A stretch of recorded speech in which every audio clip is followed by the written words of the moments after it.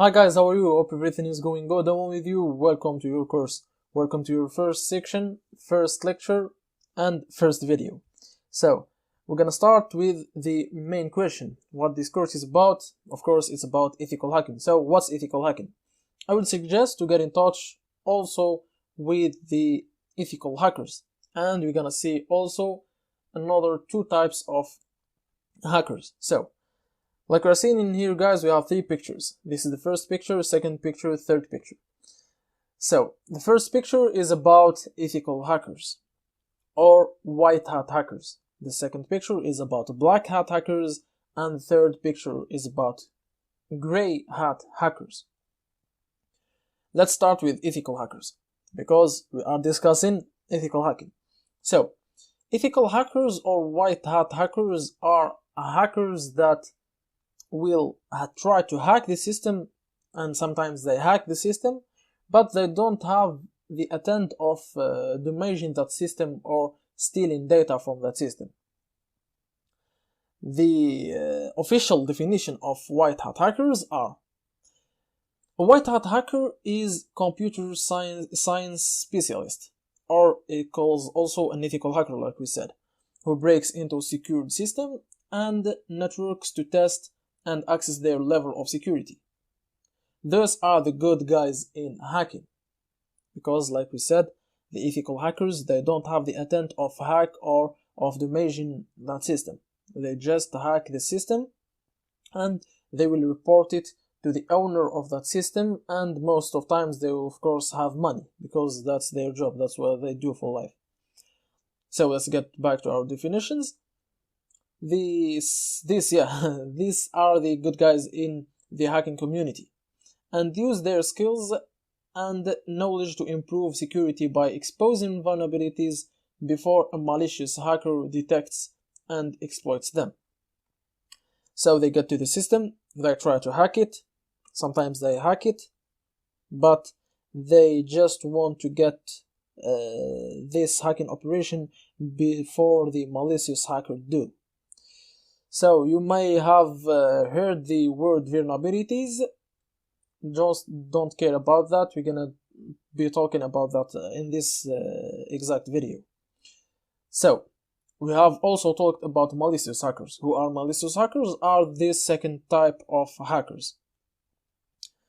This second type of hackers are black hat hackers.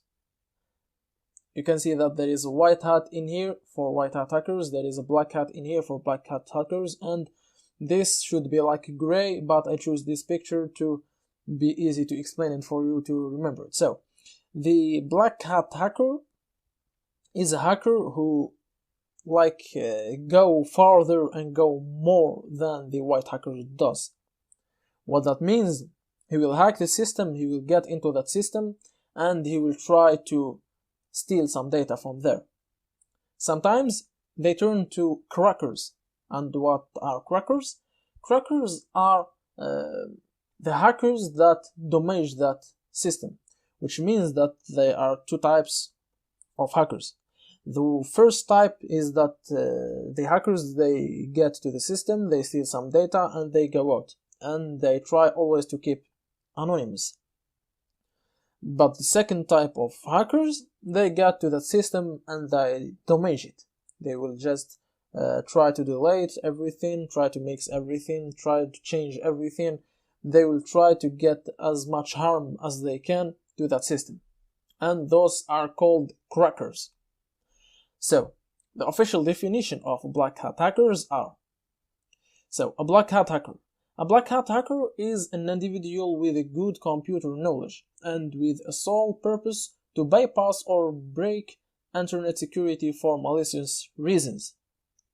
Black hat hackers are also known as dark side hackers, or like I said, crackers, but I have talked about the difference between the crackers and the ordinary hackers. And the more professional ones are, of course, the ordinary hackers. They will just get in there, get out, without doing any damage to the system. So they get their feelings out, they just look for information, they look for data, they look to steal anything they can anything they can benefit, because of course if they steal data they can buy that data with a huge amount of money, and that depends on which data they have stolen. So blood hackers are also known as dark side hackers or crackers. These are the bad guys, of course, with whom white hat hackers have to fight all time. Like we said, the white hat hackers are against the black hat hackers. The third type of hackers, which the most hackers are, because most of white hat hackers, sometimes they will use their knowledge to just break the law and do some things for them, for their own benefits, and maybe not stealing money or something like that, but they can, for example, hack someone just by curiosity or to get information, and there is no kind of financial benefits. That's what I'm talking. So the gray hat hackers, like we are seeing, half black, half white. It can be like 80% black and only 20% white. It doesn't matter. So the gray hat hackers have the knowledge, of course, of hacking, just like those three ones, but their attempt can be mixed between good attempts. They can play the good guys and they can play the bad guys at the same time. So let's move to the official definition. A gray hat hacker. The term gray hat hacker refers to a computer hacker or computer security expert who sometimes violate laws or typical ethical standards for personal purposes, of course, but don't have the malicious attention like a typical black hat hacker, of course, because black hat hackers, they are always black, but the gray can be moved between black and white every time.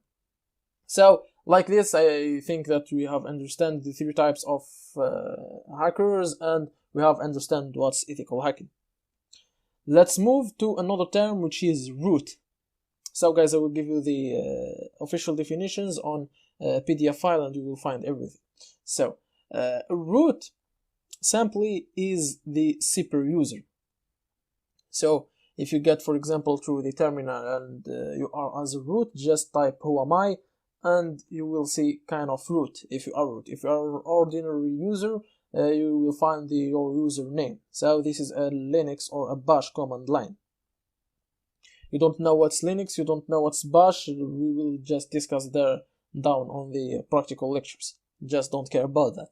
So a root is the administration. He is the super user. He is the one can change, can add, can remove anything he wants to the system. That's basically root. If you want to read the official definition, you will find root is the highest permission level on computer that allows the user to modify anything on the system without a single restriction. I think that it's so clear. The next thing we're gonna be talking about is a backdoor. So, what's a backdoor? Just imagine it like you have a house.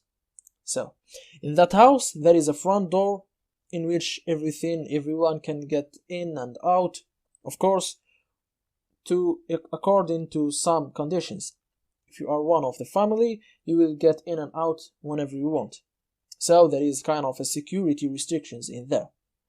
But a backdoor is a door in the back of your house that you don't know about which is opened for someone who created that backdoor.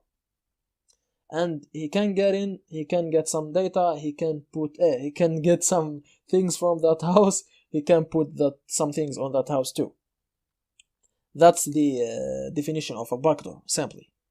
So if we move to the official definition, we will find a backdoor or a trapdoor is a hidden entry to a computing device or software that bypass security measures. Of course, you are bypassing security, because security didn't notice that you are getting in and out from in that house. And in terms of hacking, it will be mostly a software or a program. That's what you will see every time. If you are talking about backdoor, you will see an executable program or something like that. So let's move to another term, which is the FUD, fully undetectable. So, fully undetectable, I think that we should just read the official definition. It's very clear. So, fully undetectable, or FUD, of course, can stand for a data that had been encrypted, making it appear to a random noise. So it's fully undetectable. It will appear like a random noise or a normal noise, it doesn't matter, but it shouldn't appear like a dangerous noise. So, this term is used in hacker circles to refer something as a clean software. That's what I was talking about. So backdoor is always kind of software. Not always, but often, and most of times is a software. So, too many antiviruses, but still contain some kind of hacking tool inside it. I think that the definition was clear. You have understand what backdoor. There is something called a FUD backdoor, which is fully undetectable backdoor, which can be created in a such way to look like a random noise or a normal thing, and the antiviruses can detect it. So clear, I guess. Let's move to the next definition, which is two definitions: exploit and vulnerability.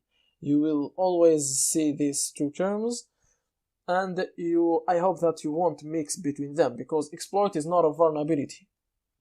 So, what's exploit?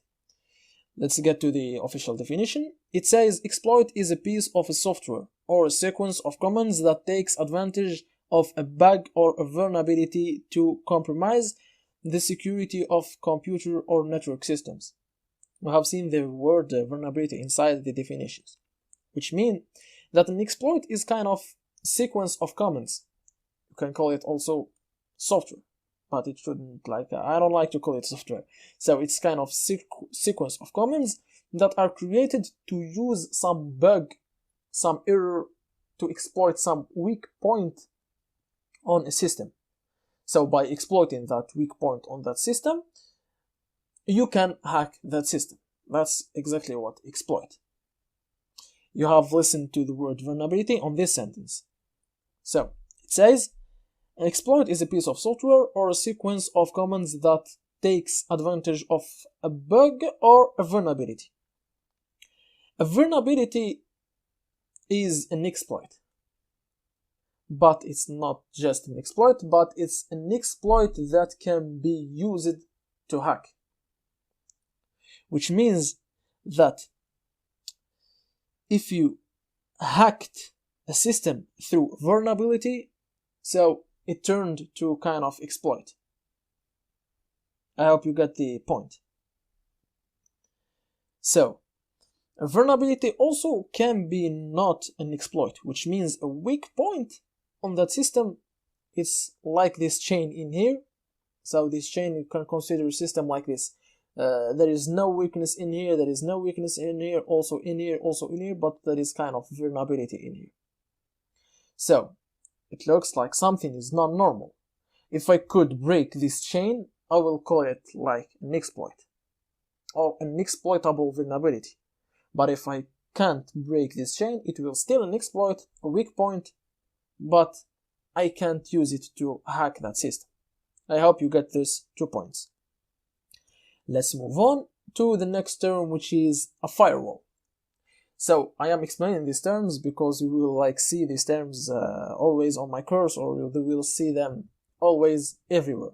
So what is a firewall?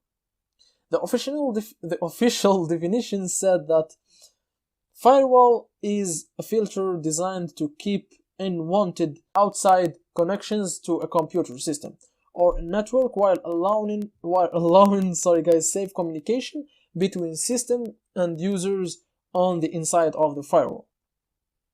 Which means the firewall is kind of rules that can get, or that can let, or that can give permissions to some connections that the user know about them.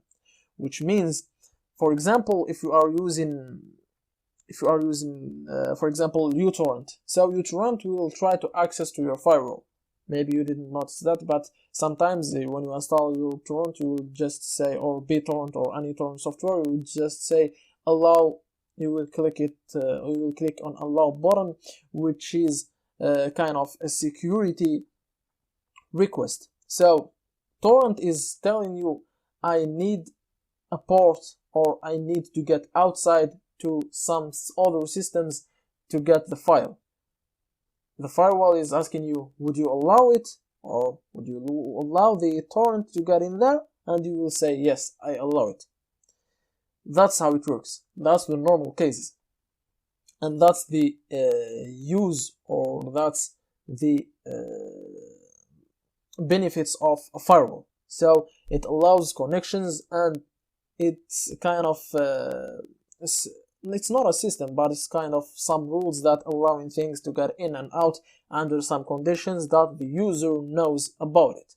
But sometimes it doesn't work, which means a hacker can hack that system and the firewall will not detect anything, and there is in and outside connections and the firewall doesn't know about it.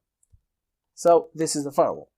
There is no next term, guys. I hope that you have understood what I was talking about. Those was kind of the most important terms that you will see them always on our learning, and you will see them always in your own learning outside of my course. I hope that you have understand them. I hope that I didn't take a lot of time, and I hope that you have enjoyed this video. So see you guys in the next video, and peace! So, hi, how are you guys? Welcome to this course again.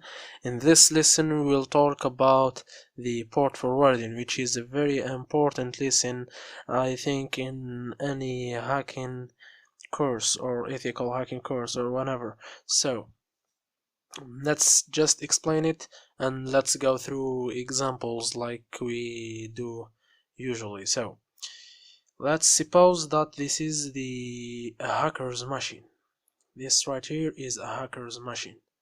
This hacker's machine is, of course, in a network, in his local area network, in his LAN, which is, for example, this is the LAN of the hacker's machine.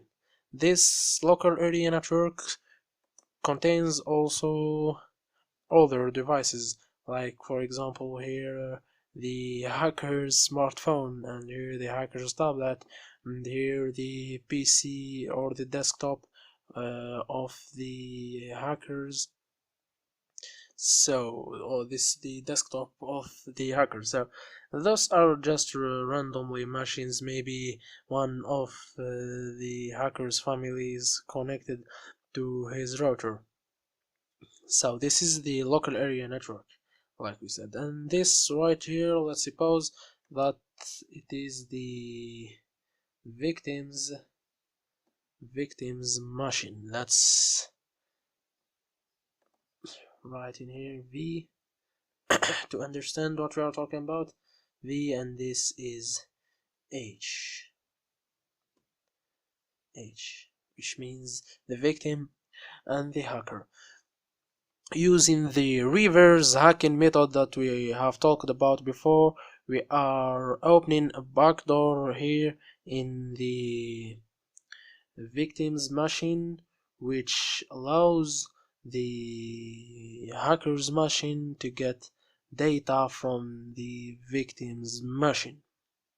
So data are getting from this backdoor here into, of course, to the hacker's system in here. So in the reverse hacking method, we will pass through two important things, which are the firewall of the local area network, if you are using a router, for example, and the firewall of the hacker machine.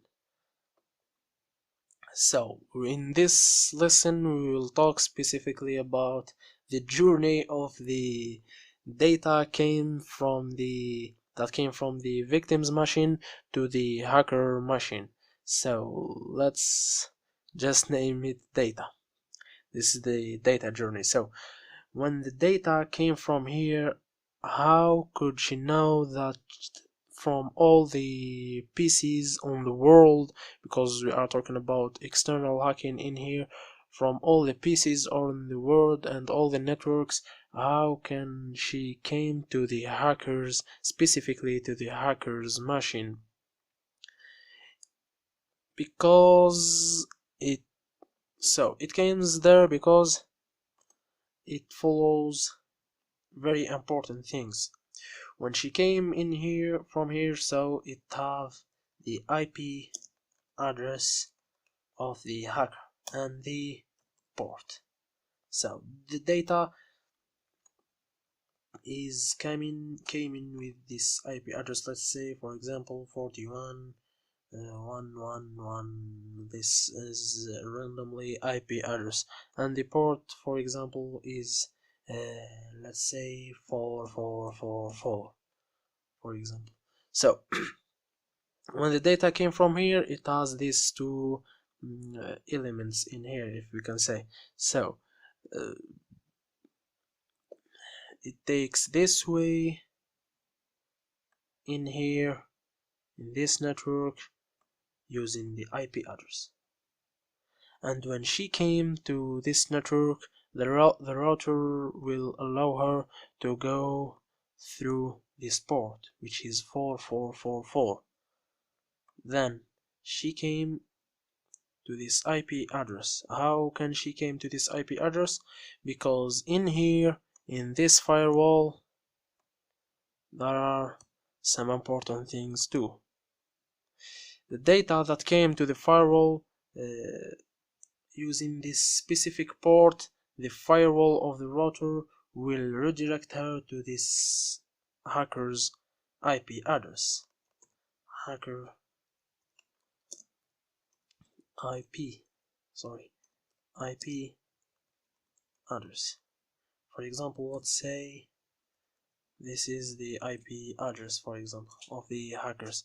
So it is a very important thing to have the hacker's IP address. In Linux, you can just simply use this command right here. I think we have talked about it before. config. So this is the internal IP address. So the data will pass through this firewall, and this firewall is allowing her to get through this IP address, and to this IP address, and when she came to this IP address in here, which is the hacker's machine, the hacker must open its port, so he will allow her to get through the same port, of course, which is 444, to the machine. Then through the machine it will go to the tool you used to hack. So in this, the very important thing, I guess, is this firewall right here. So let's just talk about it. So the firewall right here have very important things, which are that the name. Those are the basic information that you have to use to open any port in the router's firewall. The name of the protocol, let's say, I will just use a random name, for example port 1. So this is the name, and the IP address, which is the IP address of the hacker's machine, like we said before, which is the IP address that the data will be redirected to, which is like, I will type mine in here. So config,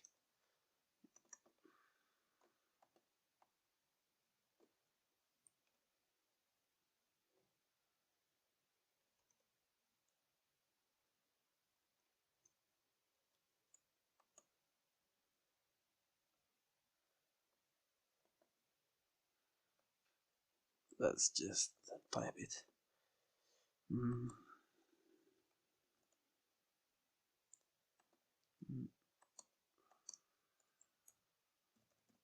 So this is the IP address, and the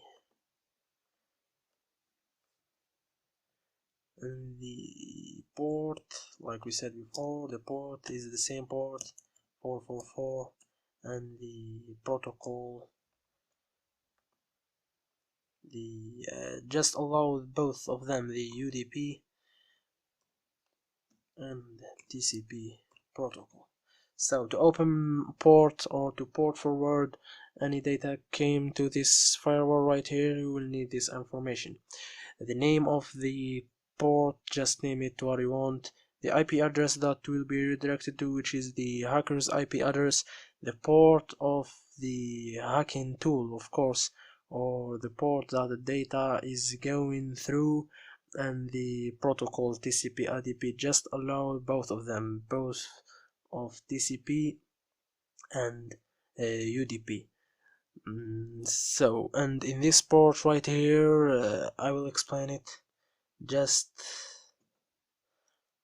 to get, because it's a familiar problem that beginner hackers have, which is they don't receive any data from the victim because their firewalls basically are blocking anything that came to them. Just install the firewall apt-get install ufw,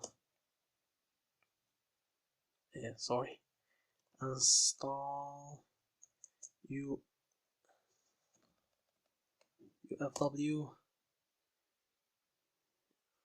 sorry, I forgot the sudo.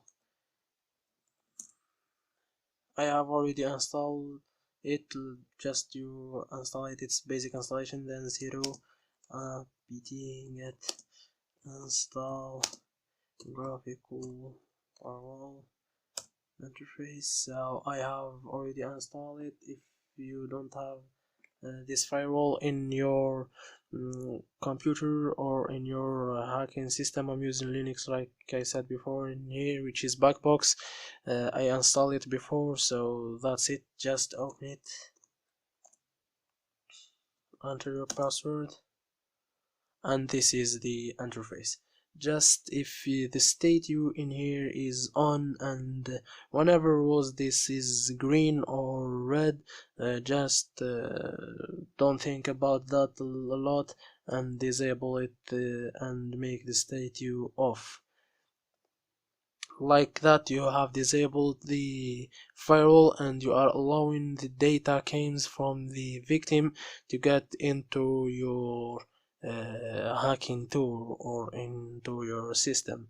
So let's close this, and in the in the firewall of the router, like I said before, you need to have this four important informations, like I said before also, which are the name, the IP address, the port, and the UDP TCP protocols, which are, like I said before, allow both of them. So I think it's very clear. I will talk yes about a very important thing, which is this IP address right here. Let's say right here, which is the internal IP address of the hacker's machine. If you are connected using this IP address, for example, this IP address won't be the same IP address, maybe won't be the same IP address next time you connected to your router, because the DHCP is giving IP addresses first, then second, then the third one which connected, which means the IP address of the hacker here the IP address of the hackers is finishing with 1.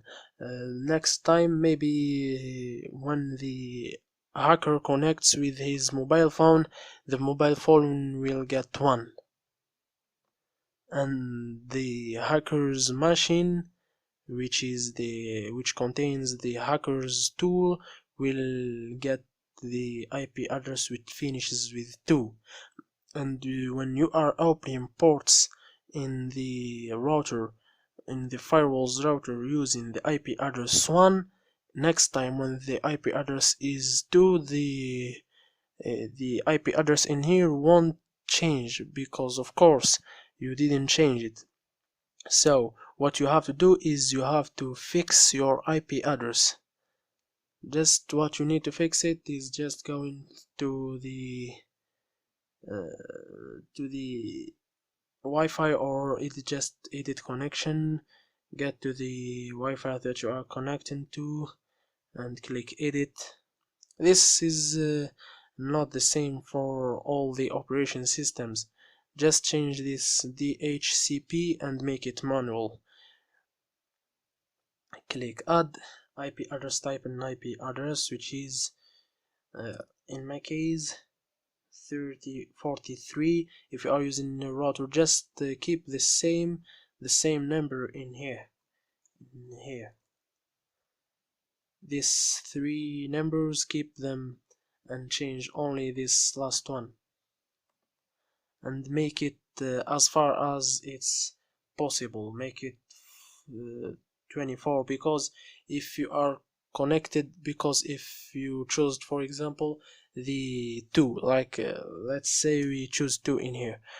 If we choose 2 and we have connected before with the smartphone which has 2 also in his last number, this means that we are giving 2 IP addresses, the same IP address to 2 machines, which won't work, of course. So just to avoid that problem, make this last number as big as it gets. How big it will be, so just type, for example, 27. It depends on how many people are usually connected to your network. If you don't have a lot of people, you can just type 7 or 6. I will type my IP address in here is, I will check it, yes, 101. So the first who connects will have the 101, because I know that I'm the first one who connects to this network. I will make it big, so I will make it 120. In this net mask, just type 24, or type 255, 255, 255, 0. And the gateway, type your gateway, which is maybe in your case, it's usually finishing in here with 1, 1 or 0, 1 if you are using a router. I'm using a mobile hotspot, so my mobile hotspot is giving me 43 100, so just like that, and click close. And you have fixed your internal IP address, and use this IP address that you have typed. Like in my case, I typed 120 to open the port, or to port forwarding in the firewall in here. Don't use the IP address that efconfig gives to you. It will change, of course. If I connected secondly to this network and I type ifconfig, I'll have this IP address that I have changed, and I will use always this IP address in my hacking operations. So this is a very important step to do, because like I said before, most of beginners are having this problem, because the firewall is not allowing data to come through the port, and maybe the IP address it's the problem, which changes every time you connect to the router. So like that, I think we have fixed all the problems. Opening ports in the firewall, I won't show you how to open ports in the router's firewall, because it depends on the router, and there is a big difference maybe in some routers So I won't just explain that because, like I said before, not all the routers are the same, and the method to open a port in D-Link router is not the same on maybe highway routers or any other router. So you have to port forward into your firewall's router. Just type in YouTube or in Google, you will get how to open ports using the IP that we have changed in here, and disable the firewall like we disable it in here. I will do that again. Disable it. Just disable that password that shows it's only the super user's password, the pseudo password. Just disable it and you won't have that problem. So mm,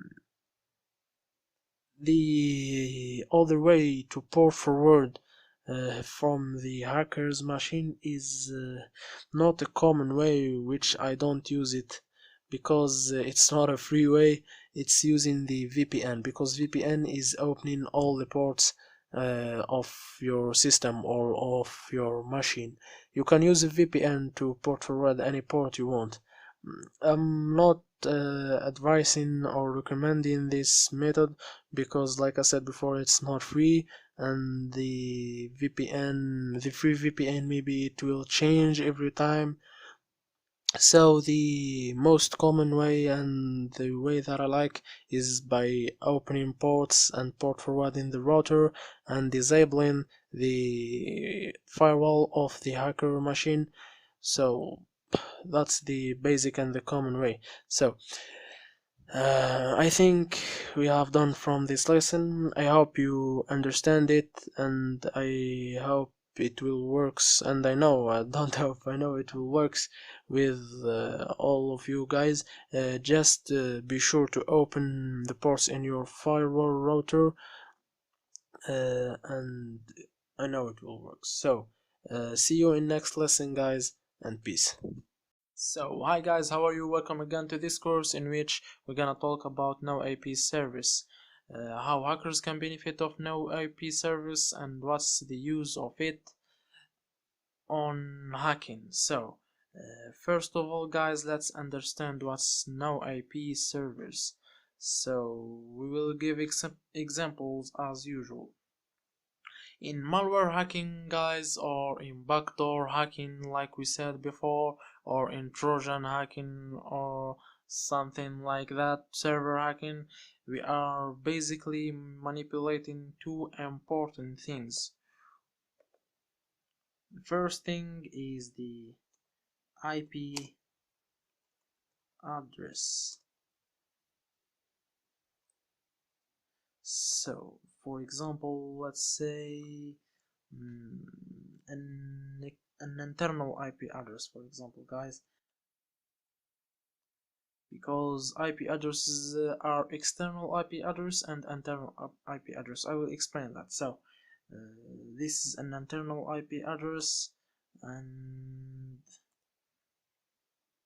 let's say there an external one, which is like in my case this one right here.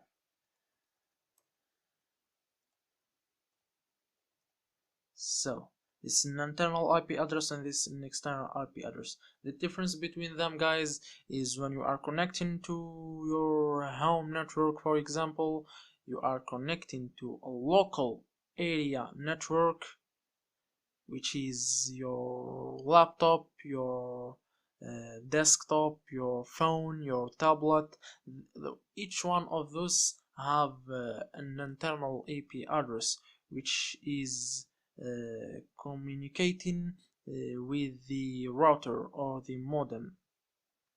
This is the internal IP address. The external IP address is the ones of the router. For example, it's the same for all the local area network machines.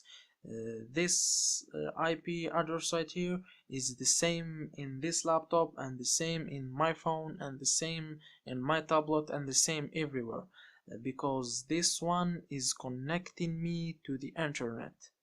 if I change the router, this IP address will change. So this IP address will define what's my name in the internet.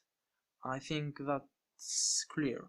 The bad thing about this IP address, you can consider it as a bad thing as an ethical hacker, is that it changes whenever you cut the network or you reboot your router or something like that. It changes, so it doesn't keep his numbers. The internal IP address changes also, but you can get back your IP address. So guys, let's move on to talk about the port. The port. Let's say for example 4444. That's the port. So guys, this port is the enter to the hacker machine, because when a hacker hacks your machine using a reverse hacking method, is basically doing that. Like I think I have talked about that in the backstory. So this is your system, and this is the hacker's system. We are saying that you are the victim in this case. So if you are the victim, there is a backdoor right here which sends data to the hacker, and the hacker can also send data to your machine through this backdoor. So when this backdoor tries to connect to the hacker's system or the hacker's machine, he have two things: the IP address and the port. I think it explains itself also. He will get from all the machines in all the world or all the network, he will choose the hacker's machine through this IP. And when he get to the hacker's machine, he have to choose a port to enter to the hacker's machine. And we said, like, for example, 4444. So that's basically the way the hacking is done.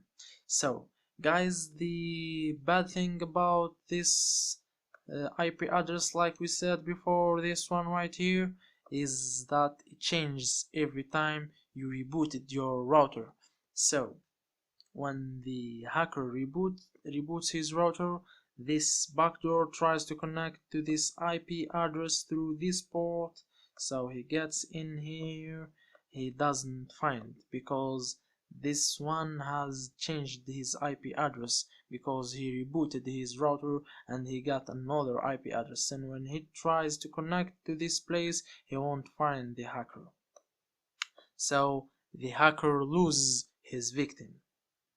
Now the victim is free.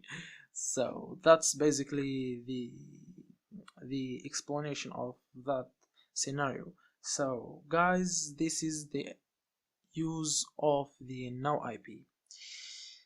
So the no IP is the part or the domain that is stable and that doesn't change. For example, guys, we will say that this IP is equals to this domain name, like I said before, maybe udemy.ddns.net. Sorry,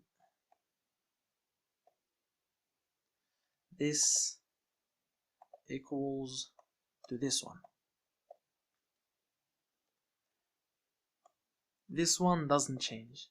That's the use of the no IP. So this one is fixed, and he tries always to connect or to be in relation with this IP address. So The scenario will be like that. When you are giving the backdoor to the victim, you won't make your address as like this form here that changes every time you reboot your router, like I said before. The reboot router is just an example of how IP addresses change. You will keep the same port, of course. This part here is stable too.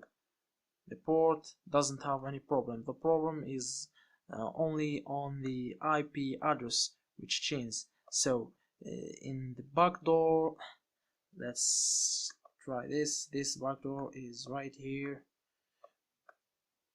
This is the backdoor. Your IP address won't be this. The IP address will be this one.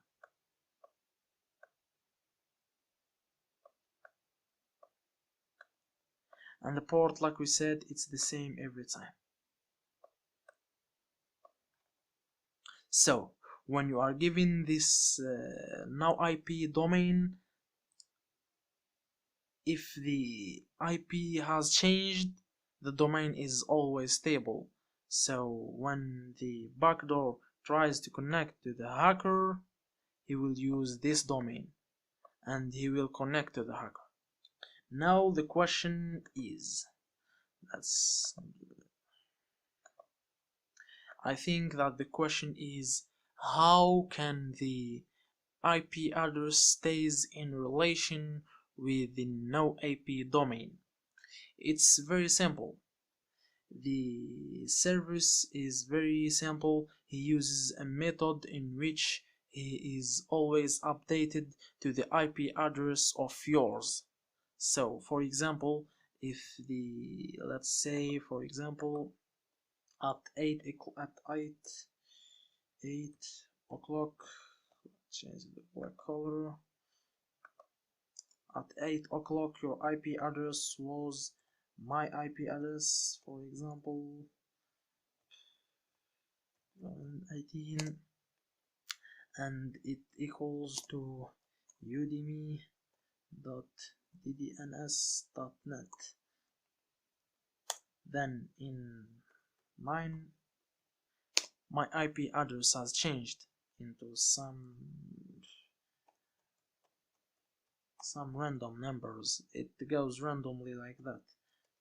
So the Udemy ddns.net won't change because the website or the service, sorry, will always be updated with your IP address. So it will be also udemy.ddns.net. So I think that everything is clear right now. If my backdoor is trying to connect to, sorry guys, if my backdoor is trying to connect to this domain name, it's the same if it tries to connect to this domain, because this domain name is always referring to the same IP address. I think that's so clear. How it is always connecting to the same IP address, I said like before, it's using the service. So you can do this in two different ways. So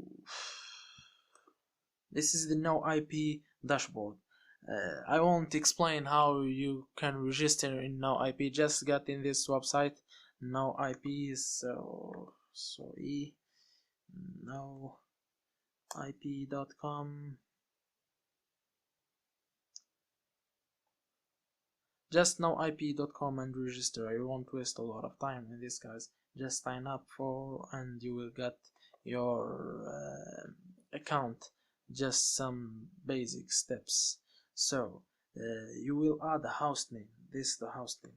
Let's say for example my host name will be Udemy, sorry guys, Udemy 0001 .ddns.net. Add the host name. We will add this host name, host without recent dynamic updates. He is active, So this is my host, udemy.ddns.net.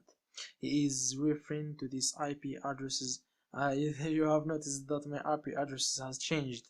It has changed, yes, guys. Without even I think that I have lost network.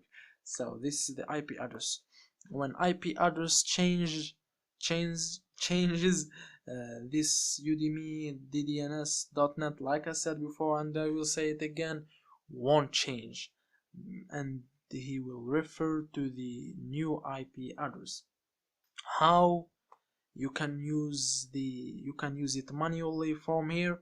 So just like that, I will change my IP address and I will say that it doesn't refer anymore to this one, it refers to this one. And how can I get my IP address? I will just type IP address. What is my IP address? And a lot of websites, guys. It's just, oh, I don't like this captcha. So what's my IP address? This is your IP address. I use this website for just an example. It's not the only website. There are a lot of websites. You can choose the one that you like. So this is the IP address, and you will say this is not my IP address because my IP address has changed. In my case, my IP address doesn't change, so I will just let it like that. Or this is the manual way. You will always have to log into your dashboard in here and change your IP manually. Another way, you can just use the now IP. You can install the now IP in your Linux, and I won't show you how to install it, guys, because there are 1,000 of tutorials in YouTube or in everywhere how to install now IP on Linux. I'm using Backbox Linux here. You maybe don't know this. It's built in Ubuntu. Maybe a lot of guys of you are using Kali Linux. There are a lot of tutorials how to install now IP in Kali Linux. So sorry guys, I won't explain it. It's very simple and it will waste just our time. So you can do that by just going to here, cd user local bin cd. Yes, I will explain these commands for you guys, because in this course I didn't explain commands and I won't explain commands. I just will explain them when I'm using them. I won't do any specific lecture about that. So cd simply is change directory. We are changing our directories, which is the users or the home directory, into this directory. We are just changing directory, like you are in, I will give you an example. This is a file manager or file explorer, like you are, this is the home, and like I want to get into this folder, I'm changing the directory like that. I'm changing the directory, this is the directory. So I will list everything. So this is the now IP. I can start it from here. I'll do now IP2. I have already installed it, and you have to install it, of course, guys. I just told you that I won't show you how to install it, but you have to install it. You won't have this now IP if you didn't install it. So like that, you have can't locate configuration. Yes, it's no, don't. I have an error message. I didn't check it before using it. Try Control C, IP Control C. No, it doesn't matter. It doesn't matter, guys. It will just run with you guys. without any problems. I will show you a trick for you guys to don't change your directory anytime you open the no IP, because it's problem. I have that problem when I was a beginner. I was always changing my directory to this directory, and I was always tired of doing that, and I was running two commands to doing that. So I have I have I have skipped that, guys. Sorry, just by using the alias command on Linux. So it's very simple. You have to change the bash and C configuration. So just do that. Get in here. This I didn't told you. Sorry, guys. This is the home. This is the home. When you type this one, you mean that you want to go to the home directory. So just go to the home directory in the way you want. In another way, the CD, you get to the root folder, you type ls, you get home. This is the home. CD home. This is another way. The list. This is the my user cd sm root. This all from here to here, it's equals to this command. So list, I will list ls dot a. So when you type ls.a, you will show all the files. What I mean by all the files is the hidden files, because as you see here, there are not a lot of folders and files like in this list in here. Those folders and files are the folders and files in the home directory. So ls a, it will show you the hidden files. The hidden files and the hidden folders are starting with this point. The point is telling you that this is a hidden folder. This folder, the blue one are folders, the white one are files. So I'm looking for this file, bash.rc. gedit, I will open it with gedit. You maybe don't have gedit, you will open it with vem, or if I think it's good for you guys to install gedit. Just type sudo apt get install gedit.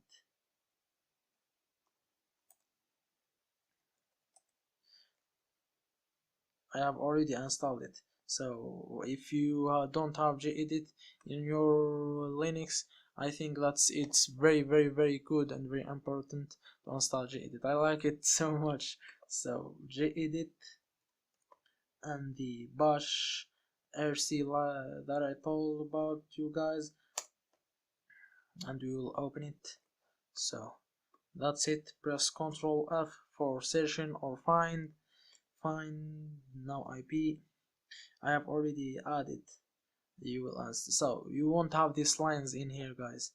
You won't have these lines in here, guys. Just enable core support. Remember this place. Just remember this place, guys. You can add it in here. Just remember this if and this fi, this condition, enable core support and something like that, and you just add this line. You won't have maybe those lines. These lines you won't have, and these lines you will not have. You will have only this line. This line, sorry, you won't have also. Maybe you have this one. Just don't care about that. Just copy this line.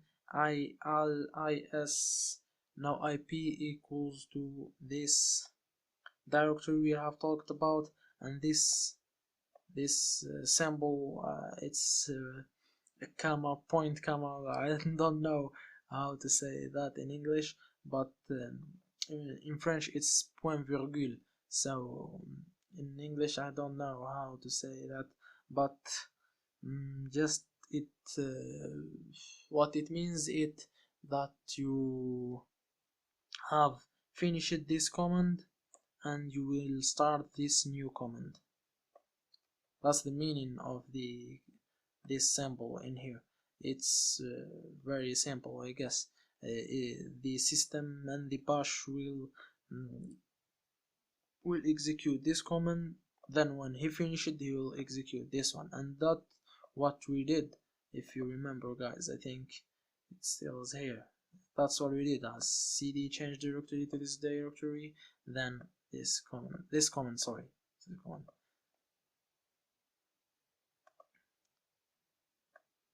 Like you are seeing, guys. So what I have did in here is that I used this alias, and I told him to make this command now IP as city as this whole commands. It's very useful, I think, and I inserted it into the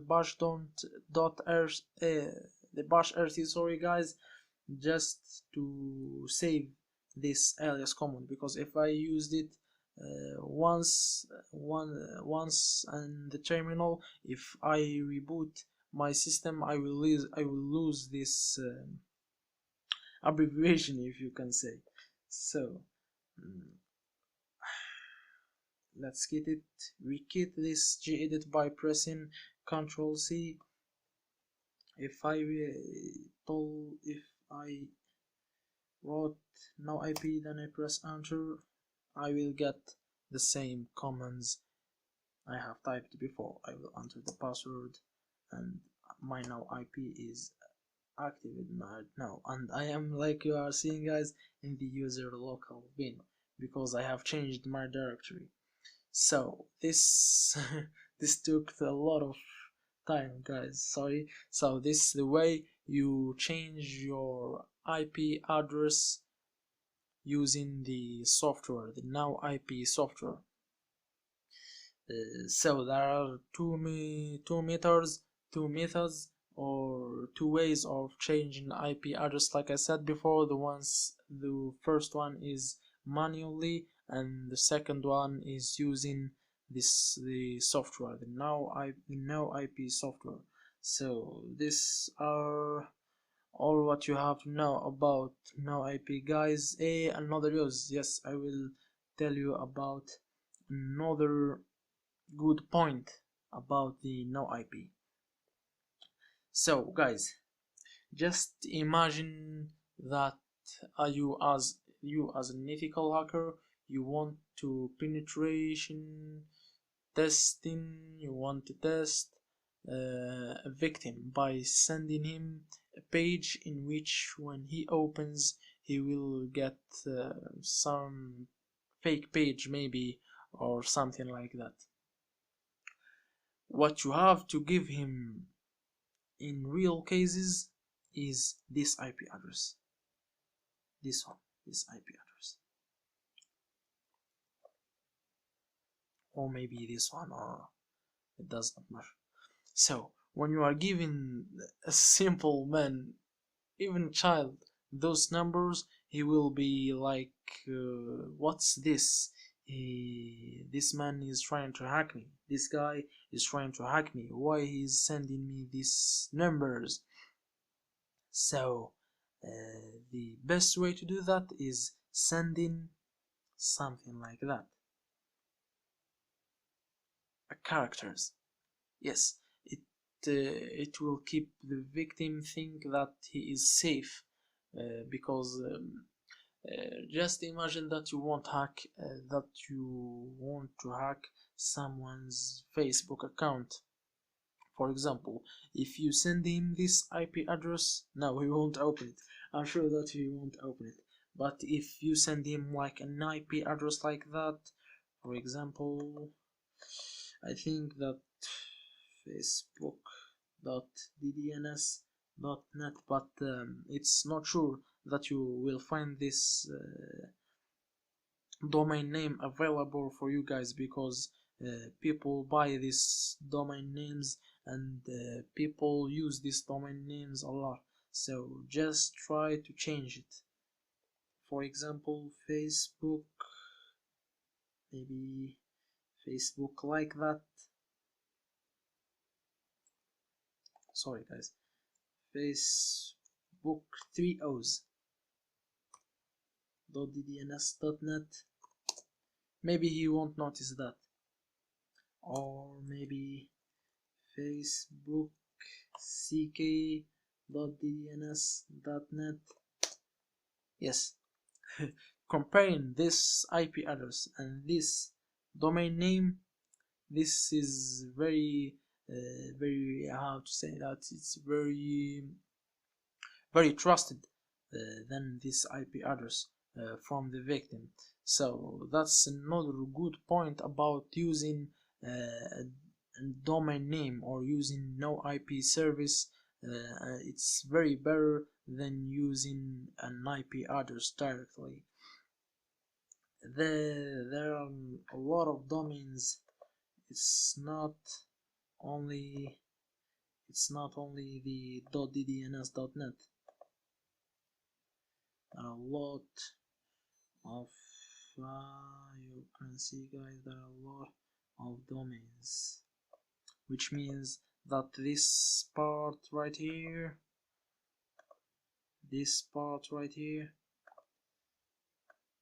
can change. There are a lot of domains.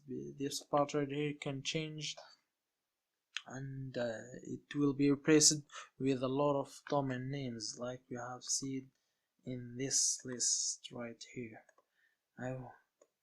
So a lot of domains, like you are seeing guys, a lot of domains. So basically guys, this is the use of the no IP service. I hope you understand this very well. I tried to be so slow in this tutorial. I really skipped some steps like the installations and something like that. I believe that they are available in the YouTube, or in just type in Google how to install this or that, and you will get it. So that's it guys for today's lesson. See you in the next lesson guys, and peace. Hi guys, how are you? Hope everything is going good and well with you. Welcome to your course, in which this time we're gonna be seeing the information gathering, like we are seeing of course in the title. This time will be an introduction. So in this introduction we will see first of all what's information gathering. Of course, this is the main question. This is the first and the basic question. So what's information gathering? The information gathering is basically the act of collecting as much information as you can about the victim or about your target. And it's not used only on hacking. You can do an information gathering on some website that of course you don't want to hack. Information gathering is not only about hacking. So in ethical hacking, information gathering is a very important step, because of course you want to know who you are dealing with, what's your target. Of course, if you don't know anything about the target, and if you know some things about the target, then your main thing or your first thing that you need to do is getting as much information as you can. So that's the information gathering. It's the act of collecting information about a target. Next of thing, we're gonna see the importance of information gathering in penetration testing. Why will I do the information gathering? I will do the information gathering to collect information for the second time, to collect information about the target. Of course, I don't know anything about the target. I want to collect some information about the target. I want to know who is this target, what's of course, for example, if we take an example that you are dealing with a company, you want to know what's this company, what they sell, if they sell some things, what they offers, who works on that company, or who is the CEO of that company. If I know who is the CEO, maybe I know some weak points of that CEO. For example, that CEO likes, for example, girls. If he likes women, this is a good point. If this is a good weak point, my tool can be a woman. It's simply just like that.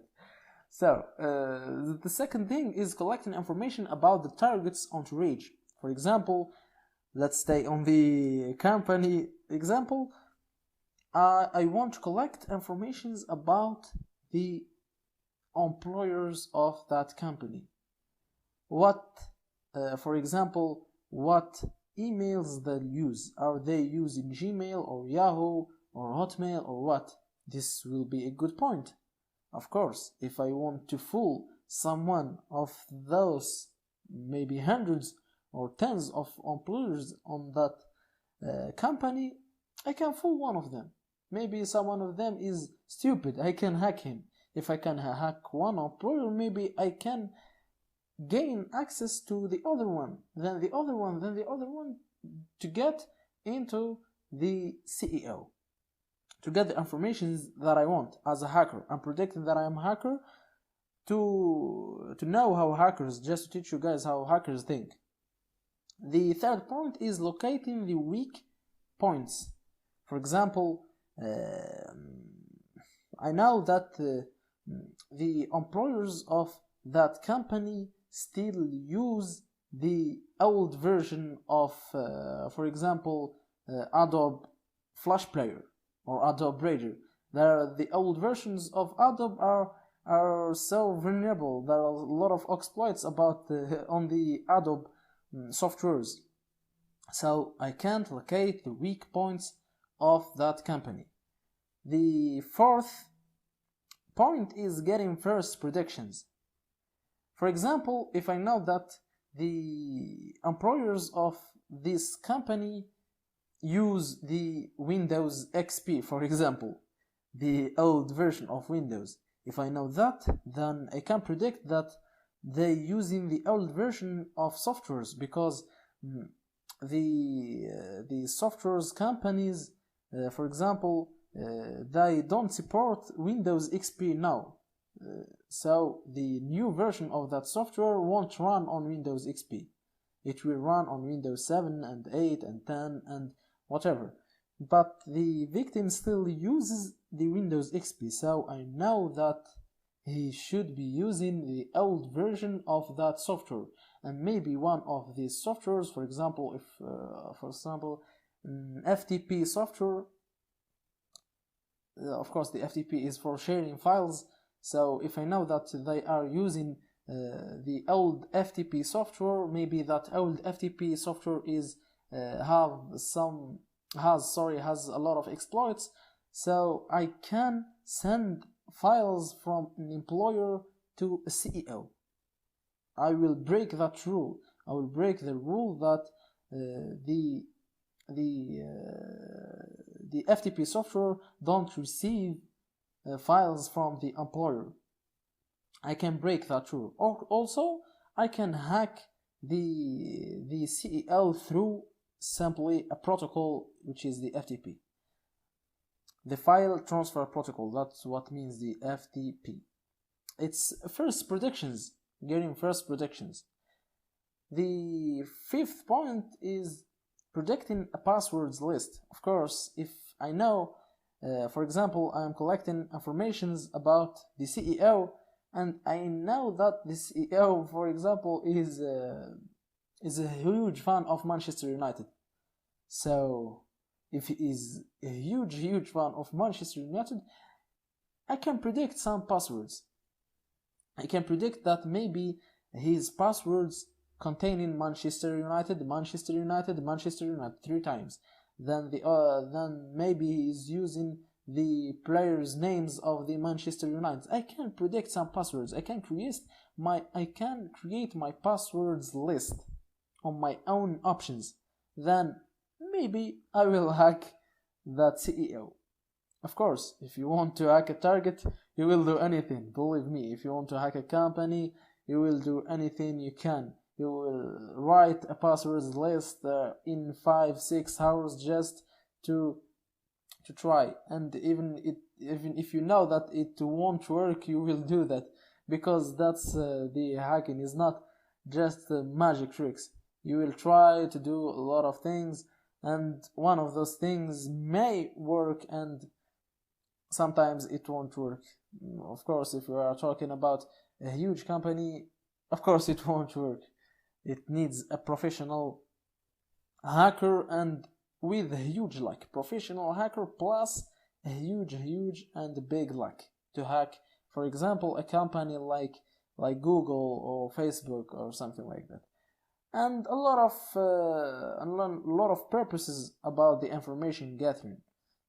You can, for example, have your own purposes of information gathering, because I'm giving informations about company, and for example you want to hack just a system. For example, you want to know if that system what uses Windows, for example uses Windows 7, and you want to hack that system using the USB, because the auto run, how I can explain that, for example, yes, I'm getting out of the subject, but I will give you this experience as fast as I can.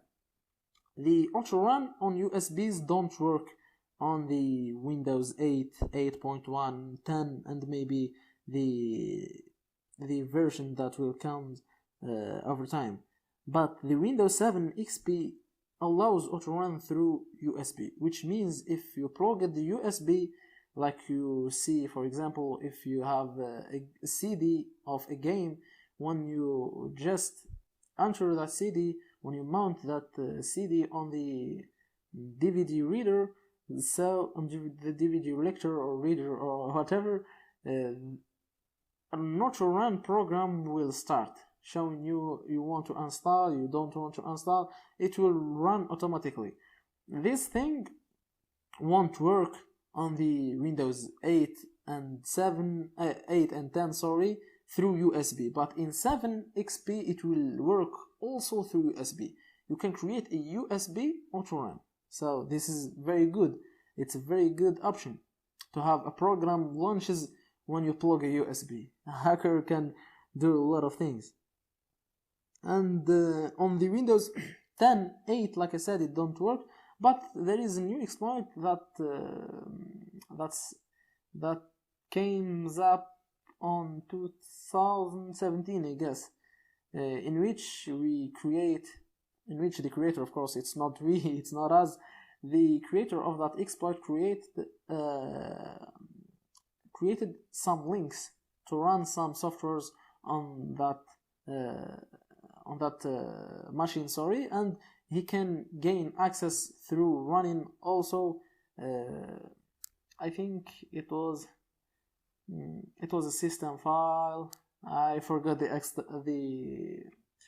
extension, sorry, but it's just a file, of course, a malicious file, a malware on that USB that's running through links to get on that malicious software and then open it and then gaining the access, of course. So I get out of the subject a little bit, but I gave you some information. So we're gonna see the difference between active and passive information gathering. So, like we are reading on the title of this section, we are talking about passive information gathering. We are not talking about active information gathering. What's the difference between them? Is that the passive information gathering don't need a direct interact with the victim. Means you don't have to get to that company and talk to the employers and looking for the CEO and something like that. But this in the passive information gathering. In the active information gathering, you're gonna be active.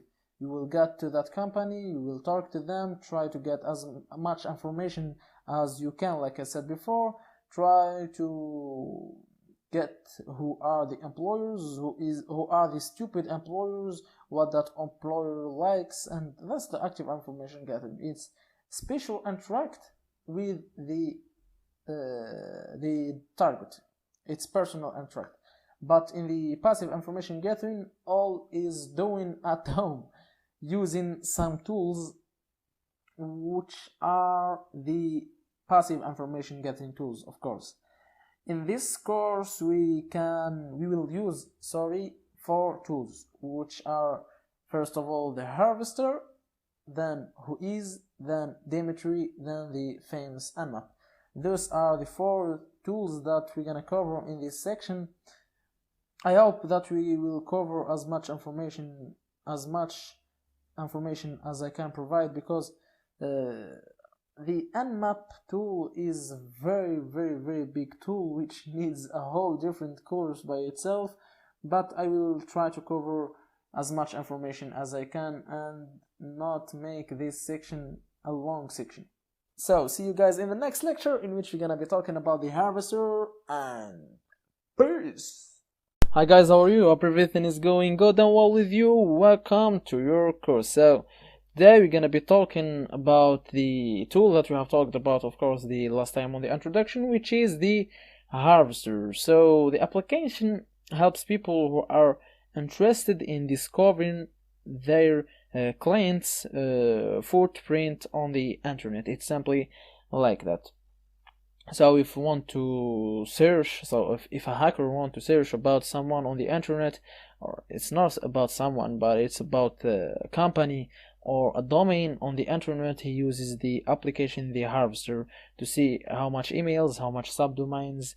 It's a very tool that it's very good tool, that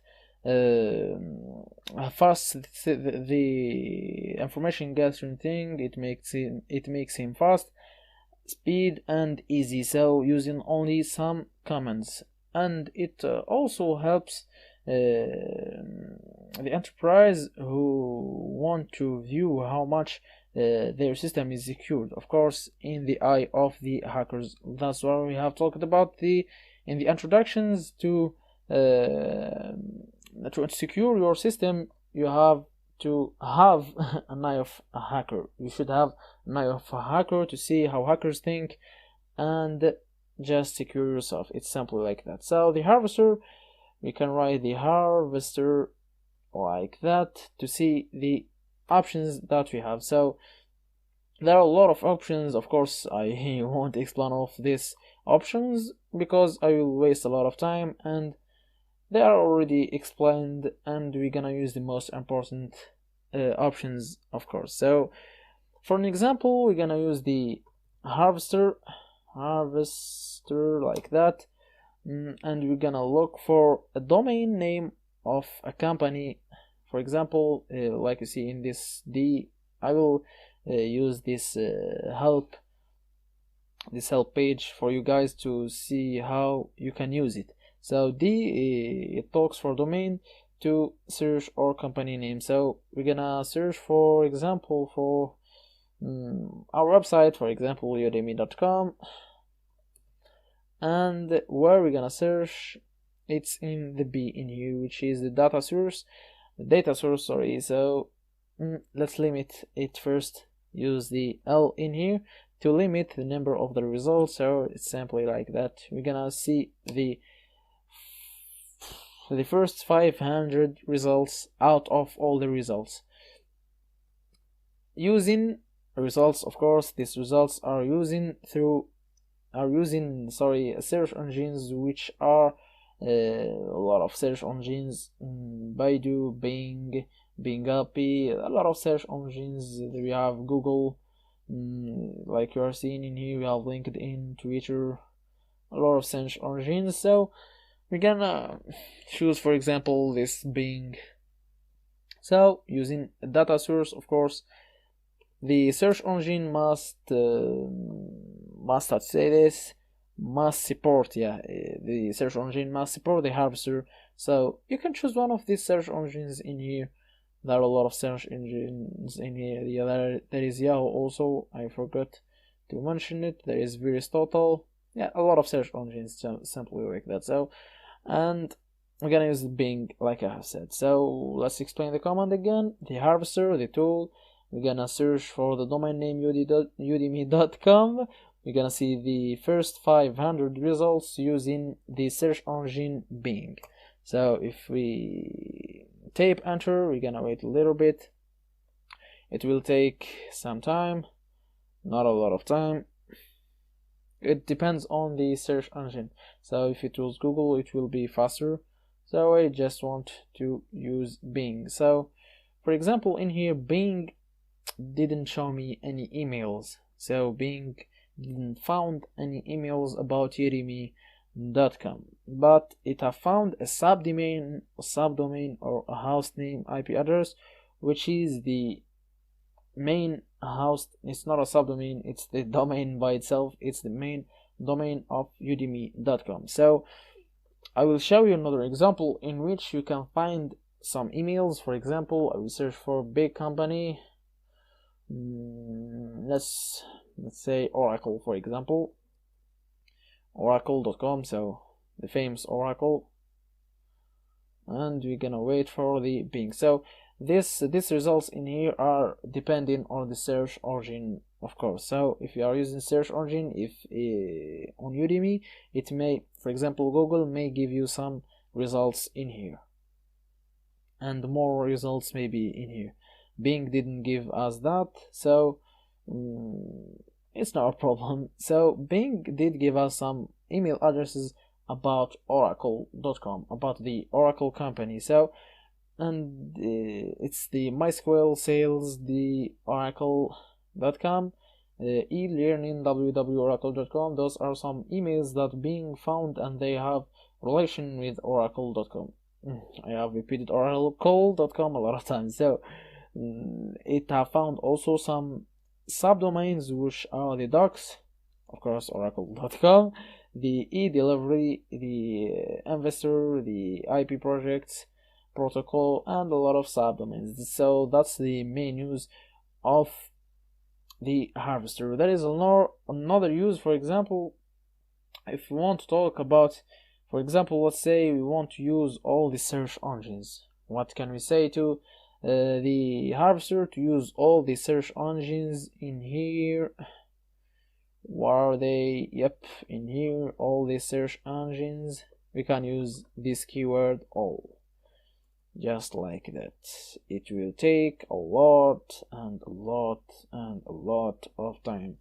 So he will first of all use Google for his 500 results, and he will use the PGP query server for his 500 results, and it will take a lot of time. But of course, if a hacker wants to have as much information, he don't have any problem. He will use this option all for sure and surely. So if he really wants to hack that company, also if a company wants really to secure their itself, or of course the engineers, the security engineers want to secure their company, of course they will use this all option. So of course I won't wait for this to finish in here, but I will show you another option. So it's kind of useful, I think, for some of you guys, which is this option. Let's get back to Bing, and we're gonna use a parameter which is f. You can see in here f. What f did, it saves the result into an HTML and XML file, both, of course, not all, both, of course.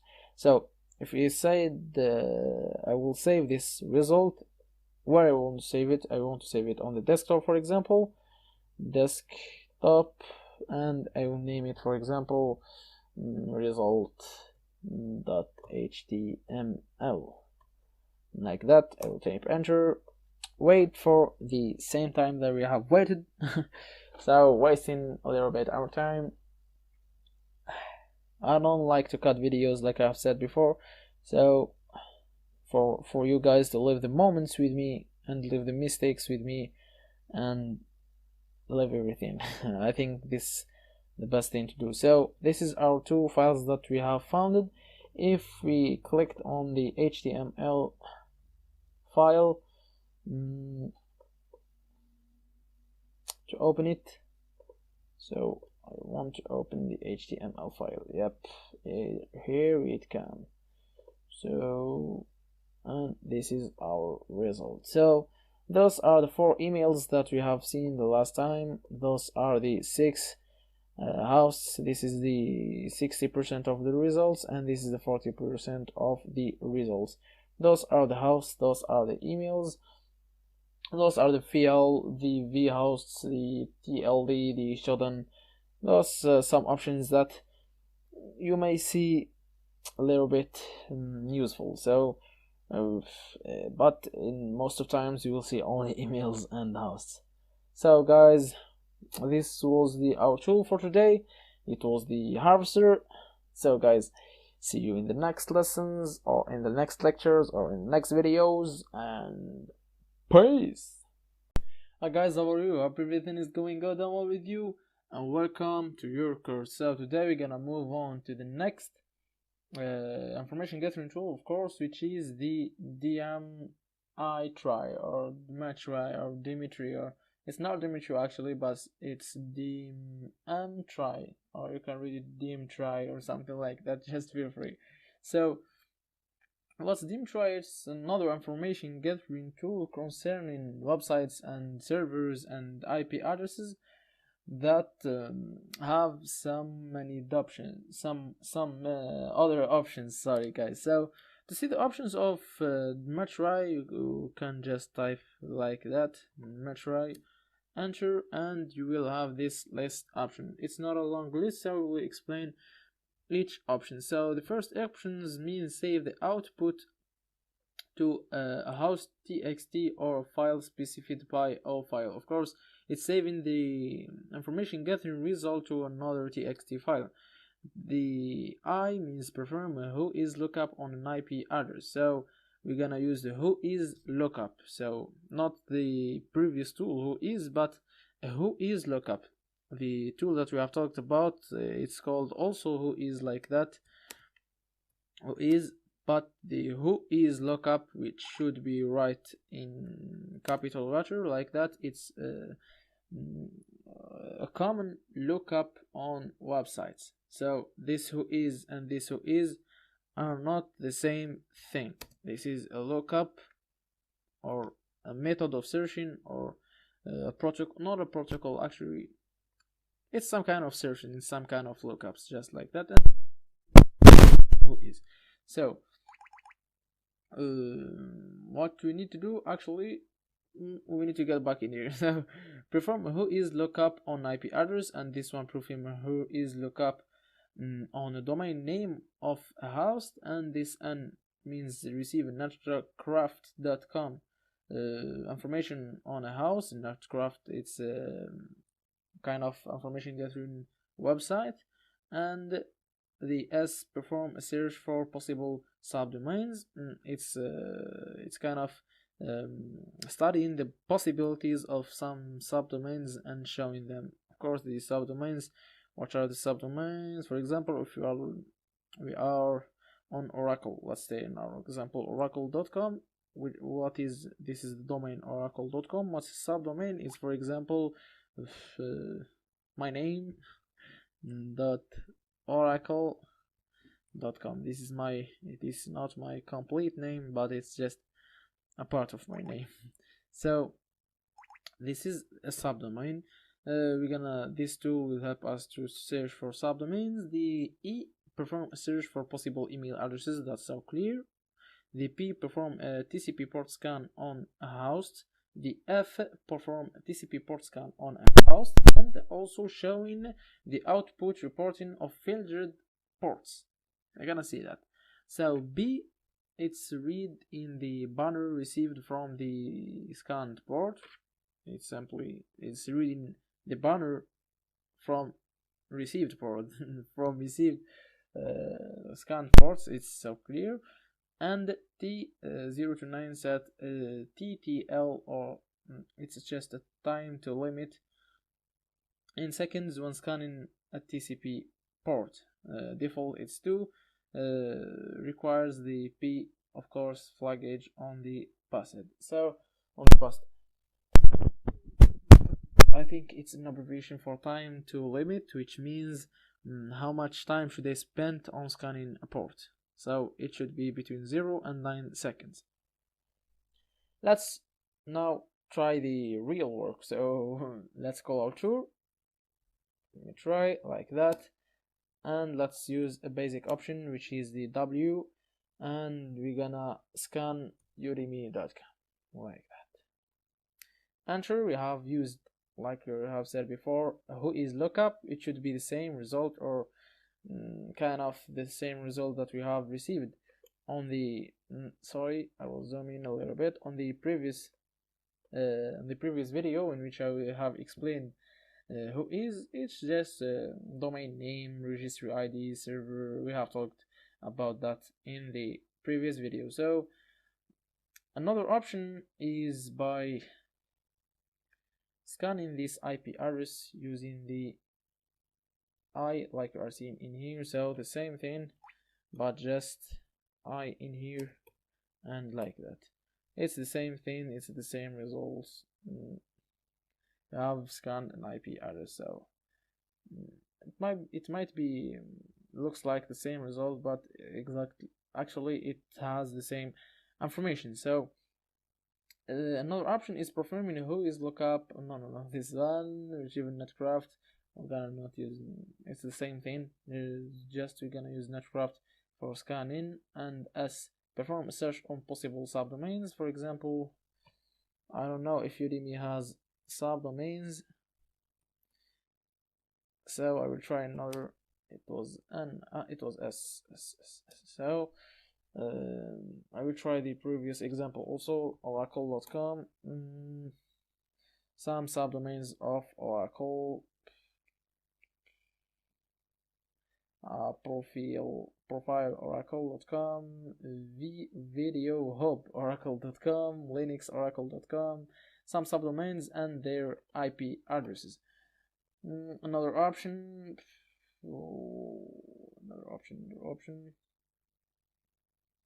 we're gonna see a TCP port scan and TCP port scan in the output report. So you have, you know what I'm talking about, to show the filtered ports. So I will look for site imagery like that, and I will scan our website udemy.com. Then I will give the option in here, so P like that. I will copy this one in here. So this is copy, and pressing Ctrl and Shift or Merge, then T for a new tab, like we are seeing in here. We're gonna zoom a little bit, and we're gonna paste it using the F. So the difference that you will see will be so clear. In here, like we are seeing, we have 2 seconds, like we are seeing in here, default 2 seconds. So after 1, 2, another 1, 2, like we are seeing, we have 2 seconds per port to scan a port. So all these ports are filtered, which means that they are inaccessible. In here we can't see these inaccessible ports, but we will see only the accessible ports, or the open ports, or just call them what you want. It may take a lot of time, of course, guys, so I will stop that. To see the perform port scan, I've talked about read in banner received from, you don't need this one. This timer to set the time that I just recommend you to let it like that. 2 seconds, it's a good time. 1 second, maybe just a little bit. Maybe a little bit of time for port scan. So this is our tool, guys. This is our options. This is our parameters in here. That's how to use Damtry for example, to have Of course, guys, we can use the whois lookup, in which we can find addresses, email addresses. Let's try the email addresses one here. The yes, E.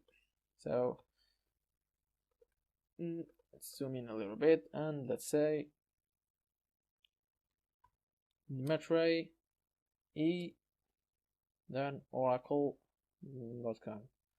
We can get some email addresses from here. Concerning Oracle, 0 email addresses. It didn't find any email address. Let's look, for example, from our website, google.com.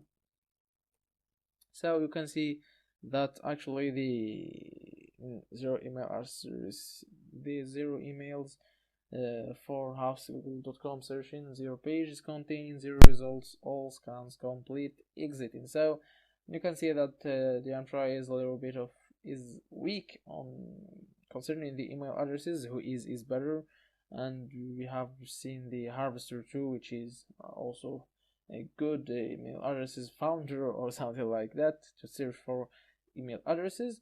So guys, this is an opened port, which is 80 in here. We can find it in here too. So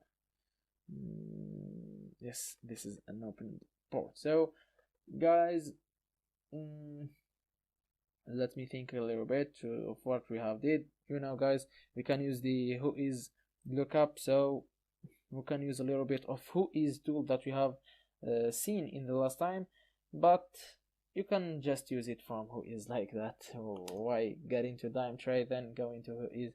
So guys, those are the options of geometry assertion or an information gathering tool that we have seen today. See you lectures and peace. Hi guys, how are you? Hope everything is going good and well with you. Welcome to your course. So thank you so much for enrolling in the course. Thank you so much for choosing the course, and I hope you will enjoy your learning, because of course it's not just learning, but it's enjoying your learning. I really care about that. So let's just start with our introduction. So this man is in the picture, is our man. He is Garden Lion. It's written just like that on the picture, Garden Lion. So this man is the creator of the network mapper, aka also known as Nmap. So this man had some kind of problem with multiple or fragmented or separated network scanners. So he got an idea in his mind, which it, yo man, why we don't create a tool which can be used to scan networks, and we don't have to use separated network scanners. We just regroup everything in one tool. We regroup all the purposes of network scanning, all of the purposes of the network scanners in one tool, which can do all the job. So he did it, and it was a very nice idea, and it got much support. So he created it on the 1st September 1997, and he has wrote approximately to 2000 line of code. So this idea was a very important idea, and it got much support because it's an open source tool, which means that it's free and anyone can use its code and copy it, paste it, and develop that code. He has created this code to function only on Linux systems or Linux environment, and it was like the best scanning tool on the world at his time. So he got much support, and he has developed the tool to be like able to do more than it was able to do in the 1997. In about 2004, it was able to do multiple things. For example, it was able to remote detect the operating system, and detects also the service, the version of the service, and we can, for example, talk about the ping scanning, which means that it can do a ping scan, and you will learn all these things when in the practical lectures down on the course. So of course you will understand what I'm talking about. And it got, like I said, more and more and more support, and it was like publicated or posted on all the website.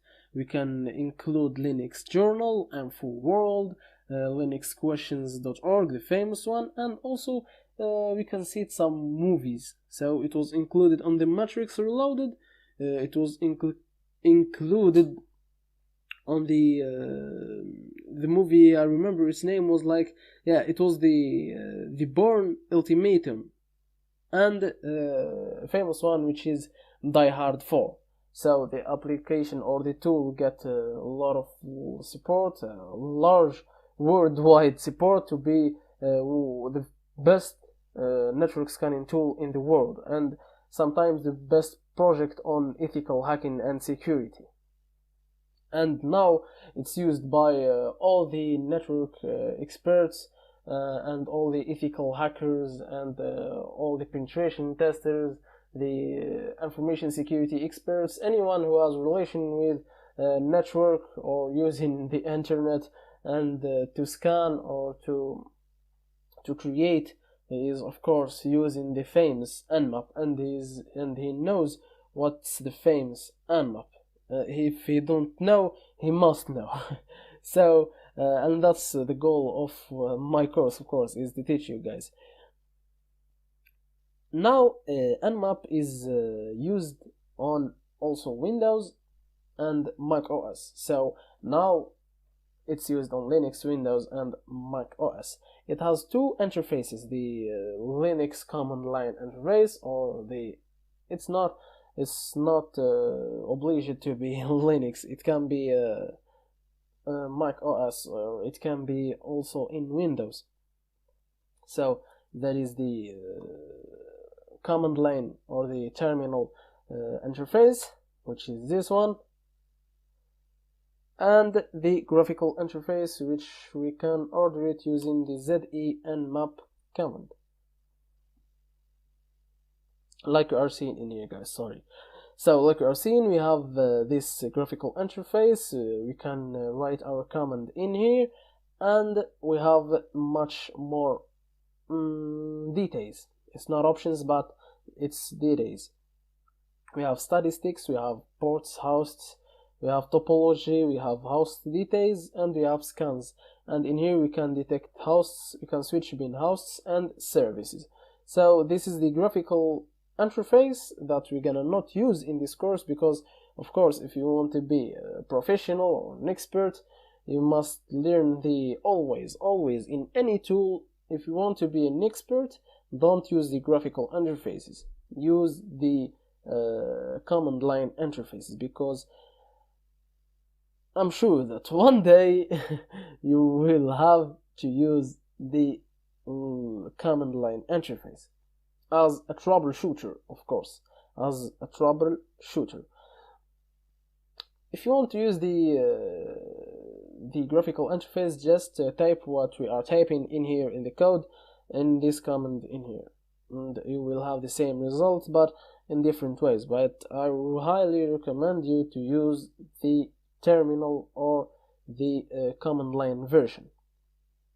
So like I've said, now it's supporting Linux, Windows, and Mac OS, and it's worldwide used by all who is or everyone who have relation with ethical hacking and security in a part, and in another part, or in a side and in the other side. Anyone who has a relation with networking. So guys, to use the Nmap, it's very easy to use. The usage is very easy. Just type Nmap to the scan type. We're gonna see all this, the options, and the target specification. The target specification can be an IP address or a domain name or whatever. It just have to express a target. The options are a lot of options, a lot of options. There are a lot of options. Three times. A lot of options. and we're gonna study and we're gonna see a lot of these options. Of course, we're gonna choose the most important ones and we will study them. Of course, I will be updating this course, guys, and I will add more videos every time that I see that there is maybe another option, or maybe I will add some options. But guys, this to talk about every option in here, it's, guys, very it's not very hard, but it's kind of it's not impossible, but it's kind of, you know what I mean. There are all these options in here, and I don't want, guys, to waste your times on some maybe you don't need these options as a network administrator or an ethical hacker. I will just teach you the most important ones. And the problem is that these options in here can be used together. It's not a big problem, but just get in mind that you can use these options together. Of course, we're gonna talk also about that on the practical lectures. So, guys, for now, this was our introduction, guys. I hope you have learned some things. You have learned. Let me ask you a question. When did what's his name actually? Did you remember his name? It's Gordon Lyon. So just try to remember it. Another question. What's the date when he created this tool, this project? If you don't know, or if you don't remember, it's the 1st September 1997. Get in your mind, man. So, guys, I hope you have enjoyed this lecture. See you guys in the other lectures, or the next lectures, of course, and peace! Hi guys, how are you? Hope everything is going good well with you. Welcome to your course. So today we're gonna be talking about network and how networks work. So if we're gonna be talking about network, we're gonna have to make a definition. So I will talk about some things that I think that you know what are these things. Just I'm talking for those guys of you who don't know. Maybe there are some guys who know. So networks are simply a set of devices. It can be like, for example, computers, smartphones, maybe we can be talking about printers, and you can be talking about cameras. You can be talking about any device that is in some way is connected with other devices. So this is simply what's network. And of course, those devices are exchanging data between them. There are mainly 4 types of networks. There are the WAN networks, WAN networks, which are the wide area network, which can be called of a network that covers a large area. It's something like that, a large area, like the famous internet. So the internet is a WAN network. We can be talking also about the LAN network, LAN, not LAM, the LAN network, which is the local area network, which can be used, for example, on some enterprises or some companies. It's a local area network, simply like that.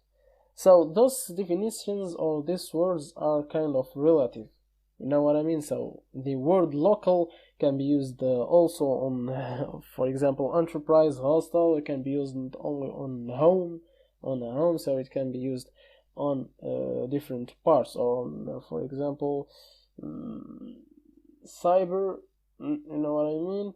It can be used on many things. The word local.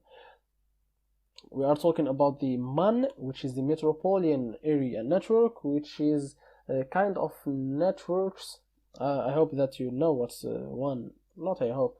I think that you know what's WAN and LAN, and you have already seen these words. The MAN, I think that you never, or most of you never seen the MAN network, which is the Metropolitan Area Network, which is a network between other networks on kind of big area. So, and the speed of this network should be higher than, of course, the internet, the wide area networks. This is the MAN networks. And there is the fourth tape, which is the last main tape. Those are not just the tapes, there are some types, sorry guys, not tapes, there are some types of networks, but those are the most common ones. There are the PAN, which are the personal area network, which can you create it between, for example, a hotspotted a smartphone with a hotspot and a computer. It's a personal area network. So that's it. Those are the four most common types, not tapes, types of networks. Those, like I have said, some devices that in some way are connecting between each others and getting and receiving, which means exchanging data. Those data are exchanged or are sent and received in some ways. Those ways have some rules. Those rules, the set of rules, which called protocol. So a protocol is a set of rules. The plural of protocol is, of course, protocols. So one protocol doesn't mean one rule, but one protocol means a set of rules. So the protocol are simply the set of rules that allows or that control the data transmission, sending and receiving or exchanging between the devices on the network. Those are the protocols that this is not definition of protocol, but in terms of networking, this is the definition of protocol. It's the set of rules that control the data on the network. How those data are controlled and how networking functions, it depends on the protocol. So if we are talking about TCP protocol, for example, we are talking about the three-way handshake. What is the three-way handshake? We're gonna see it on the practical course. So if we are talking, for example, for UDP IP, we are talking about another protocol. So how networks functions, it depends on protocols. Networks can be connected together, of course, using the cables, and this one is called wired network, or using without cables, you know what I mean, which is called the wireless network. So those are some basic terms, some basic commands that most of you, I think, know what I am talking about. So this is the simplest, I guess, definition of network, and this is the simplest way to explain how networks function. So how networks functions are using protocols. Of course, the purpose of creating a network is exchanging data, transmitting, sending, and receiving data. And how the network functions, another time, sorry if I'm repeating the same thing, it's using some protocols. What are those protocols? We're gonna see what are those protocols. Of course, we won't talk about all the protocols because there are a huge number of protocols, but in terms of networks, we're gonna be talking about some protocols. So how these protocols works, we're gonna see in the practical lectures. So guys, hope to see you down in the lectures. Don't escape, and peace. Hi guys, how are you? Hope everything is going good and well with you. Welcome to your course. So today we're gonna be a demonstration about how to install Nmap on Linux, and it will be very easy, very simple. So to install Nmap on Linux, that's what you should tape. So if you are using Kali Linux, you don't have to tape sudo. So if you are using other distribution, so just tape sudo apt get install Nmap, just like that.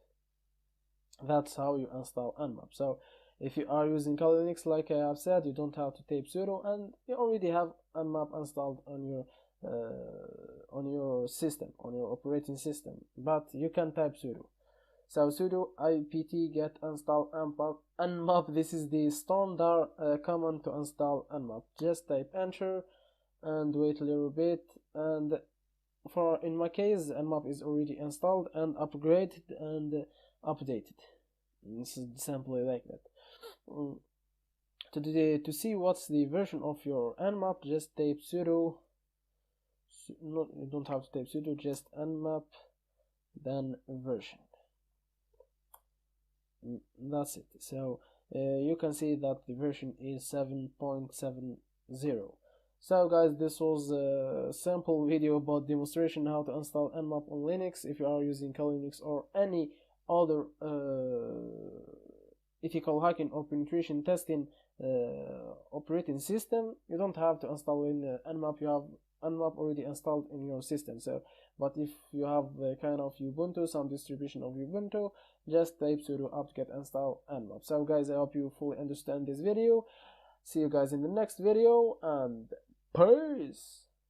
Welcome back to your course. So this time I'm gonna be install the nmap on a Windows machine. So welcome to my Windows 8.1 machine, like you are seeing in here. So the installation will work on most of Windows versions. I mean, I'm talking about Windows 7, 8, 8.1, 10, and above, if there is above. And for XP, I don't know, actually, maybe it will work, maybe it won't, but I don't think that some of you guys are still using Windows XP. So guys, get to this website, nmap.org, then click the download section in here. After doing that, get down just a little bit in here, click latest stable release self-installer nmap. So click on this one. You don't have to download this one, just click on the first one. So like that, your download will start. Me personally, I won't start it because I have already downloaded. I will get to my download folder and run the nmap setup. So sorry guys a little bit because my Windows may crashes because I'm using a virtual machine and I didn't give a lot of performance to this machine. So guys, click I agree, let it just like that, everything checked, and next and install. So I have installed it myself, so I won't install it again. So what will happen guys is that you will have another install window of mpcap. You just click install and something like that. The same thing in this window, just wait for it and it will be some simple basic installation. So for me, he's saying that you already have the mpcap. Do you reinstall? Possible with different option.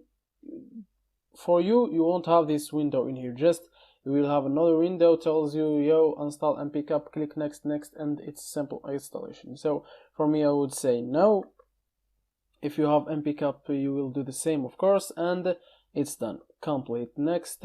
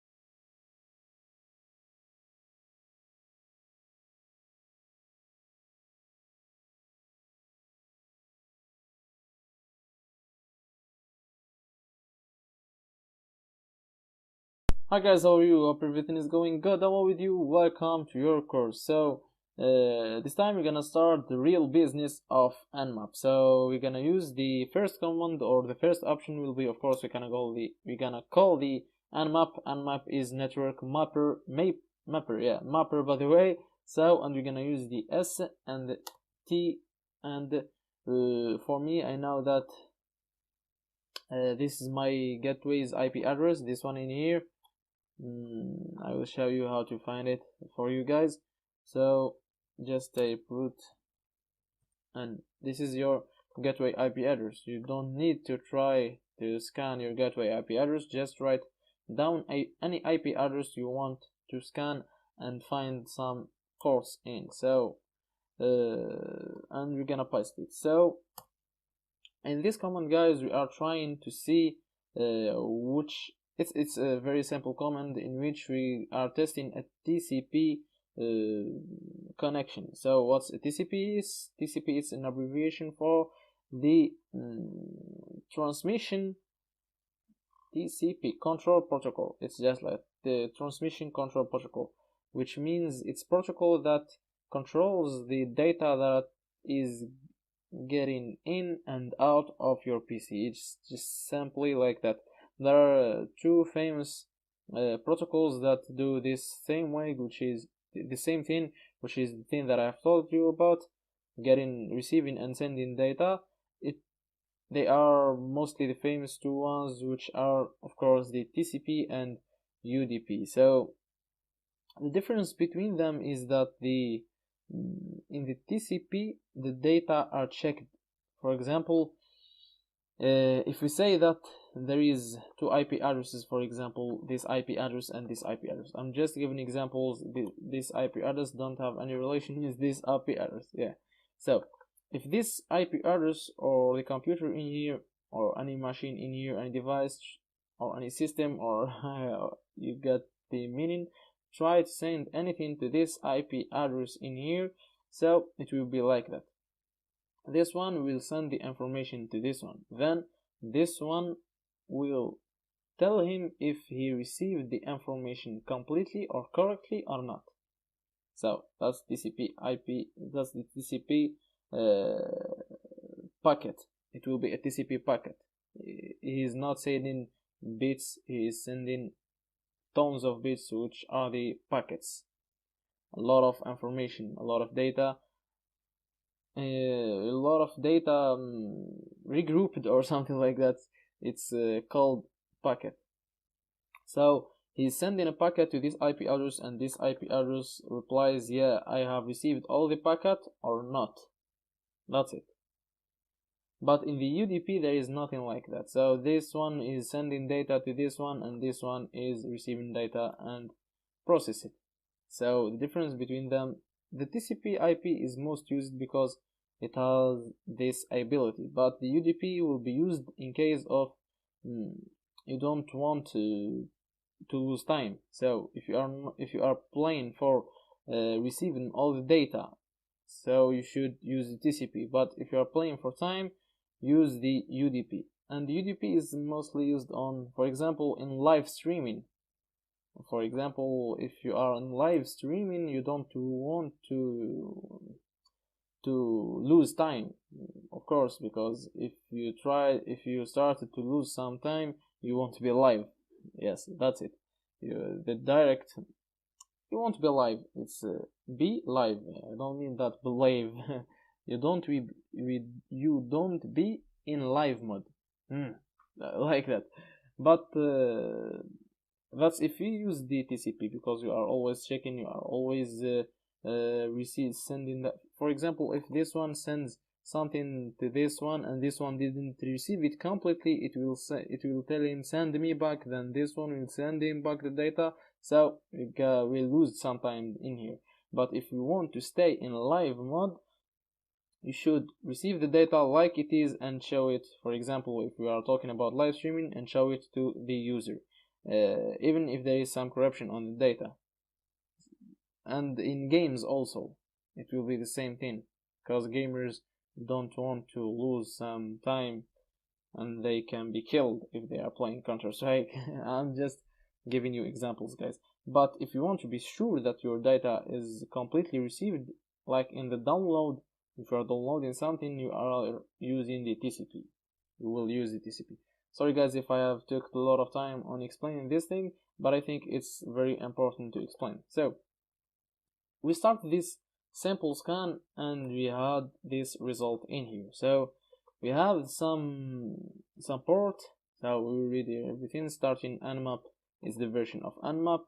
This is the website of nmap at this time in here. So nmap scan report for the IP address that we have given. So it gives us a report. So host is up, which means there is actually a computer or a device on this host. There is a system on this host. Not shown. So those are the closed ports. So we don't want to see the closed ports. They are not shown.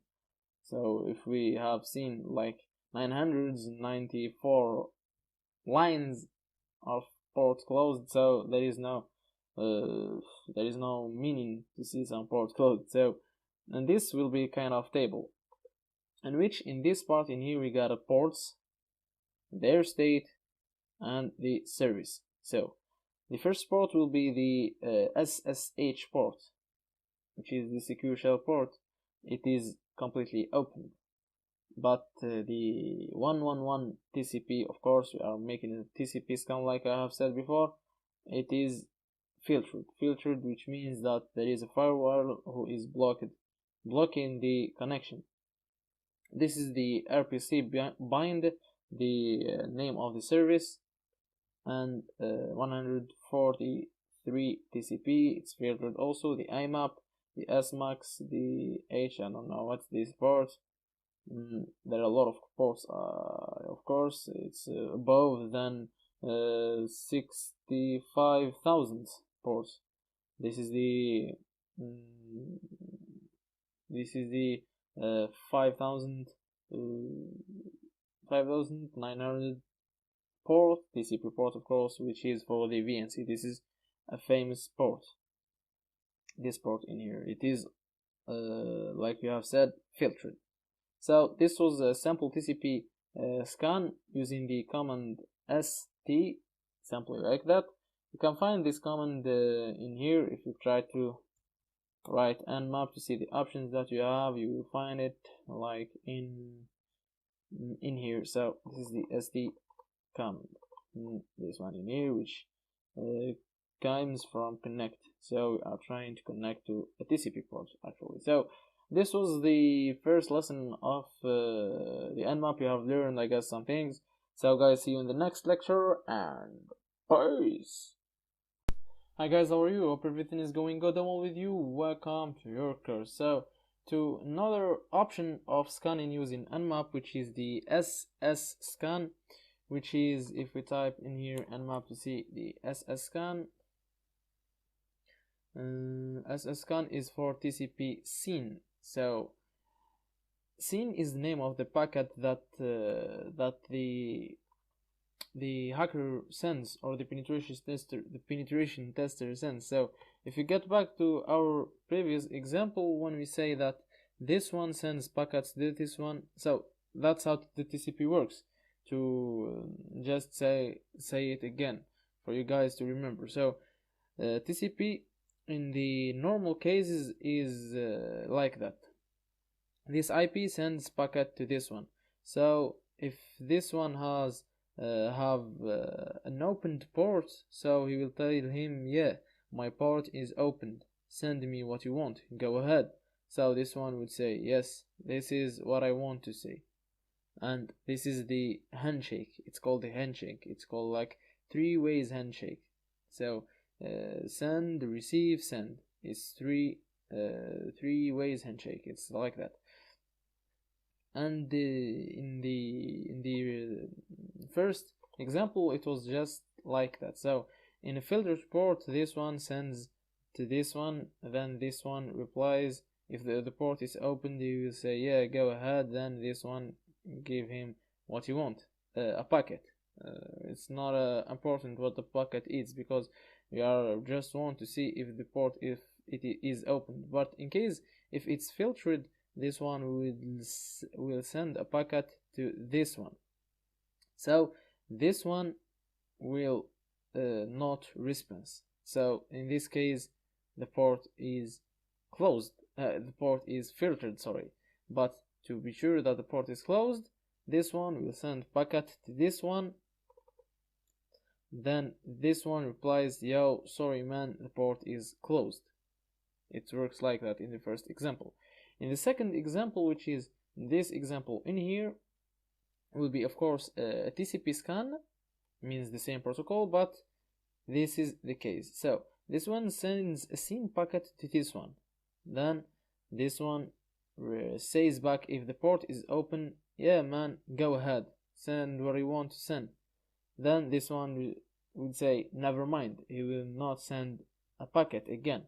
So he won't complete the 3 hands shake, the 3 times handshake, and that's it. So in this case, we are kind of gaining more time, if you know what I mean.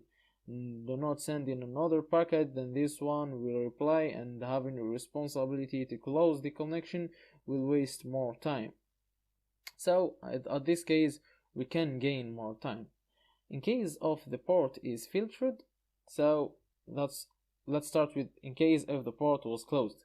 Forget the filtered. In case when the port is closed, that's what will happen.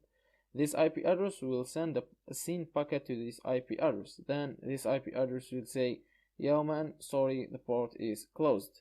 And that's it, port closed. In case of the port is filtered, this of course this one is for the hacker or the penetration tester or the network administrator or the expert. The nmap will send a SYN packet in the case of filtered, so it will wait for the data, for the packet to get back to it, to tell him if it's closed or open or something like that. But in case of the port is filtered, which means that the firewall blocks any connection between these 2 IP addresses. So he will send a SYN packet, he will wait a little bit, so maybe he will get in mind, he will wait a time. Of course, nmap knows what's the time limit, so if it didn't receive any response, it will send it again another time and wait for the response. If it didn't receive any response, it will say that the port is filtered, which means that the firewall don't allow any connection between these 2 IP addresses. I hope you get the story behind the SYN and the SYN TCP, of course, and the sample TCP connection. So if we perform this command in here, we are using the SYN. It's very common and used on the nmap scans. We might see a little bit of difference like we are seeing in here. So in here we're gonna see 1 2 3 4 5 6 ports, but in here we are seeing 1 2 3 4 5 6 7 8 9 10 11 12 13 ports. So the nmap took the advantage of the case that we have talked about in this example, that we are not wasting time on the 3 time handshake, and it says yes, why not scanning all the ports. So it did scan all the ports, getting up to the maximum limit. So we got to the 62,078 port, which is the iPhone sync port. A lot of ports like you are seeing in here. So this is the difference. This one will gives you more details and more opens port, and will take of course more time than this first one. This first one took approximately to 1 minute. This one take about a lot of time, 771 to 72 seconds, which is of course a lot more than this time, but it will give you more details about the host. So that's how the SYN packets works. And guys, hopefully see you in the next time with another option, and peace. Hi guys, how are you? Hope everything is going good and well with you. Welcome back to your course. So this time we're gonna be talking about the UDP protocol. So in general cases, the UDP protocol functions like that. Let's get on our example, our previous example, and this is the system A and this is the system B. Example like that. Let's suppose that system A is the hacker's system, or the expert, or the penetration tester, or the network administrator, or we don't care. So let's suppose that this is the A and this is the B. In normal cases, let's forget the rules, just two systems working together. When A try to send data to B, then the B receive or don't receive the data, and it will show or don't show, or use or process the data or don't process the data. It's simply like that. So there is no handshake back. So the UDP is not friendly. You don't shake hands. It's simply like that. There is no confirmation that the data is is well received or something like that. And it's a negative point, but in another way, it's a kind of fast protocol. So you don't have to waste time in here on shaking hands. So that's why it's used on like live shows and some things like that. So now let's get to our A B example. So A, it's the hacker, B is the victim, or you can call it a victim or what you want to call it. So when the A sends let's say it will send him an empty packet. That's how the mmap functions. It will send an empty packet to the B. So if the B didn't respond anything, that means that we have two cases. Even the port is opened and the data is received and it's processed, and everything is going good, or there is another option, the port is filtered. So that means that the port don't allow any connection, so we can't know if the port is filtered or opened. We have such case. In another case, when we got an ICMP reply, this reply means that the port is filtered. It's definitely filtered like that. So we send an empty data, then it responds as, yo, you have sent, this is an error. It's something like that. The ICMP unreachable reply means unreachable, if it's written like that. I don't know. Sorry guys for the mistakes, if I did some mistakes on this unreachable. So if we got an unreachable reply, this means definitely that the port is filtered. It's simply like that. So I have already did UDP scan, and it was simply like that. So nmap SU on the same IP address. So I got some results. It shows me that there is 994 filtered ports. Thus got an ICMP replies, and I have some opened ports. So yeah, I think I forgot to talk about the opened ports. So if the A send an empty packet to the B, then the B respond with anything else than the ICMP. It's a rare case, so that means that the port is opened.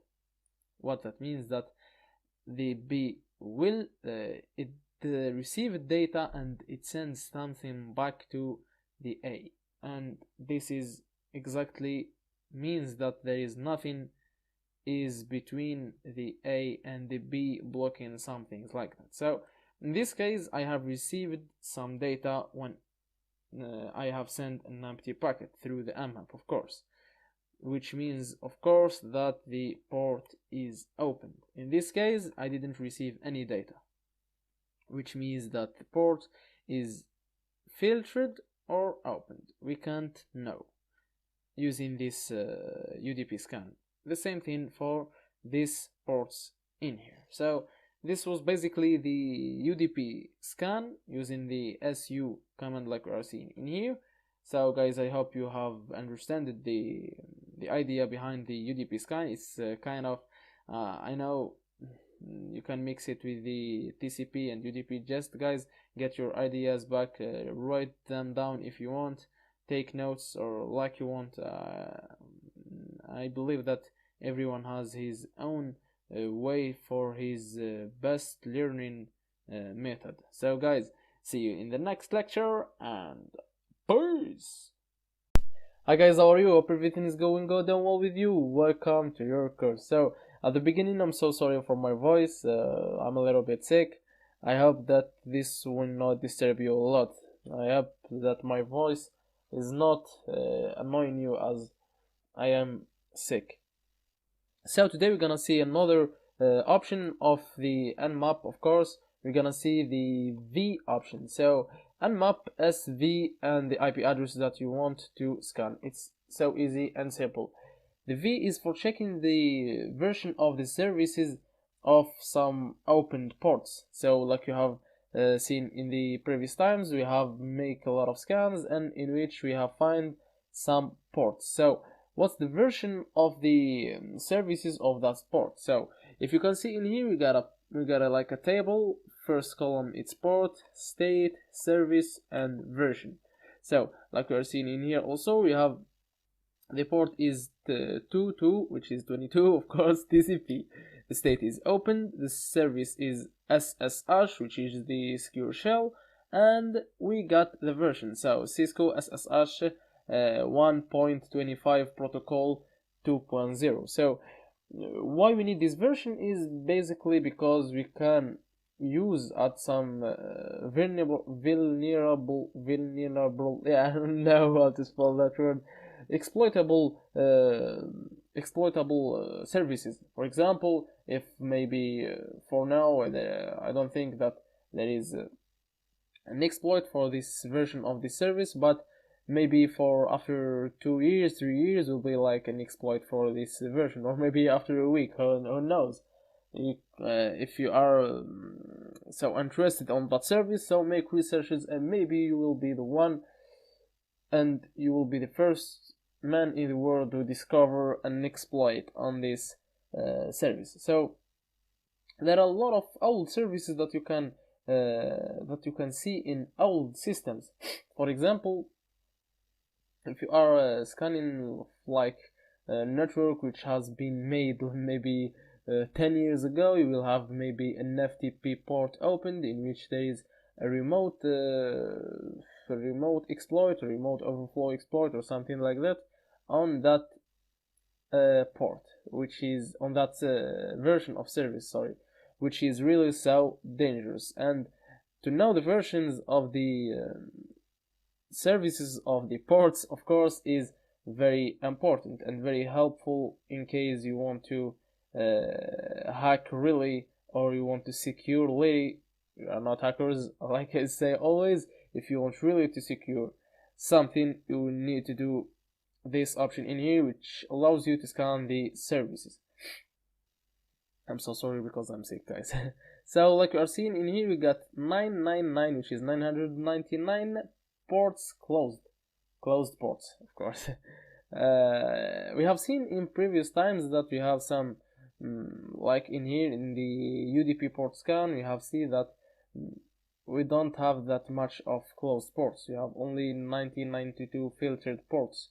Maybe we have some open ports, we have some opened or filtered ports, and some things like that.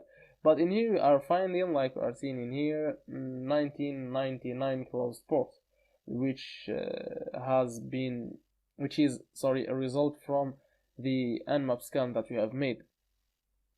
But in our case, we are tried also to use the two options like we are seeing in here, the UDP option and the version option, and to see what these options will provide us. Of course, I know what these options will provide us. I know by experience, and I have already tasted them. Of course, I will show you also the SSV, which is the scan made we have seen the SS. I don't have to talk about this one, and it was like the result has been made. So it was like also 999 closed ports. So basically the version is mostly will be the same if you are using the SS or the S scene that we have talked about. So in the UD port, like we are seeing in here, we have collecting the we have how to say we have used something like that. We have used the both of options which can determine UDP open ports and their version. So the result, I was waiting for the result. It will be like you are seeing in here: 2%, 51%, and 66, and it's done already. It have been like for, I will calculate it for you guys. I'm so sorry. Just for you guys to know how much the scan has take from me. It can be the same for it can not be the same for you. So you have your own network. Maybe it will be faster, maybe it will be slower. So it have take up to 16 minutes this scan in here, because as you know the UDP scan scans a lot of ports. So like you are seeing in here, there is also the open ports that we have found in here. These two open ports, this service is the NTP and SNMP, which are opened also, and they are this is their versions, simply like that. This is their the version of the SNMP. And for the open filtered ports, we couldn't determine that because mostly they are filtered, and the nmap couldn't determine that. So this is the option, guys, that allows you to see the versions. I have talked about why we should see the version of the service in that port, in that opened port. I will say it again because maybe we have a remote exploit that will be used on the hacking. So guys, I hope you fully understand this video. See you guys in the next videos, and peace. Hi guys, how are you? Hope everything is going good and well with you. Welcome again to your course. So this time we're gonna see another type of scan using the nmap, of course, which is the ping scan.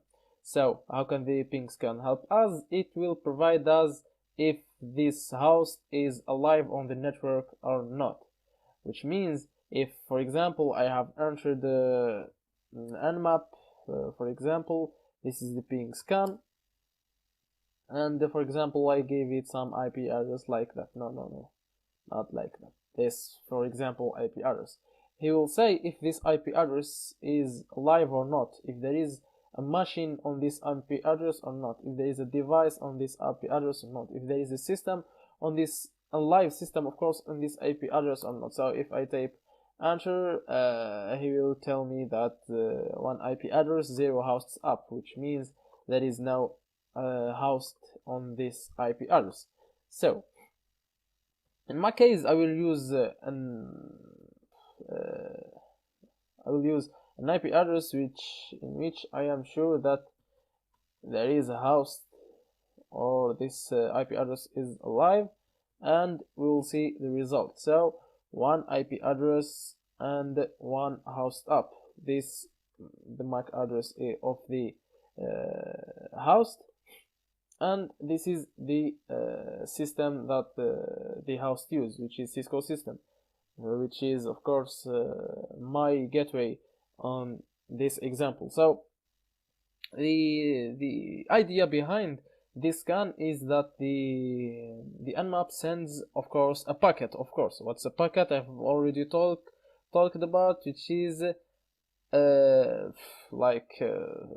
some bits, some data together, and it's simply like that. It's some group of data. I can't express this any easier. So some group of data, this called a packet. So the nmap sends a packet to the an ICMP packet which is used for the connections, and it waits for some replies. The ICMP packet is mostly used for connections. It's simply like that, and it's common on errors, so it doesn't matter.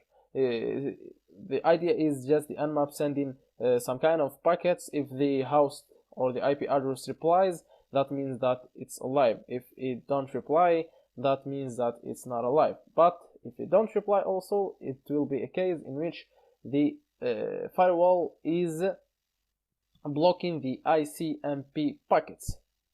The firewall gets in our way again. So what do the nmap? So what's the solution in this case? The nmap do also a TCP ping scan, which means it uses the common ports, which are the telnet, the SSH, the HTTP, the HTTPS, some common ports, and it sends data through those ports that most of times they are unused and opened, and it tries to get some data. If they are also filtered, so there is no way. The nmap will tell you that there is no host in this IP address. This IP address is not alive, but actually it's alive. So how we can do that? I have already talked about that. This is the command S and P. So the nmap also has added a beautiful extension, if I can say extension, which is the name or the OS of the operating system of the system used on this host, which always provide us more information. We are on information gathering tape. Always remember that. So knowing that it's Cisco system, so it's mostly a gateway or router, or call it what you want to call it. It's just a network device. There is also another option which I didn't talk about, which is this option in here. So this option allows you to scan the devices from in this IP address, but in the last IP address we will scan from 1 to 255. So it's a good idea, of course, scanning all these IP addresses. So it won't take a lot of time. Why? Because we are just sending packets, and the nmap is not sending through all the ports, and when it didn't receive anything, which means that maybe the ICMP is filtered, it will try some common ports. It's limited number of ports, and not like 65,000 ports, of course. It will be much faster. So if I taped enter and we wait a little bit, so you can tape enter too to see the progress. Every time you tape enter, you can see the progress of your work. So enter again. This is a useful thing also. So I am actually in Moscow dormitory. I am a student, in case you don't know me. So I don't want to tell you my story of life. So actually I am in Moscow. I am in a dormitory and to study, of course, software engineering. And I have already studied computer science, and you can get down and see my personal information. So it have take for us 12 seconds, which is of course a fast scan. Like we are seeing in here, I have a lot of devices. In your case, maybe this is not the IP address. Mostly it's not the IP address. It will be your IP address. Mostly will be this kind of IP address. So your scan, it mostly will be like that. This is the range of IP address. It's not a problem. I just want to make this remark for you guys, because maybe someone of you didn't notice that they are trying to scan my internal. They won't scan, of course, my internal IP address because I'm in Moscow and they are at home or in another city. mostly they are not in the same dormitory. So this is not the IP address that you will use, guys. Use your own internal network IP address. So I've talked too much, I'm so sorry for that. I have found a lot of devices. So the first one is my gateway, it's a Cisco system. The second one has the 2 IP address, which is Riviet Networks. The third one has 4, which is Lithium Technology. This one have 11. I'm talking about this this numbers in here. So, which is Samsung Electronic Mechanics. Yeah, something. This is Apple. This is unknown. So it didn't get to determine what type of this IP address, what operating system is used on this IP address. This is OnePlus Technology, Apple, NATO. You can see a lot of devices because, of course, guys, I'm in dormitory. We live in 9 floors. A lot of guys are connecting to this IP address in here. Not, of course, this one, because I have selected this IP address, I'm talking about only one device. It can be 2 devices, but if I select all the 3 columns, so this one can be variable from 1 to 255, which means that there is a lot of IP addresses, and of course, if there is a lot of IP addresses, a lot of devices, we are talking about network. So I have talked too much. I'm so sorry for this, guys. So there is a lot of systems that we are seeing in here.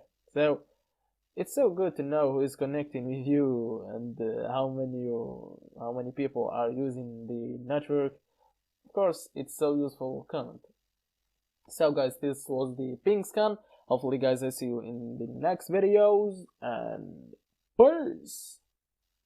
Hi guys, how are you? Hope everything is going good and well with you. Welcome again to your course. So this time we're gonna not talk about another option, but we're gonna talk about another helpful options. It's simply like that. So it's not you can call them like auxiliaries or something like that, because they don't do specific scan, but they just help you to search for ports. Of course, they will help you on your information gathering, port services, and something like that. So first, we're gonna start like we have did the previous time. Sorry, not the same time. We have did this type of scan. This one. So if you type enter, we'll get our result, which will take a lot of time. Like I see here, it will be, and this is so. That's our scan result. This is our scan result, guys. Sorry for losing myself, and sorry more for my voice too. So like you are seeing in here, guys, we have 22 TCP open ports, and this is the scan that we have did, like I guess the second time or something like that. So we can do this type of scan by specifying a port. So this one do scan on the nmap customized ports. So we can specify ports using the option P, not capital P, but the small p. And let's say example, I want just to scan the port 22, which is this one. If I did enter, it will be faster, of course, because it doesn't have to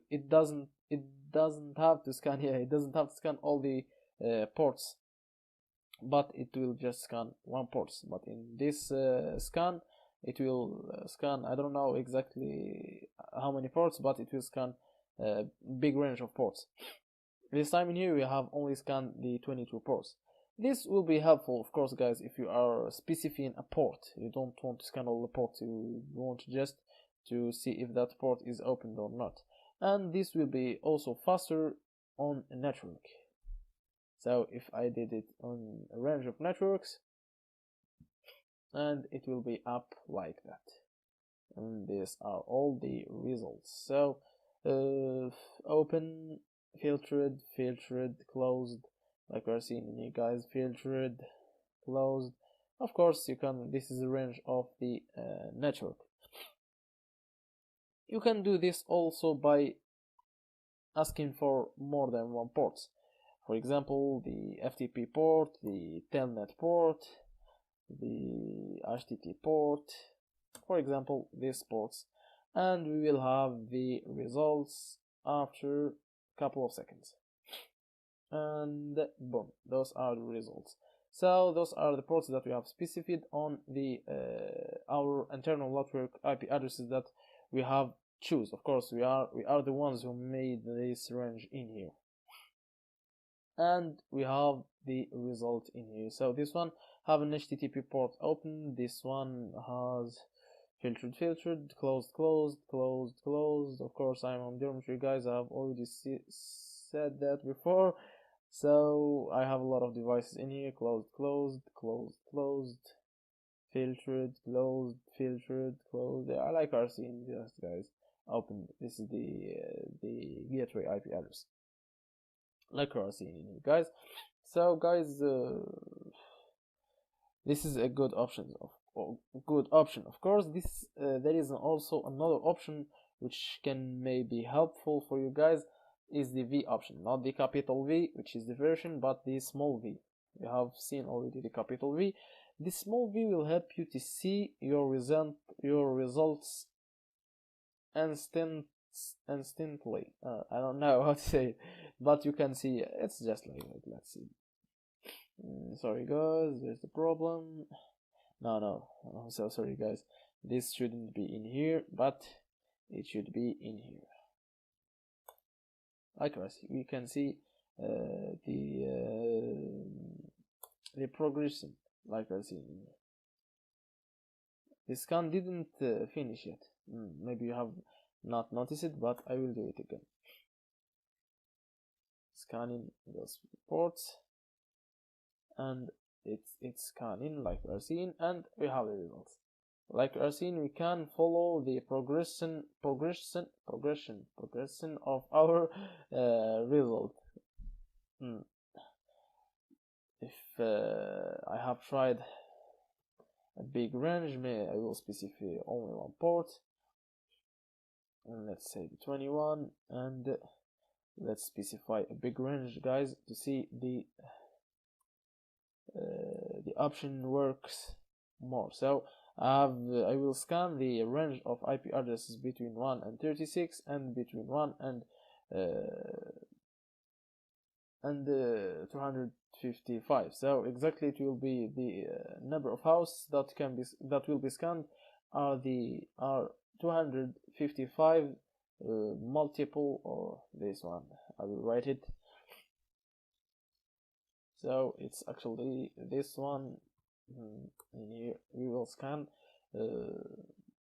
9,180 IP addresses on the port 21, which is the FTP port, of course. So enter, and we can see scanning. I am so bad on mathematics, so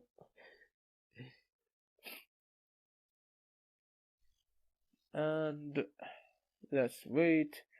You can see some progression, like your scene has grown to over 2.3 seconds, decreasing to 2.0 seconds. So it's time progression. Ping scan timed out about 10% done. About, like I see now, 11, and we can see our progression, guys. Of course I won't wait for all the work to finish, so this is an option, a helpful option for you guys.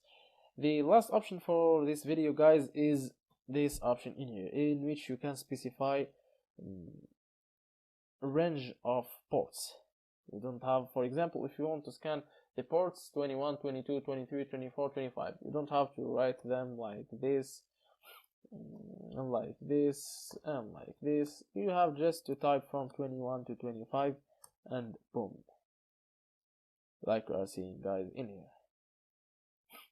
Of course I won't do this. Let's remove something, and let's get everything back to its place. And boom. We are scanning the ports 21, 22, 23, 24, 25, like we are seeing here, guys, a range of ports. So guys, those was some helpful options. I hope you have understand them well. I'm so sorry guys for my voice. So guys, see you in the next lectures, and peace. Hi guys, how are you? Hope everything is going good and well with you. Welcome to your course. So today we're gonna see another option, which is an option that will help us to see and discover the operating system used by the scanned host. We have already seen this on the ping scan, but it was kind of not certain result, because of course the ping scan is just scanning some ports, but on this option we're gonna scan a lot of ports. The nmap will scan a lot of ports and it will tell you the truth. It's simply like that. So scanning a few ports and telling and reporting the information, it's not like scanning 1000 ports and reporting the information. And this time we're gonna scan 1000 ports to see the operating system used by the host.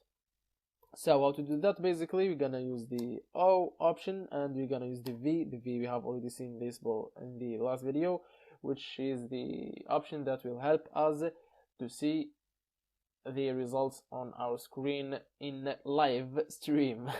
So the IP address will be this one. Let's change it to 4, for example, and boom. Like we are seeing in here, guys, we are scanning 1000 ports. It can take sometimes. Just wait for it, guys. Of course, you have the right to tape enter to see how much work are we doing, or how it's going, man. So remaining is 56 seconds. Of course, guys, like I have said before, scanning some ports, maybe up to 10 ports or 20 ports, and telling us the result is not like scanning 1000 of ports, because scanning 1000 ports will provide some information which can be more guaranteed. It's like that. And of course we can get more information about the operating system if there is more information. Let's tape enter again. Let's wait for 4 seconds and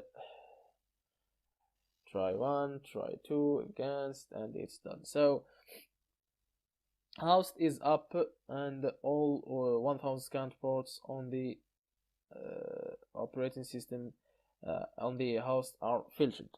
This is the MAC address, and there are too many fingerprints, of course, fingerprints which can tell us what's the operating system match with this host to give a specific OS or operating system details network distance 1 hop. So of course the operating system is lithium technology.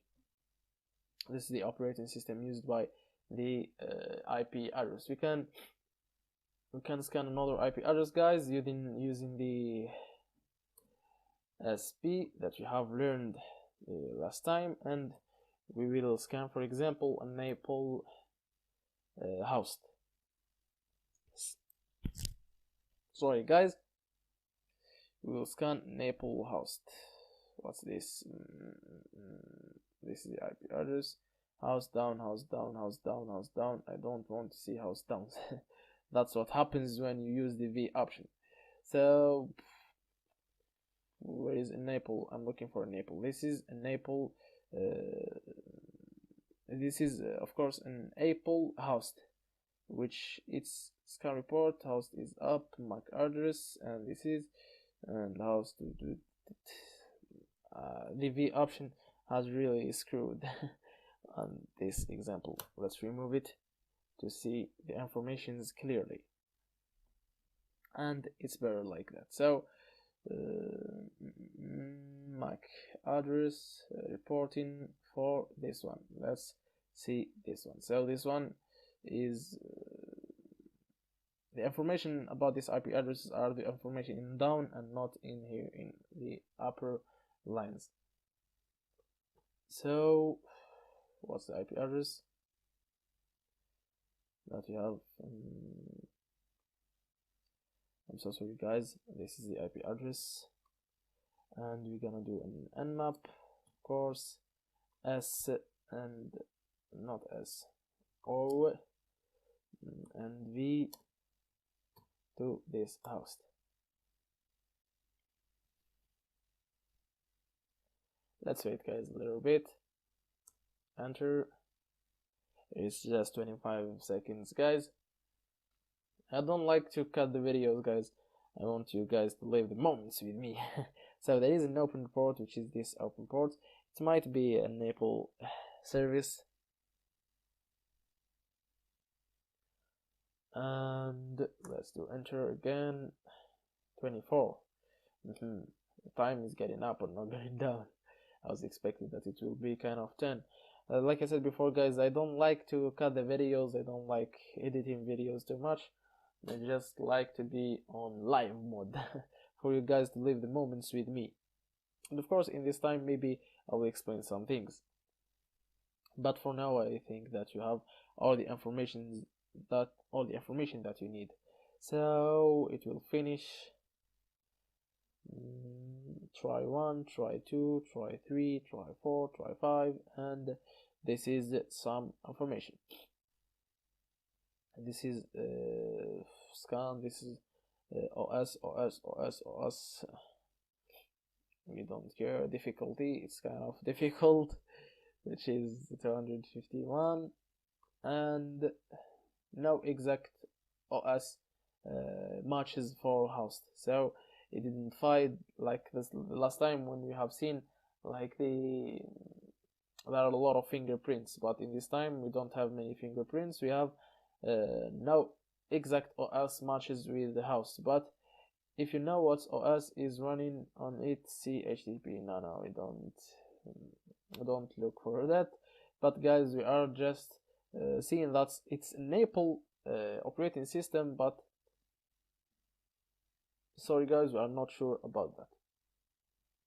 It's simply like that. So guys, this was the video for today guys. Hopefully I'll see you in the next videos. I'm so sorry guys, of course, again because of my voice, and maybe of course with how I'm reacting. Sometimes I stop where I'm talking because I like have some, my nose is running directly like that, and sometimes I may stop when I'm talking. So guys, see you guys in the next videos, and peace.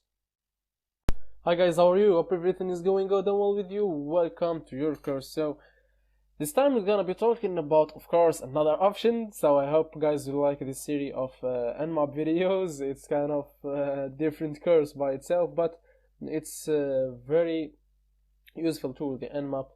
And I hope that you are understanding the background of the nmap function. So I'm just explaining what's behind the curtains on what nmap is actually doing. I'm explaining the packets. I didn't want to just talk this for example, this for a TCP scan and you guys don't know what's TCP. So I want you guys to understand what's TCP, how it functions, and how nmap is actually doing. I hope guys you are interested in this, and of course if you are not interested, I don't care. No, I care guys, but if you are not interested, you have got some information, which is a very important thing, because you are in here to gain as much information as you can, and now I am talking and wasting your time. So guys, let's just directly to the work. So this time we're gonna see this option. So nmap, we're gonna call the nmap with a option this time, and what's the IP address? I always forgot it. This is 10.77.63, and let's try the gateway. So what's this option do? The A option, it will provide us with a lot of information, which are the service that we have seen, the service version, and it will provide us the OS operating system, and it will provide us also with the trace route. We're gonna see what's trace route. So if you click enter and we wait a little bit, it won't take too much, and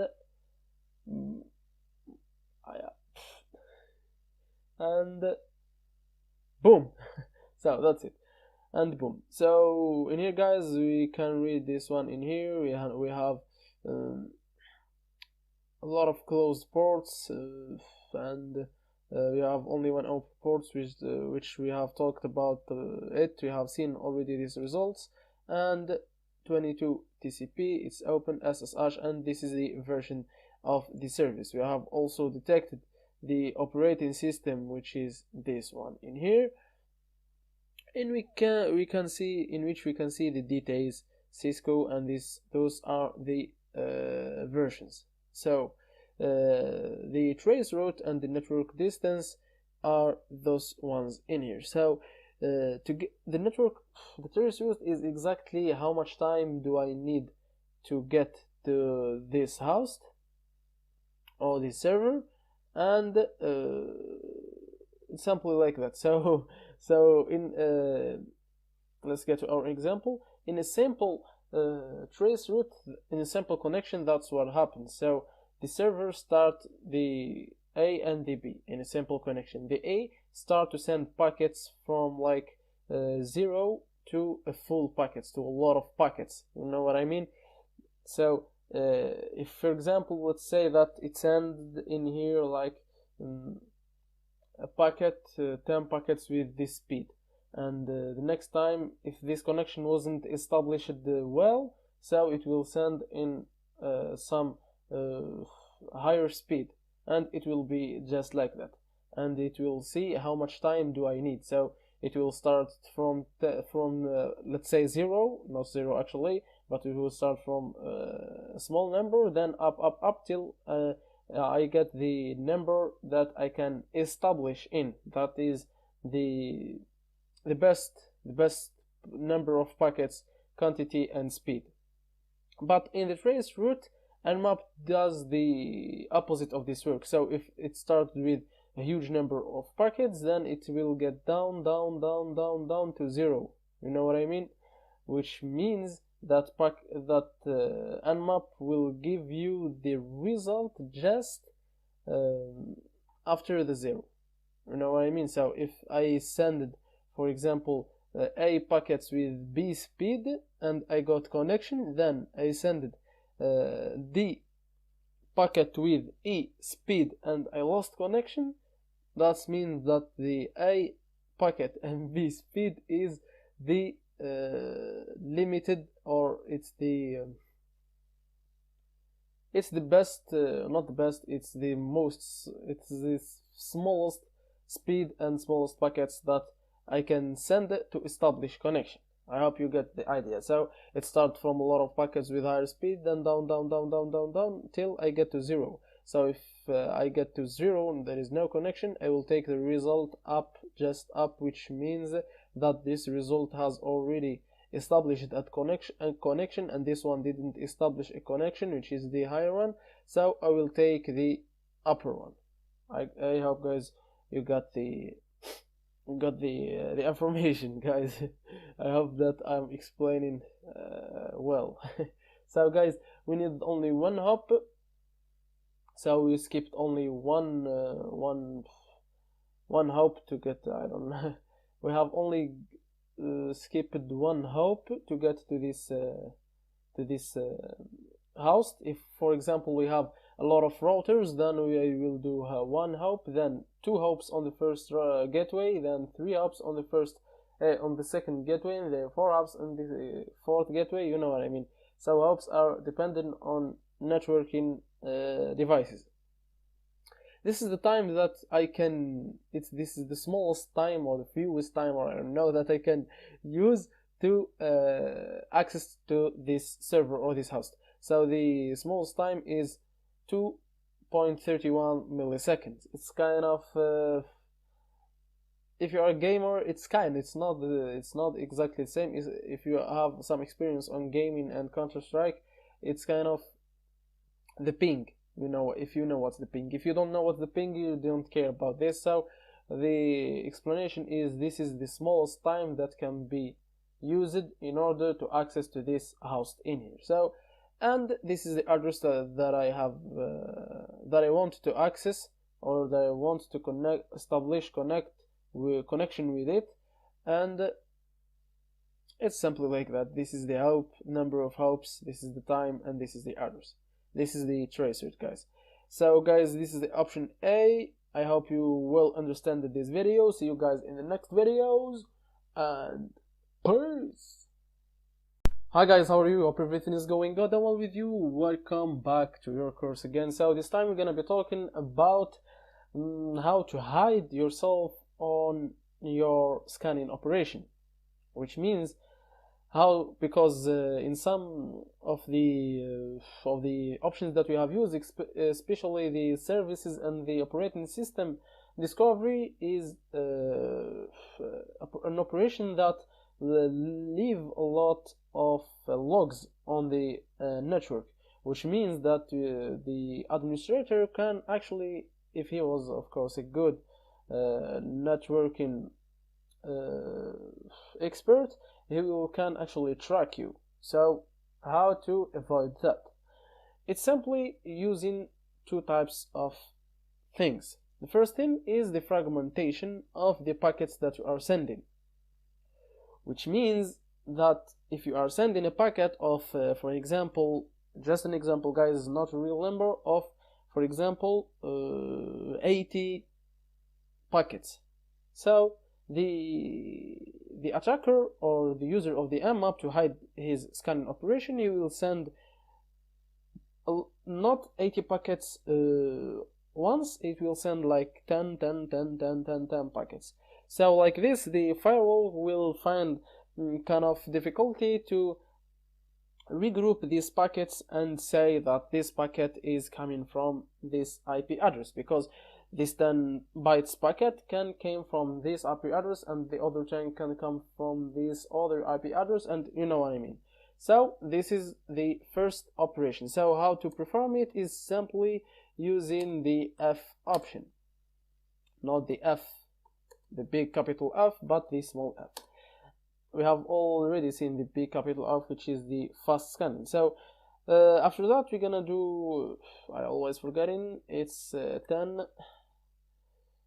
Then of course we're gonna write our victim or our destination, then 36, then 1, like this, and like that the Nmap is doing a fragmentation to the packets and send them to this IP address, try to discover some things. That's it. So this is simply the first thing that you need to do. The second thing which will be better is if you have used the D option. What's the use of the D option? It actually uses some decoys.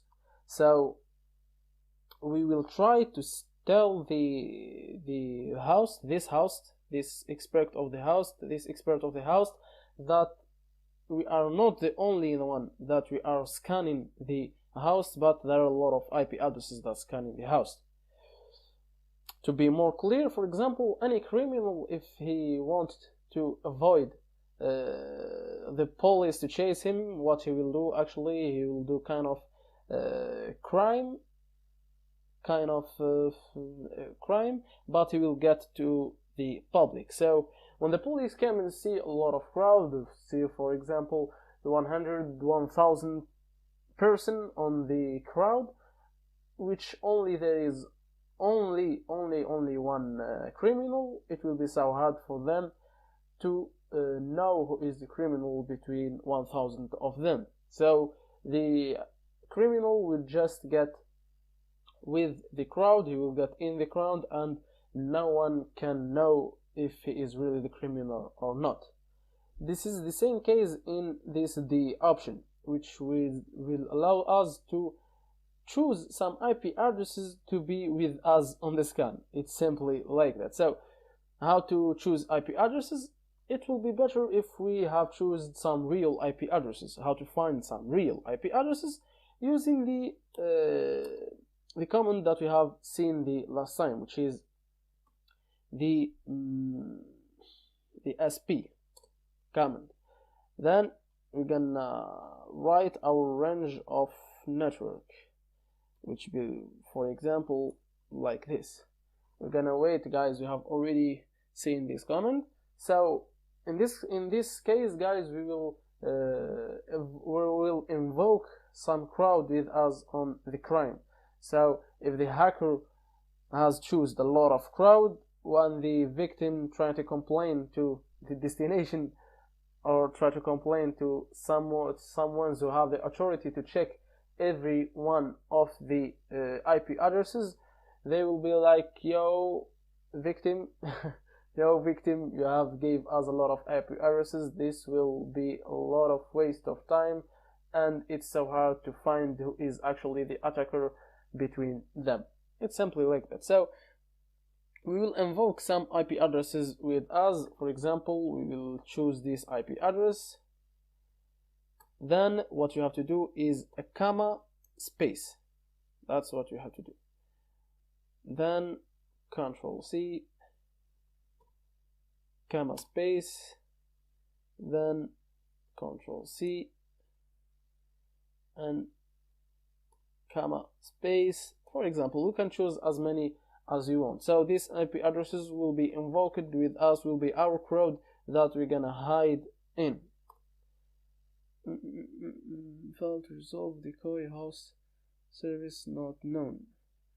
No, sorry guys, we don't have to use the space. So sometimes I I get confused between some commands. So in this command, guys, we don't have to use space. I won't cut, of course, this part of the video, guys, for you to avoid what I have did, the mistake that I have did. So for you guys to avoid it, it's simply like that. So this crowd will be with us on the attack. I hope everything was clear. The scanning result will be, of course, the same, but we are kind of invisible between a lot of crowd. You can choose as many IP addresses that you want, and of course, if you are scanning an external or a public server which is out of your local area network, which is out of your LAN, you can simply use, of course, you won't use the internal IP addresses, you will use some external IP addresses. Choose some computers from all around the world and say those were with me on my attack. It's simply like that. Choose as many as you want if you want to stay as invisible as you want, as much invisible as you want. So guys, this was our lesson for today, guys. See you guys. I'm saying a lot of guys, so see you guys in the next lectures, and peace. Hi guys, how are you? Hope everything is going good and well with you. Welcome back again to your course. So this time we're gonna be seeing another Nmap option, which is the fast scan. So what's the use of fast scan? It's exactly fast scan. It's simply like that. So the Nmap will try to scan fastly using some common ports. I think you got the option. So to use the fast scan, you just need to tape this and tape fast scan, or you can use, we're gonna use the scene that you have seen the last time. We're gonna use both actually. So fast scan for you guys just to get the two options. I don't remember it was like that, I guess. This is my router or my gateway, and this was a fast scan. So it have actually scanned 100 ports, and it have discovered that 99 are closed, and we have only one open ports that we have seen. Those 99 are not the first ports. It's not going from 1, 2, 3, 12 up to 100. It's some common ports that they are usually opened and they are usually used. This is exactly the use of fast scan. So it's only the ports that are usually used. We can use also the option that we have seen, I guess in verse. No, it's not in verse. In some of the videos, the first videos. It's the scene scan, and enter to see the result, and it was completely the same. So this is the scan, guys. So we have used the scene scan to see that to scan 100 ports, and it's completely the same, and we have discovered our open port. It's simply like that. This is the fast scan. So guys, I hope you got this video. I don't want to make it longer. So guys, see you in the next videos, and peace. Hi guys, how are you? Hope everything is going good and well with you. Welcome back to your course, which will be of course another option of map scanning, and for now without any updates. So for now it's the last video on nmap scanning. Maybe I will update the nmap scanning section, but I will for now it will be the last video. I won't talk more than that. So guys, what we're gonna do is that we're gonna save our scan to an external file, simply like that. So how to do that? It will be so easy. You can use any kind of options that we have learned, or other options that we didn't learn, and simply save them. I will get back to my last option to not write more. This is the last option that we have seen. I'm so lazy, I don't want to write more, and this time we're gonna use in here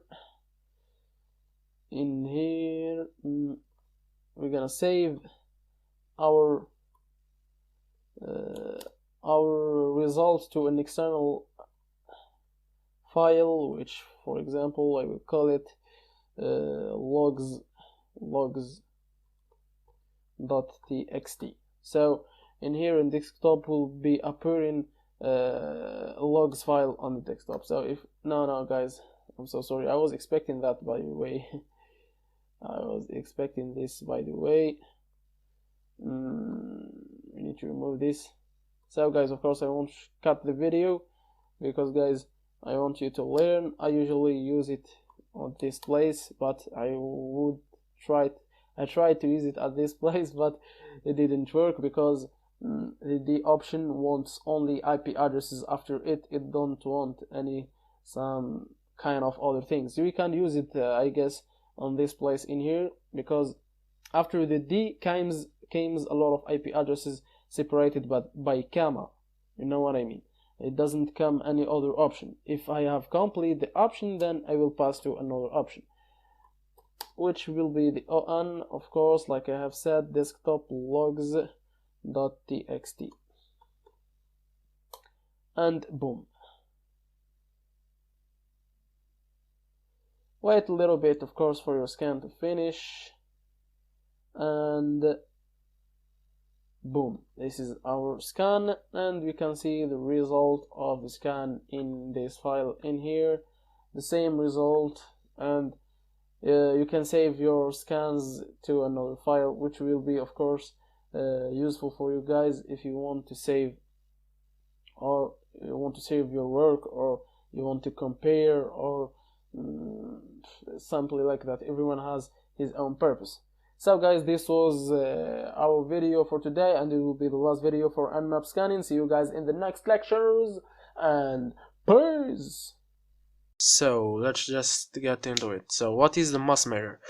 Mass mirror is basically the act of sending the same email to an emails list.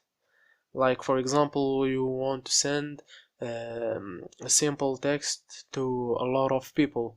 You have just to make an emails list, and using a tool it will send that text to all the emails in that list. Using a tool, of course, you won't send it manually. So let's see what's our tool. Our tool is basically called Social Engineering Toolkit, or SE Toolkit, or SET. It has a lot of names because it's the owners who changed its name a lot in this last years. So in the hacking operation systems like Kali Linux, Blackbox, or any Parrot security or any hacking operation system, it will come installed with it, so you don't have to uninstall it. I'm using Blackbox in here, it's installed also, but if you are using Ubuntu, for example, or any distribution or Debian, you have to install it. I won't show you how to install it because there is a lot of tutorials in the internet about how to install it. I will just get into it, and I believe that most of you are using Kali Linux, so we don't have to go through the installation operation. So let's get just on. I'm using Blackbox, so type sudo se toolkit, type your password. We have seen what sudo means in the last lesson, I think, so let's get just on then. So that's it. We're gonna select 1, social engineering attacks, and we're gonna select 5, mass mailer attack.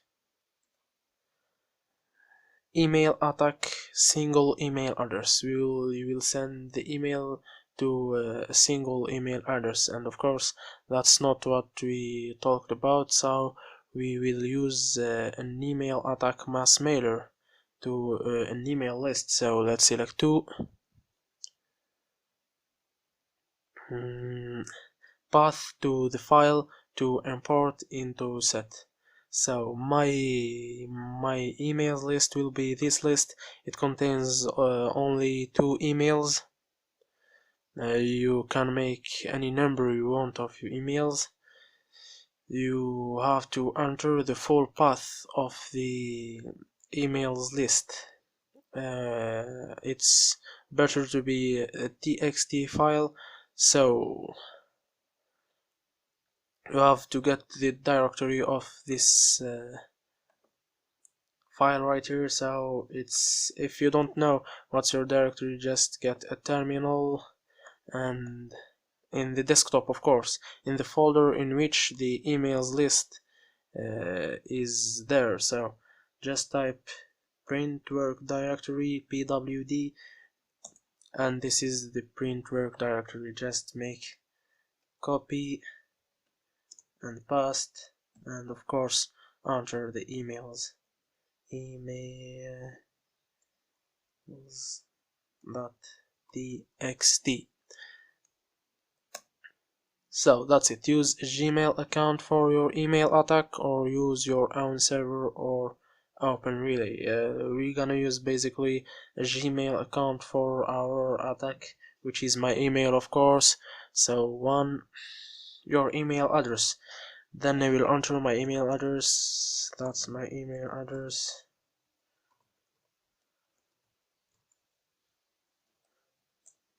The form name the user will see. The form name, I will write it as a standard email, just to explain, guys. In the next lesson we're gonna see the fisher and the phishing attacks. We will see how to make tricks in that using social engineering, just for the victim, just for the victim to hack it. Of course, we will not send what I will type to the victim. It's just a test. So form name, email password, it's the password of the email you have entered. I have entered an email, of course, this email right here, which is my email, which will send the email that I want to send to the email address right here. I think it's clear. Let's type the password of this email, which is my email.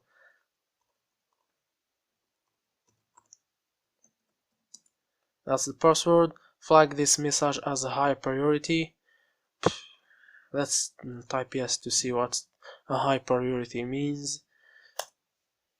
Do you want to attach a file? I don't want to attach file. You can attach files as you see. Email subject, that's type basically subject. Send the message as a HTML or plain. I will send it as a plain. Enter the body of the message. Type and capitals, of course, when finished. This is the body of the message. Thanks. And type and in capital letters when you have done with typing the email. And so he will send that email sent to the first address, which is this address, and the second address, which is this address. Of course, those are the email addresses that I have typed in this email list. The first one, the second one. Let's check the emails. These two emails, of course. As you are seeing, I'm sending an email from the same email. I'm sending from the same email addresses. I'm sending to the same email address. It's not a problem, of course, in Gmail. So that's it. That's what means a high priority email. It contains that symbol or in here, and it shows on the first of the reception. So this is the body of the message, this is the form name, this is the subject as we typed, and in this email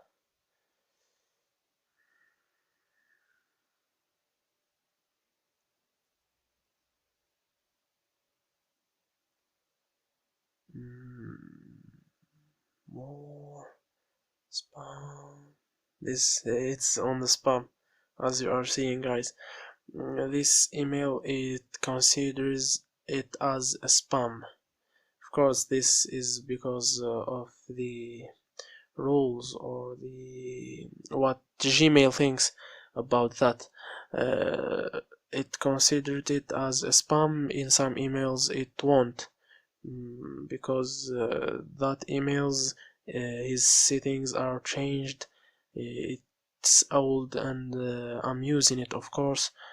As my first email, I changed some things on it, but this email, it's not at all, and I don't use it for the ordinary use and for the daily use. So this is the form name, this the subject, and the body of the message. It's similar to a message that were detected by our spam filters. Yes, it may show as a spam, and it may don't show as spam, of course. In this case it shows as a spam, but in some cases it won't. As you are sending to a list of email addresses, when it shows at spam in maybe 20% of that email address, it's a good number to have 80% of them. So it's not that big problem, because when you are using a mass mailer, you are hacking just randomly. You don't have a specific person or specific system. You are hacking randomly, and losing some of that emails is not a big deal, of course. So that's the email, and that is the mass mailer address, the mass mailer attack, of course. So well, how we gonna use this mass mailer attack? I remember the first time I learned the mass mailer attack, I remember that I hacked a website using a simple SQL injection, and I didn't aim for the admin user and password. I aimed for the email addresses. I want to, it was, I think, a shopping, yes, it was a shopping website. So I downloaded all the emails in there using, as I said before, SQL injection, and I send a mass mailer to all those users, and I got relatively a lot of PayPal users and passwords. I think it's a very important tool to just randomly penetration test a lot of people and a lot of because of course in here we are not hacking systems, we are hacking users, so we are hacking people's brains, if I can say like that. So I hacked like I said before, and I got a lot of emails and a lot of passwords of PayPal, because like I said before also it was a shopping website, so the users in there are using PayPal. Of course most of users have PayPal. So that was today's lesson, guys, about the mass mailer. I hope you enjoyed it and I hope you understand all what I said. In next lesson we will see the phishing, which we're gonna use the mass mailer attack, of course, because it's very useful there. So see you in next lesson, guys, and peace. So hi, how are you guys? Welcome to today's lesson in which we're gonna talk about phishing and spamming. Let's get just into the subject. So what we're gonna do is we're gonna create a fake login page to a specific website. Let's choose for example Facebook, the famous Facebook, and we will have to convince the victim to open that page as a trusted login page. So when he got in and he entered his information data, so we will have access to all of his information, login information, sorry. So that's it, simply. So we will use the social engineering toolkit that we have talked about last time. Let's just open it. It's very simple method, but it's so powerful if you choose the right way. Zero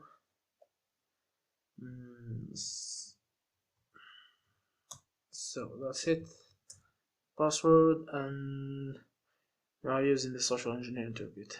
Tape 1, social engineering attacks, then 2, website attack vectors, then 3, then 2, site cloner. So enter your IP address,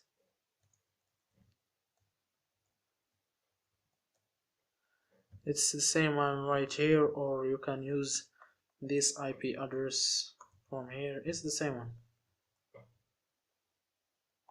this one right here, and enter the URL. Yes, we said that we're gonna try Facebook, www.facebook.com. This could take a little bit, and yet that's it, we have our login page. Let's try it.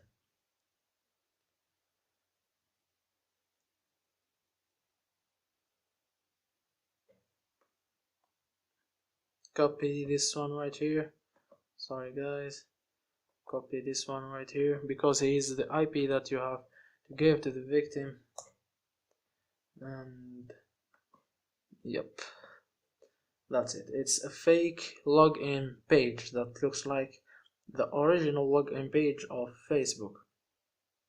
So that's basically it. If you have entered your data, for example test and password test,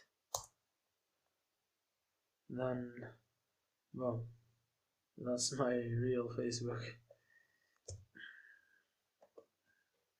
Then the email test plus and the pass test, that's what we have entered. So that's it basically, guys. But you have to use your own methods to convince the victim. of opening this website. For example, you will send him someone who likes to play video games, and you can send him that login page and tell him that it's a page that can give you some coins, or I don't know, because I don't play games on Facebook. So you have to convince the victim in your own way. And I know that you can't do that, because that's hacking, guys. The hacking is more hacking the person than hacking the machine, because the person is not very secure and he don't follow rules as the machine does. So we have used this method right here, in which we create a fake login page and we send it to the victim to open it. If you want to send to an external victim, which means a victim who is not on your local area network, you have to use, guys, the external IP address, and we have talked about it in the previous lectures.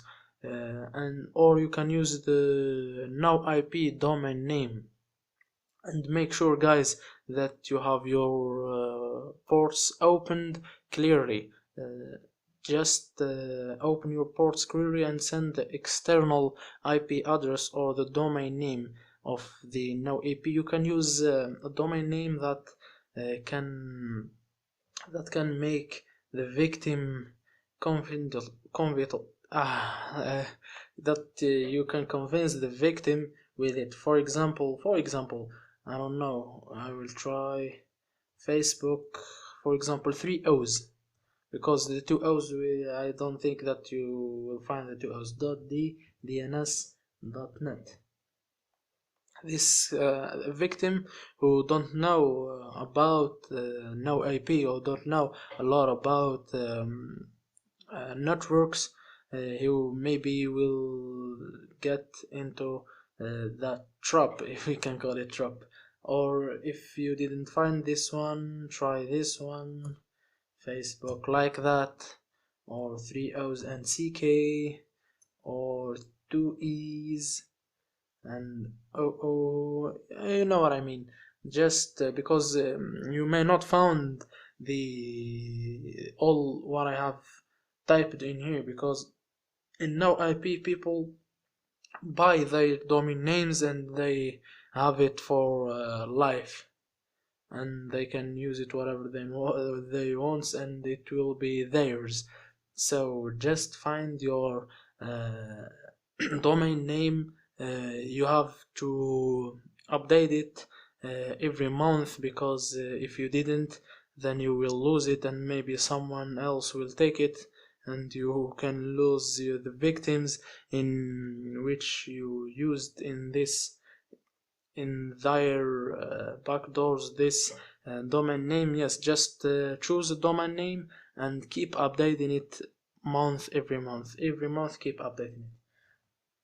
So that was about the no IP. So what we're gonna do is we're gonna send this fake login page using a mass mailer, like we learned before. So the mass mailer we have talked about, we won't take a lot of time on it. So let's just open the session toolkit 0 0, sorry guys,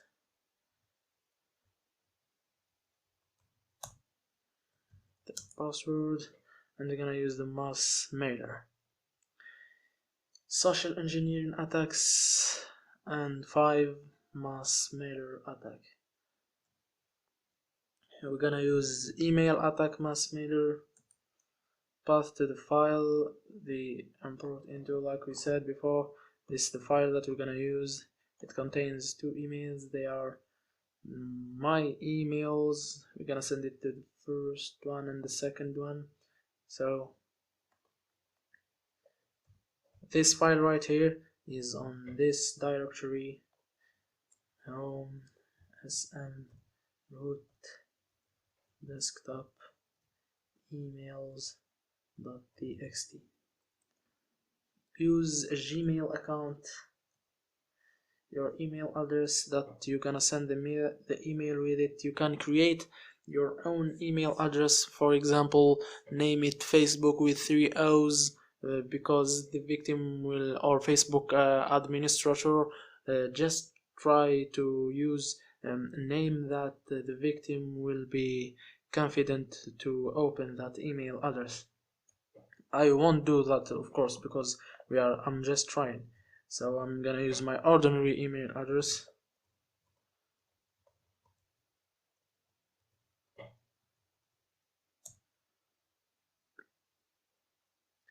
The phone name, the user will see Facebook admins, for example. Be someone who can choose the right words, who will choose the words that can convince the victim, because you are the one who knows the victim, and you are the one who knows what the victim trusts in. Phone name, so email's password, it's the email that I have entered. Flag this message as high priority. Let's say now. Do you wanna attach a file? No. Email subject, security alert, for example. Send the message HTML or in plain, let's say plain, onto the body of the message. For example, hi sir, we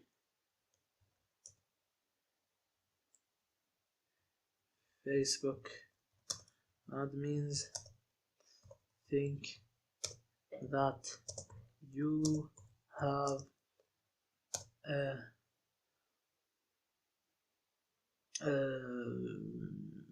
security problem in your account,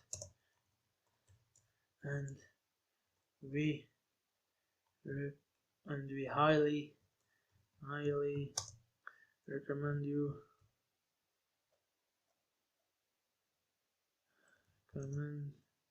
sorry guys, recommend you, maybe I'm making some mistakes, because you maybe know, guys, that I'm not a native English speaker, so I'm just trying to do my best. And we highly recommend you to get in your account to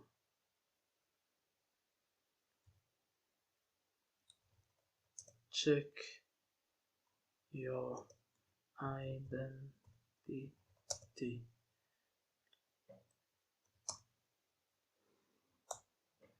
Use this link and type your no IP address, because the victim won't open an IP address. Just use the no IP address. You can shorten you can make it short, your IP address, but it won't be trusted. I prefer and highly recommend you guys to use the no IP address, because victims trust in that, because it contains a name that looks like Facebook. So I would say I won't try no IP address, because we are just making an example right here. 192, 101, I guess. Let's check it. Yes, that's it. 101 and some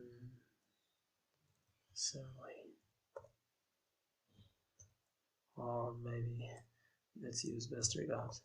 Then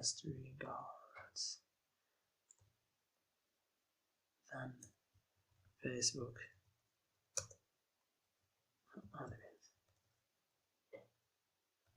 Just choose the right words, guys.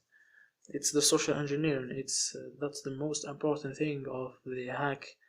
So enter and type and in big letters. And so the mass mailer would send the emails to these two emails. So let's check it. Gmail,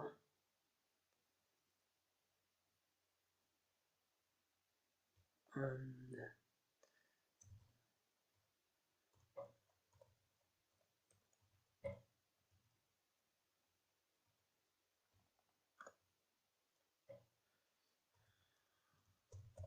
that's the email that we gonna open and check what the mass mailer does. This maybe can be so useful in random attacks, guys. You can have a list of, that's the security alert. You can have a list of emails address, and you can send this email to the biggest number of email address you think, and maybe send it to 100, 200, 1000 email addresses, and they will open it. Maybe 100 of them will open of 1000 or 50, or it's very useful in random attacks that hackers do. But remember, guys, we are ethical hackers, that we don't hack people without any reason. So if you type the link, then it will gonna be a link. It will be a link, so you will open that link.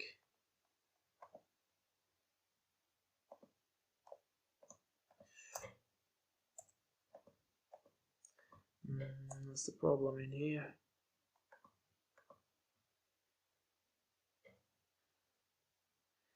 That's the problem in here.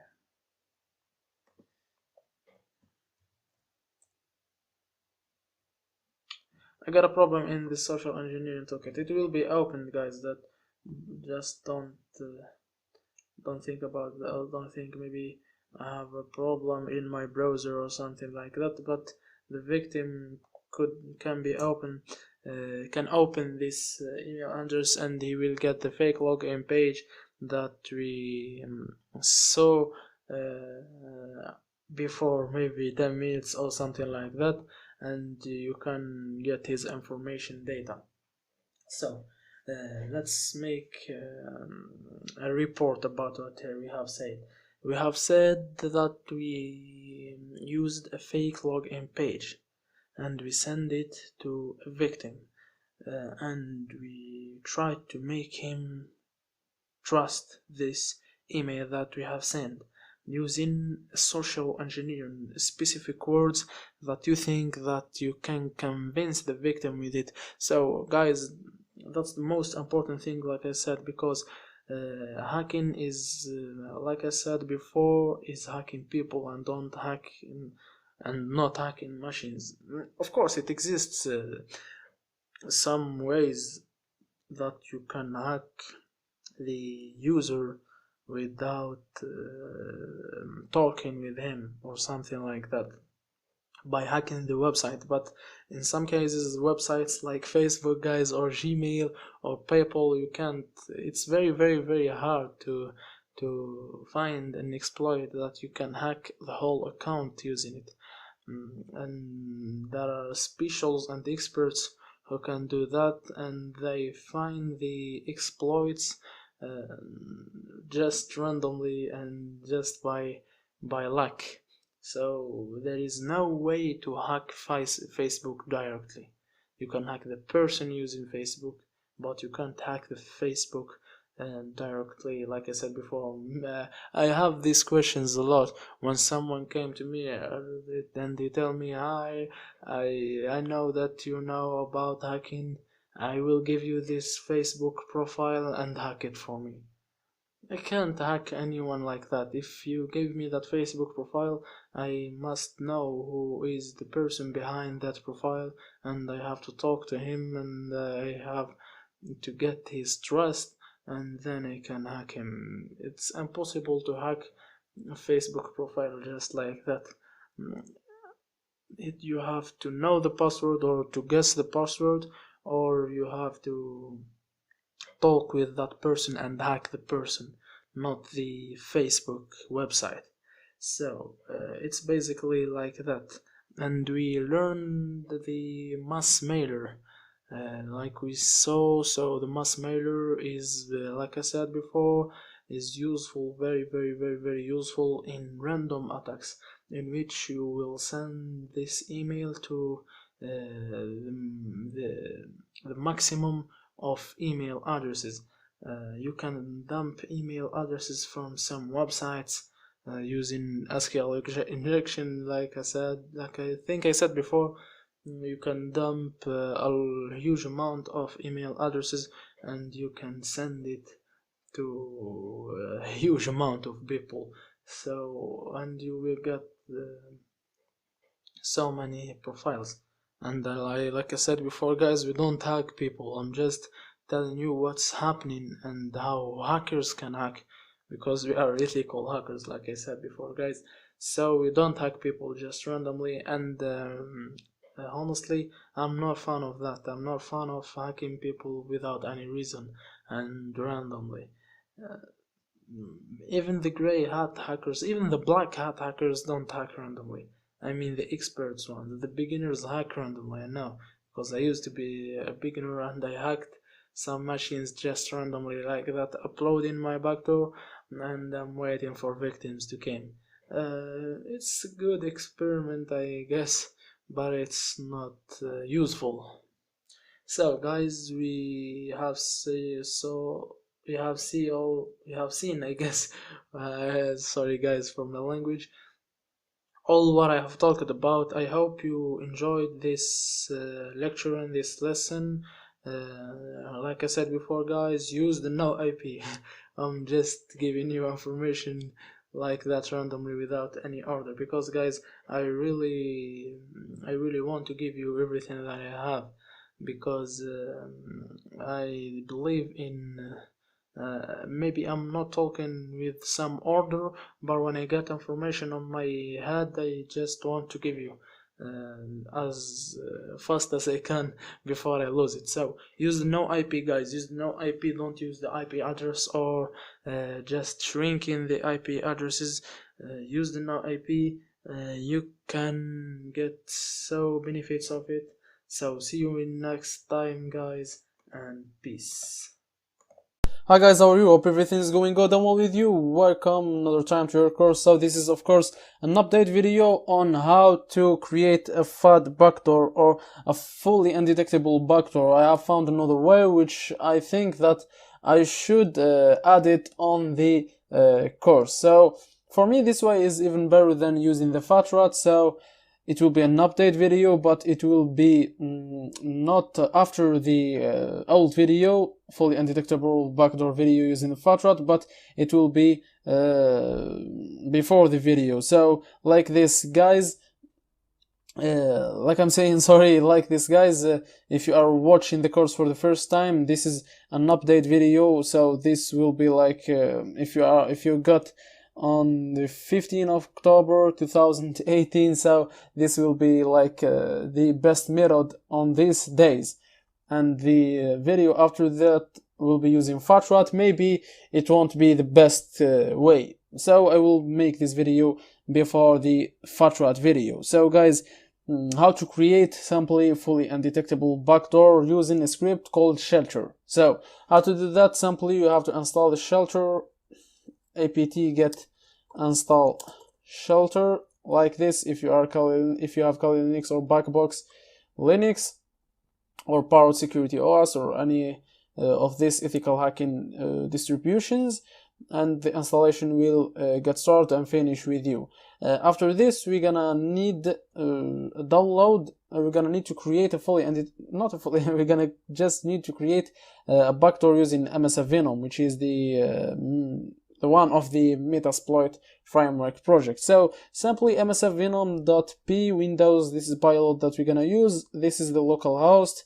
For me, it's my internal IP address. Of course, if you want to hack on the one or on the internet, you need to use your external IP address. And for the best cases, just use the no AP service domain name. I have already talked about that, and this is the port that I'm gonna use this time, and we're gonna use the Shikitaganai encoder. So this is for encoder, and we're gonna encode it like 12 times. And the format of the file will be raw, the output file, and the output file, or the result of everything, will be in the desktop and named fad.raw. So if you click enter and if you wait a little bit, we will have like a new file in here, which is fad.raw, simply like that. Then after that, what you need to do is just simply get into the shelter, type shelter, this is our script, and choose an operation mode, automatic or manual. We're gonna use the automatic, type A, and PE target. So in this case, I'm gonna use WinRAR. So like that, I will have the icon of WinRAR on my how to say it, on my encrypted backdoor, simply like that. So how to do that is basically and simply write the path of this file. Sorry guys. So this is very simple: root desktop and rar.exe. Enter. Shelter will proceed, and that's it. So guys, we're gonna scan our our backdoor. Sorry guys, I'm kind of lost in my mind. So we're gonna scan our backdoor on this website.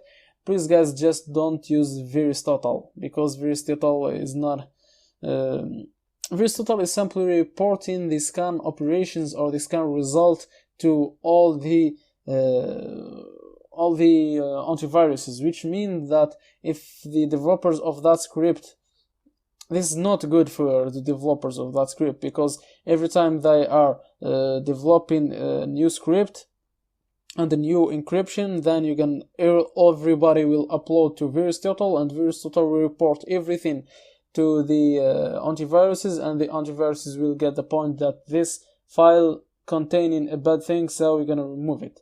So just try another one. You can try Metascan, this one in here, Metascan. Just upload in here, and you can try this one. I will just, guys, for my case, sorry guys, VirusTotal. In my case, I'm gonna use VirusTotal. So just to show you guys, do not, please do not use VirusTotal. Choose one of these two ones. But just to make just to prove you guys that the backdoor that we're gonna that result of our encryption will be clean, I will upload it to VirusTotal. But you guys, please don't upload it to VirusTotal. If you respect the ones who are helping you and the ones who are creating the scripts for you, don't use VirusTotal. In my case, I will use it just to prove. And normally, I swear I don't use VirusTotal. So in my case, like I said, I will go to VirusTotal. So it's in Arabic. I don't want it to be in Arabic. I want it to stay in English.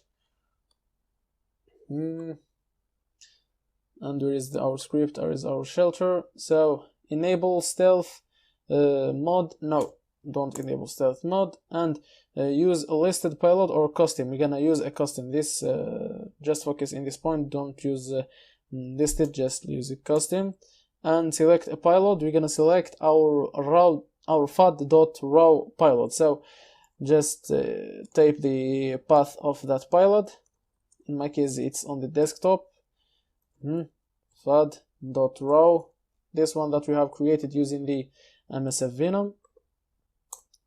Enter. Is this payload a reflective DLL loader? No, it's not. Then and like this, enter, and our WinRAR is set to be encrypted and containing virus, containing malware, containing a backdoor. So at this time, to not waste a lot of time, I will start the Windows machine. Not now. We're gonna just before that we're gonna scan our output file. So the output file is the same WinRAR that you have copied in the desktop. So like maybe you have noticed that there is kind of WinRAR in here. When I started, that was the WinRAR, the normal WinRAR software. So now it's a virus, simply like that. We're gonna scan it, open, okay, uploading and scanning. The operation may take some time.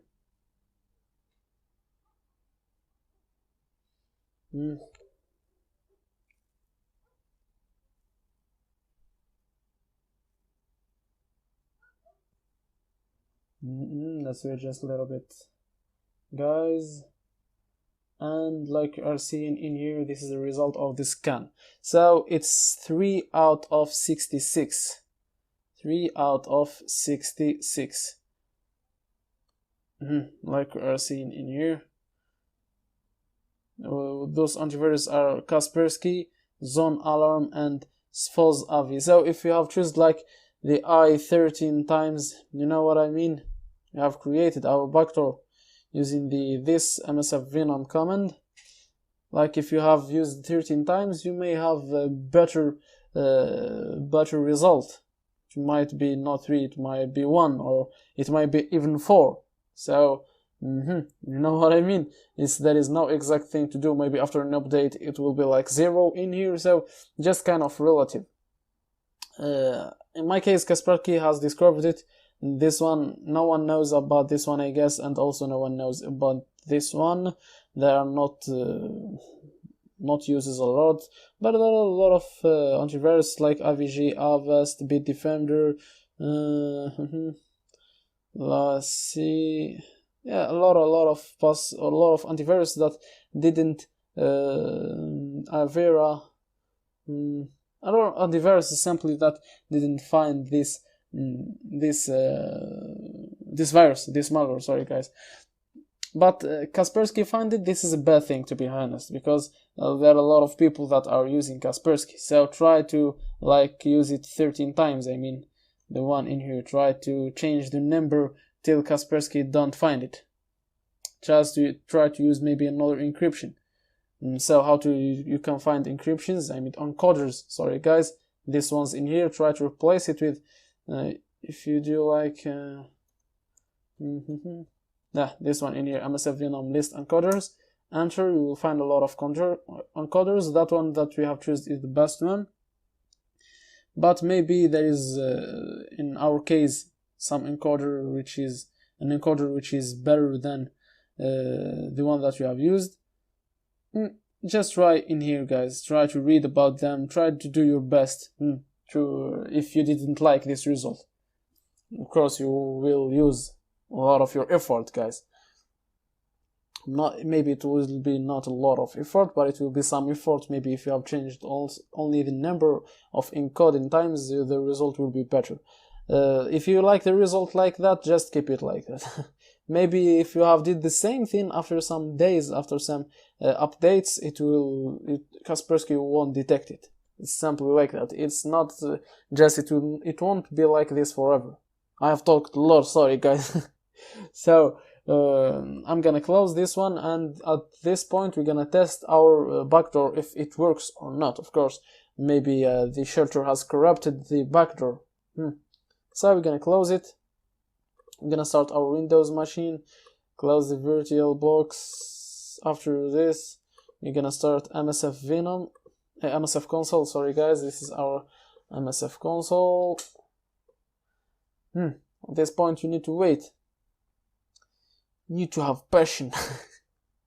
So, guys, let's make this smaller a little bit.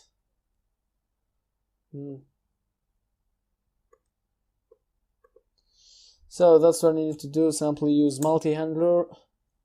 Then we'll set localhost. It will be your internal IP address, and the local port will be your port, and the payload will be Windows Mesh Operator Reverse TCP. Then run, simply like this. I will type my password to get into my virtual machine to test the encryption or the backdoor, guys. Like I have said before, the multi-handler or the listener is ready. So not this one. I'm gonna go to the desktop of the Kali Linux and copy the backdoor. So this is the desktop of Kali Linux. This is the backdoor. Copy paste like you are seeing in here, guys. I already have the icon of WinRAR. If I double clicked it, then I have clicked yes, like every software does. And wait a little bit in here, you will have your interpreter session. So sysinfo, and this is the Windows 8.1 that we have hacked. So guys, this is basically how to create a fully undetectable. It's not a fully undetectable backdoor, but it's a good result, having 3 out of 65. So guys, this was the video of today. This was the daily video. See you guys maybe in the next lectures, and peace. So, hi guys, how are you? Welcome again to your course, in which today we're gonna be talking about encrypting backdoors. So guys, if you are talking about encrypting backdoors, basically we are talking about 2 ways to do that. The first way is manually, which is the principal way, if we can say, in which the developer can get access to the code of the payload or of the backdoor and start making some circles to let the antivirus trust that software. And to make the antivirus trust that software is just to change the code. It's just to make circles, which means we will not let the antivirus see that those coding is properly ordered of a virus. We're gonna just make some noise on the backdoor. So that's the principal way. Of course, guys, if you are noticing, we have to use our coding or our programming skills, which means that the beginner person won't be able to do that. He needs to get some experiences on programming, and he needs some programming skills. Maybe the most common programming languages to do that are C# and Python. I see that those are the famous ones. Guys, this is a whole course. We're gonna not talk about that side. We're gonna not talk about coding, because coding is another whole course, like I said. And we're gonna talk about a second way to do that. The second way to do that is we're gonna use what coders code and what developers made. So we're gonna use their codes, and we're gonna use their scripts and their tools in order to make our our encrypted backdoors. So guys, to do that, of course we need tools. The most common tools are sorry guys, not MSF Venom, it's evasion and fat rat that we're gonna talk about today, and phantom evasion, and this one right here, and NX guys. There are a lot of tools, because the ways that developers encrypt the backdoors is not a one way or 2 way or 100 way or 1000 way. There are a lot of encryptions, and maybe an infinity of encryptions, and we cannot just say that there are 4 tools or 5 tools, because anyone can make his own encryption and he can share it to the beginners to use his tool and to get their FUD backdoor. FUD, like we said before, is fully undetectable. So that's it, guys. The bad thing about this second way or this second method is that the users that use those scripts are uploading the backdoor to the scanning websites. And when websites scan that backdoor, they will send reports to the antiviruses companies. So when antiviruses companies get a lot of scans about the same thing, it's of course something that is not trusted, and we have to see what's happening with that software. So the companies start to scan those softwares, and they will make their engineers work on that, and then they will find the encryption easily, so the encryption will be added to their database, so the encryption has been detected. So sorry guys. So that's the bad thing about it. The good thing about it is that it is so easy to use. Like I said before, the tool that we're gonna be using today is called the FatRat. You can just install it, guys. Just type on Google the FatRat. It's the first GitHub website, or you can get access to this website right here. I will share it with you. Just get down. You will find getting started. So just type these 3 commands, guys, to install the FatRat. It's not so hard, so I won't install it. I have already installed it before. To open it, just type sudo FatRat.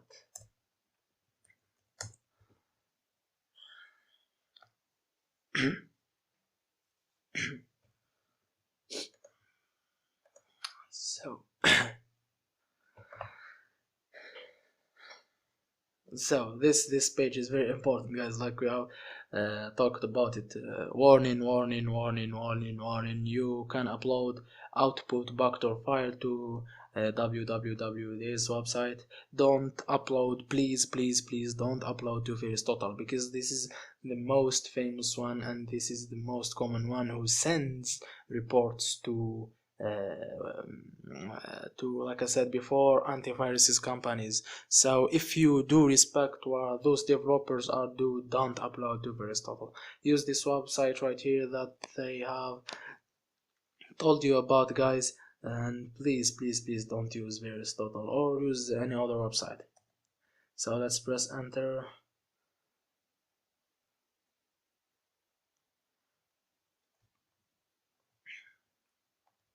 Let's get rid of this and enter. So like you are seeing, guys, in here, create a backdoor with MSF Venom, which is the factory of payloading Metasploit. Of course, if you don't know, guys, Metasploit, it's a whole big project which contains posts and modules and exploits and payloads and everything, guys. It's a very big project, the Metasploit. So it contains, like I said before, the pilot factory of Metasploit is called MSF Venom. It's the first one right here. I don't highly recommend you to use MSF Venom because it's a very famous one, and his encryptions are always detectable because the companies of the antiviruses knows all the news about this thing. You can see, guys, create backdoor with MSF Venom, create FAD 100%. There is a lot of ways. We will use, let's use this one, the 6. So create a bat file. We're gonna use the Matterpreter file right here. So the host, guys, this is very important. I will talk about it. So if a hacker wants to hack outside of his local area network, in this local host IP, all host IP address in here, he won't put his internal IP address. His internal IP address is the one that is in here. that we have talked about on the no IP address and the no IP, sorry, in the no IP lesson and the no IP lecture.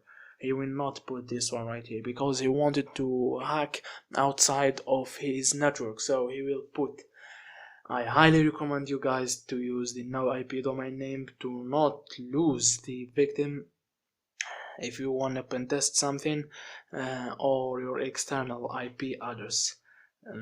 So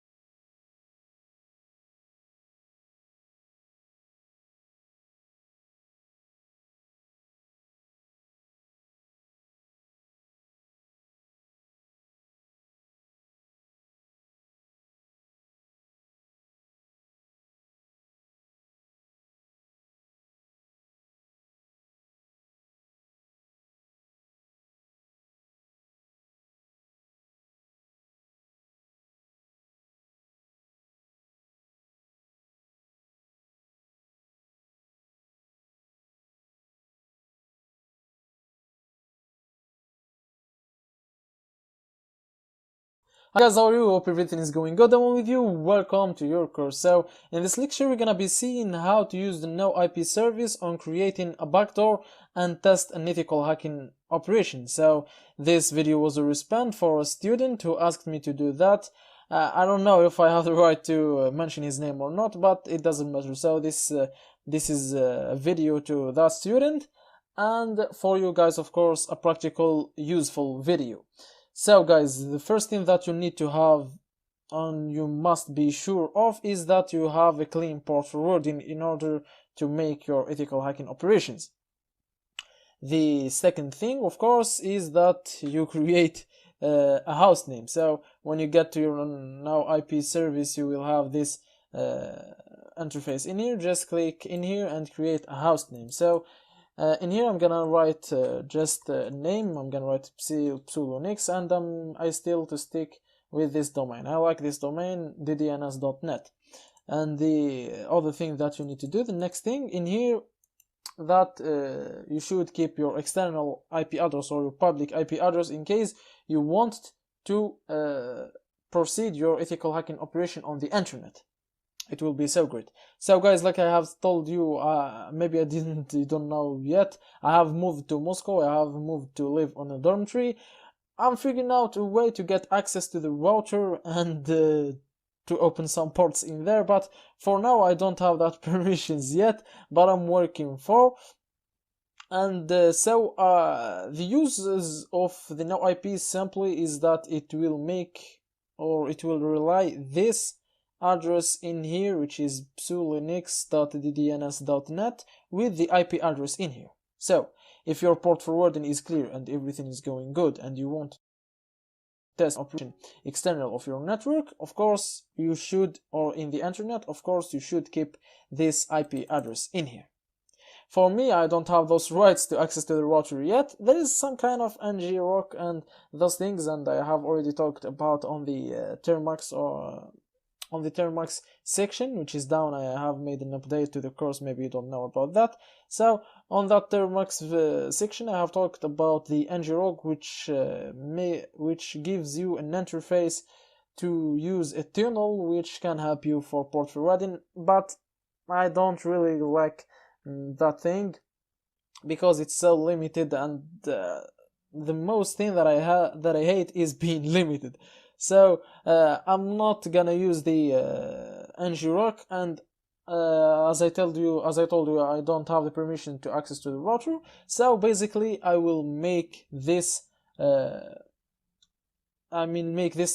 name. Sorry guys, access to my internal IP address, which I can get it from ifconfig, of course, guys. So you should keep this IP address in here if you know that your port forwarding is going good and great. Of course, if you want to hack on the internet, I mean hacking external of your local area network, you know what I mean.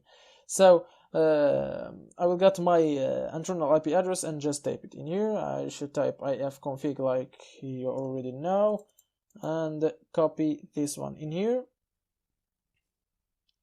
Copy, then paste it in here. So like this now IP would be relied to my local IP address.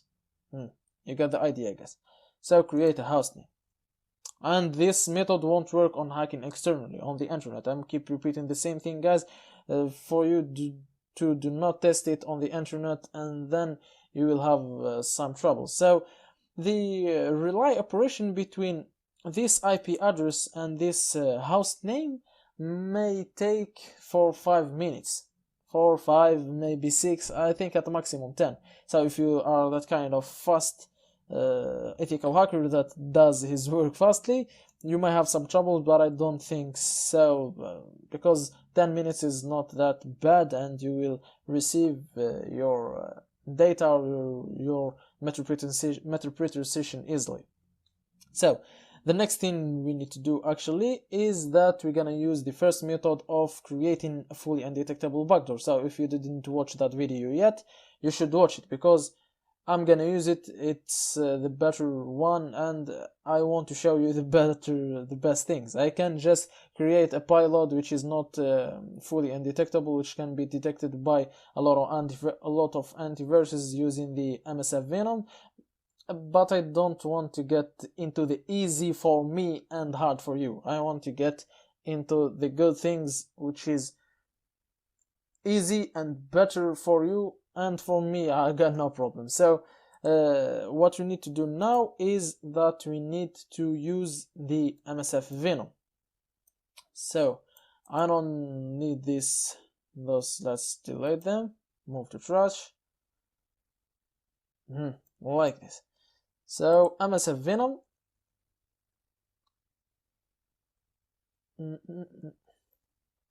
like you're seeing here. So I've already used this command. So MSF Venom payload Windows Meterpreter reverse TCP as usual, localhost. This is the now IP, so this is the point, and the local port would be 8080. The encoder, I used the Shikita Ganai as usual. I encoded 15 times. You can use 17, 18, no problem. The format of the raw of the file would be raw, and the output will be in the desktop. So enter, and we don't need this Google Chrome anymore, so let's close it to have more space on RAM and to avoid a little bit the lag. So I will bring the WinRAR and they will be back, guys. So I brought the WinRAR in here. Like you know, guys, in Shelter we use another software, and I like to use my victim WinRAR. I don't know why, but it's so easy to use it, and I just get to use the WinRAR as a software victim. You can use any other software. You can use VLC. You can use whatever you want. So, like we're seeing in here, when you are running a virtual machine and in your system and running some MSF Venom and those kind of stuffs, the PC gets some lags. So we have created our FUD.raw from this MSF Venom, and we got our software. So the next thing that we need to do is, of course, the shelter. Enter, and let's wait for the shelter. While waiting for the shelter, we can start the MSF console.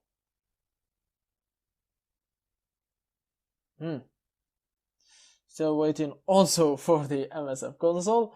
I'm so sorry for this waste time, guys, but I really don't know what to do since my laptop is getting older. So this is the Metasploit framework,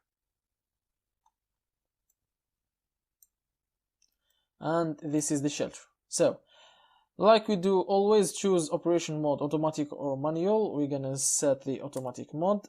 The target would be our WinRAR, which is root desktop winrar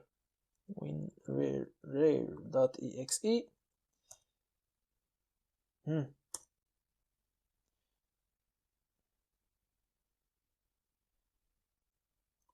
And we're gonna wait some time for the shelter to be ready.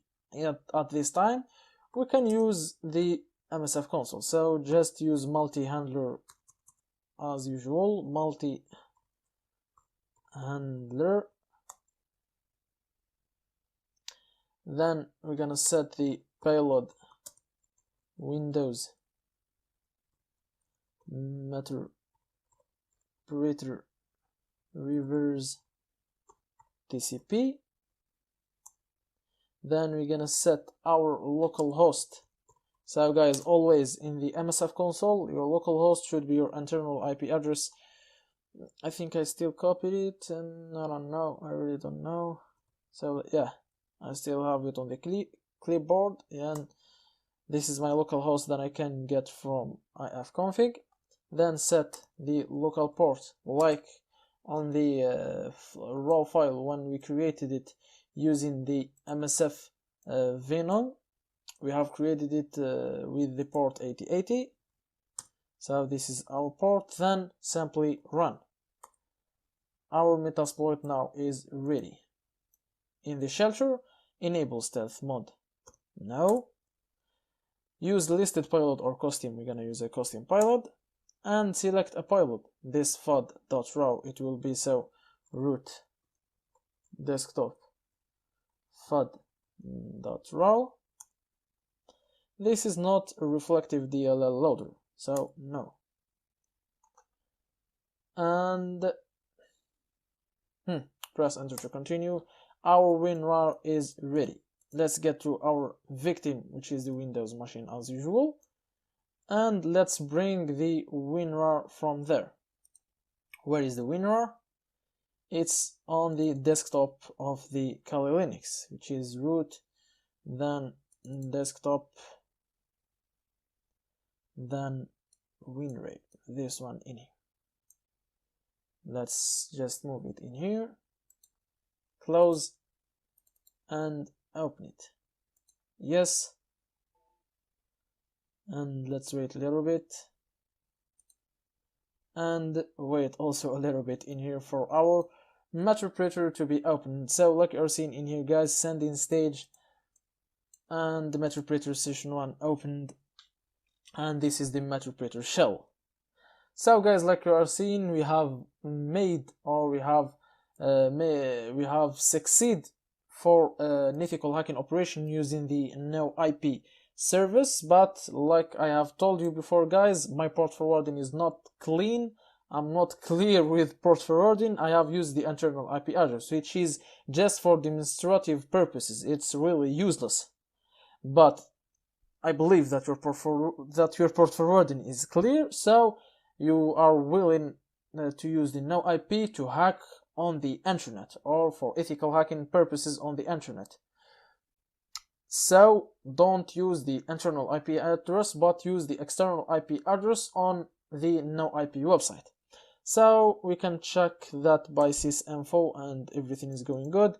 So guys, I hope you understand this video. I hope you, my student that told me to do this video, that he has understood that video well. So guys, see you in the next lecture, and peace! So hi guys, how are you? Welcome again to this course, and this time we're gonna be talking about cloning websites.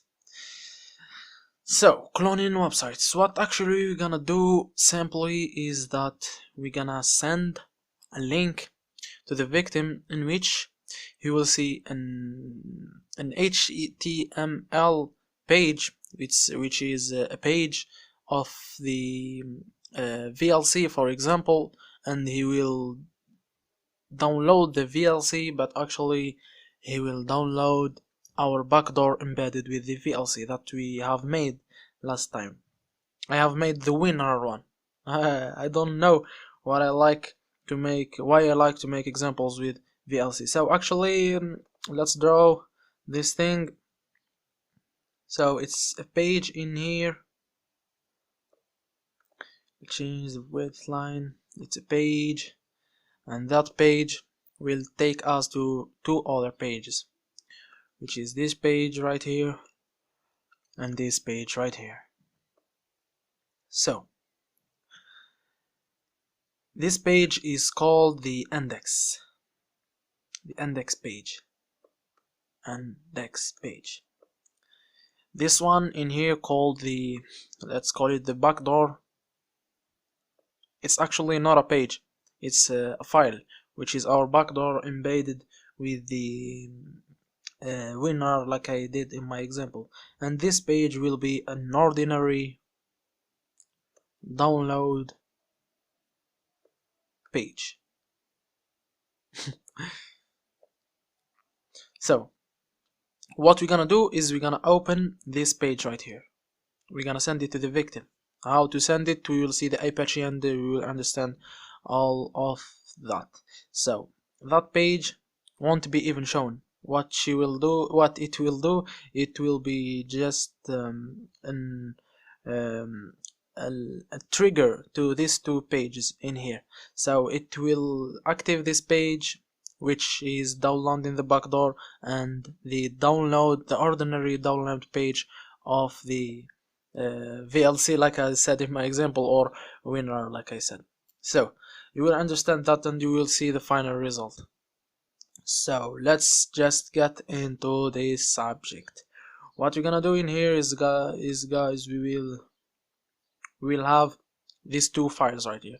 In here it's the backdoor embedded with the WinRAR, and in here it's an HTML page. I have made it for you guys. I will make it with this lecture. You will find it. So it's basically the trigger that we have talked about. It's the index page. It's just some script, JavaScript script, and it's on an HTML page. It will open the document location, and in here we will put the name of the embedded backdoor, and in here we will put the name of the ordinary download page. So where we can find this ordinary download page, it's basically in here. In my case, I have typed download WinRAR, so I got this download page on the web. All you have to do is to save it. Just Control S or save it, or do whatever you want. So next, then choose this folder. I have made a special folder to get this all of the contents onto that folder, which called clone, and just save it. Let's see what is new in that folder. We have that page. It's the download page which I have talked about in here, the ordinary download page. It comes with the CSS and the JavaScripts. It's its own CSS and its own JavaScripts. I have downloaded so these two things right here, a folder and a page. So what we're gonna do, guys, is simply this. We're gonna make rename, then copy all of that, even the HTML extension. Copy, then get into the index. Sorry guys, not double click, but open it with a text editor. I like gedit, and place it in here, in these 3 points. Remove the 3 points and place that name. And in here, in that one, just rename the embedded backdoor, the same thing. Control C, close, and get it in here, and Control V. Save it. Save this index page. Save. So that's it. We got our index page, and we got our ordinary download page, and we got our embedded backdoor. So what we're gonna do is we're gonna copy all of that into this folder. So what you're gonna do is you will have to access to this clone folder, which is in here. Just get in, open terminal here. So this is the directory, so this is the location. What you gonna do is type sudo. If you are a Kali Linux user, you don't have to type sudo. So sudo everything, which is this symbol right here. I don't know how to call that. So everything to this location, var www html. The password of the sudo command not found. Sudo index.html. Sorry guys, I forgot the CP. Before I do that, just before you do that, access to this location in here. It's not the folder I have talked about. Just access to this location in here, because I have already some files in there. Type ls. As you are seeing, I have some files in here. Just I have to remove them. Sudo remove everything, including the non-empty directories. So that's it. If I type ls, there is nothing in here. So let's get back to where we was. No. So just close it. Get in here. Welcome again to the clone folder. So what you have to do is to, like I said before, sudo cp. That's the mistake that I have done the previous time. So sudo cp r and everything to the var www html password. Let's get there to check them. cd var www html. Let's type ls, and yes, we got our folders in here. So what you have to do, guys, is basically, as you are seeing right here, I will make a mistake for you guys, yes, just to make you understand that. So we're gonna launch an Apache server. The Apache server makes your PC as a server, so it can be accessed through the port 8080. So what means if someone typed your IP address, if he's external of your local area network of your NAN, he will have to type, of course, the external IP address or the no IP domain name, and if he is internal and if he is connecting with you using the same router or the same modem, he can type the internal IP address.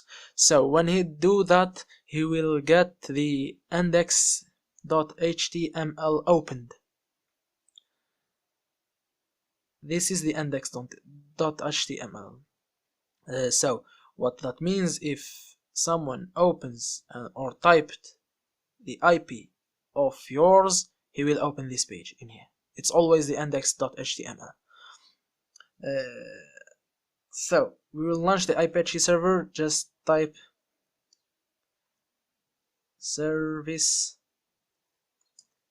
Apache 2 start, password, and yes, we have started the Apache 2. So I said that I will make a mistake.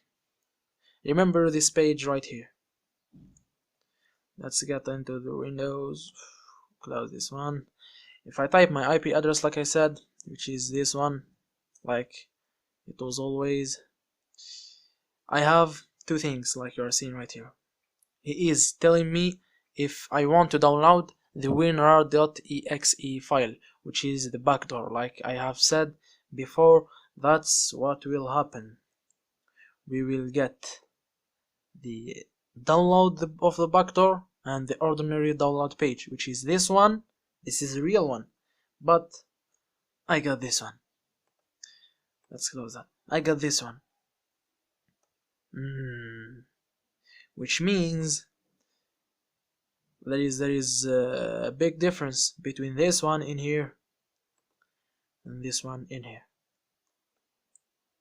Yes, they are the same HTML. So the problem is that the CSS and the JavaScripts in the folder that we have talked about before, which is this one, are not opened. Why? So you will learn a new thing on Linux, which is the permissions. Like, so you are seeing in here, guys, if you typed ls l, you will see this result. You don't have the read and the execute permission. So permissions are just like that. 3 permissions for the owner, 3 permissions for the group, and 3 permissions for others. So what we will do is we will give the permission to the group and the others to can read and execute some things from our page. Sorry, not from our page, from this page right here. So everything that we have to do is just sudo change mode. It's like that. 755. 55 means this binary coding. It's something it will take time for you to understand, guys, if you don't understand binary coding. So just type like that 755, and I will make another mistake for you guys, just to understand. I'm making mistakes for you guys. So if I type like that, change mode cannot access to winner, change mode cannot access to download, change mode cannot access to end, change land, like that. What he's doing is like he want to change the mode of the winner, and then he find this blank right here. There is no winner, but there is no winner in this directory in here, in this location. So he tries the download. There is no download in here. He reads that name like it was a different directories or different files. So if you have a blank on your name, any name you want to cp, or that's how the terminal works. If you have a blank on a name of a folder or a name of a file, you have to do that. The quote at the end of the name of the folder or the file. In my case, of course, it's a folder, and quote at the beginning. Tap enter and everything is done. So let's try to run our page again. This is my IP address. So that's it, guys. Like you are seeing in here, we got the download page, which is beautiful. Not like the old one. And we have the save page. So let's click save. The victim will open this one like it is nothing, of course, because he is seeing an ordinary download page, and then a file. It's ordinary with his name. Just he will open it when he clicks run. Up in this case, he is opening two things, like we have said before. He's opening our backdoor and the installation of the winner, and he still don't know what he have opened. So let's launch the MSF console. Let's close this one. Let's launch the MSF console. Let's close even this one. I think you understand it. Discard this one, and let's open the MSF console. Sudo MSF console. Take the password. So of course, guys, if you want to hack external of your network, be sure, I'm repeating that again, that your ports are opened clearly, and what I mean by that, you are clearly port forwarding the firewall and disable the firewall. I'm repeating that again and again, but I think it's very important step. And when you send to the victim the page, when you send it to the victim, be sure to send the no IP domain name, because it will be very bad. I don't know how to express this, express that, but it won't be good if you send him an IP. Of course, he won't trust you. Send a domain name, which you can choose a trusted domain name. For example, you can choose this. I like the DDNS extension. You can choose, like, for example, download winrare.ddns.net. Yes, it's very trusted. Or you can choose this one. I think it's better. This one is better. Just make a domain name which is trusted. I think that this one can be trusted. So let's try like we do as usual, use we use the multi handler, then we set payload, windows, matter, operator, reverse, TCP, then we set local port 1111, and we set localhost, our internal IP address. Then we exploit or run, it's the same, sorry guys, exploit. And let's try it again. If you send him the IP, of course I said the domain name, the IP is very bad. Just send the domain name, and when he opens it he will get the ordinary download page, and he will save it like it was nothing, and he will open it and just run, yes, and he will install the winner like nothing happened. But what happens in here is that we have a metaprinter session, sys info, and it's our system, our Windows 8.1 system. So let's get back again here. I hope everything is clear, guys. I think it's a very trusted way to a hacker to hack someone. I think it's very trusted way. There is another better way thing, guys, for you. If you know something about HTML, you can guys, it's very better to change the href. I mean, you make the victim, when he clicks, for example, on English version, it won't be redirected to the website from where there is the real winner, but it will be redirected to your backdoor, or your embedded backdoor. Guys, it's I think it's very better than the method that I show you. I didn't show you this method right here because, guys, there is some things not very advanced, but they are medium advanced. I know how to do that, but for you guys it will be very not very hard. It will be hard to explain, and there is some websites which use the scripts, and the scripts are hard to explain, guys, and it will take a lot of time. Just if you are interested, learn some redirecting using HTML, or the href on the HTML, or learn some JavaScript, and you will be able to do that easily. So even our method is very trusted, I guess. So in here we finished our lesson today, guys. See you in next lessons, and peace. So hi guys, how are you? Welcome again to this course, in which today we're gonna see how to persist a victim.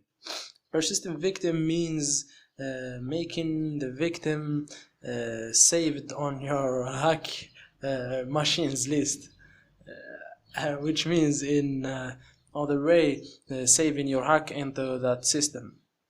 I will show you guys how to persist Windows victims at this time. So persistent Windows victims have a lot of different methods, using a lot of different ways.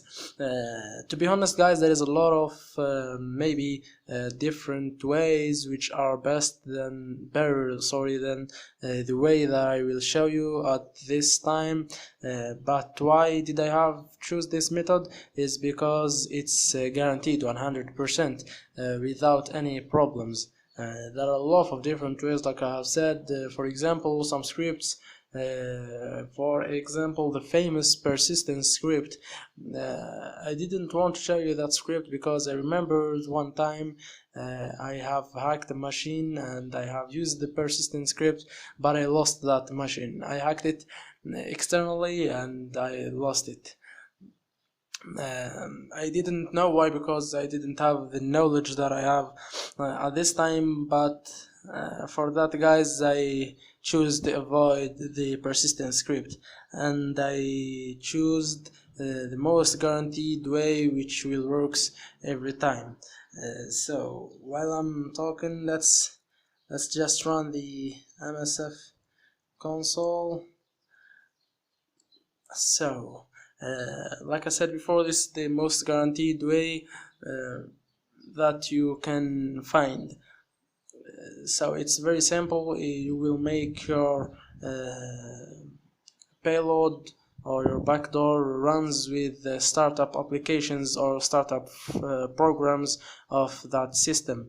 For example, guys, if you have installed Skype, you will notice that Skype will always start when your machine starts.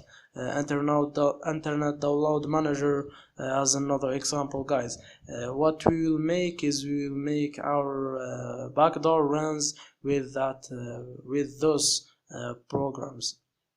So to do that, it's very easy. You will just upload your backdoor into the startup folder of the system. Different systems have different startup folders.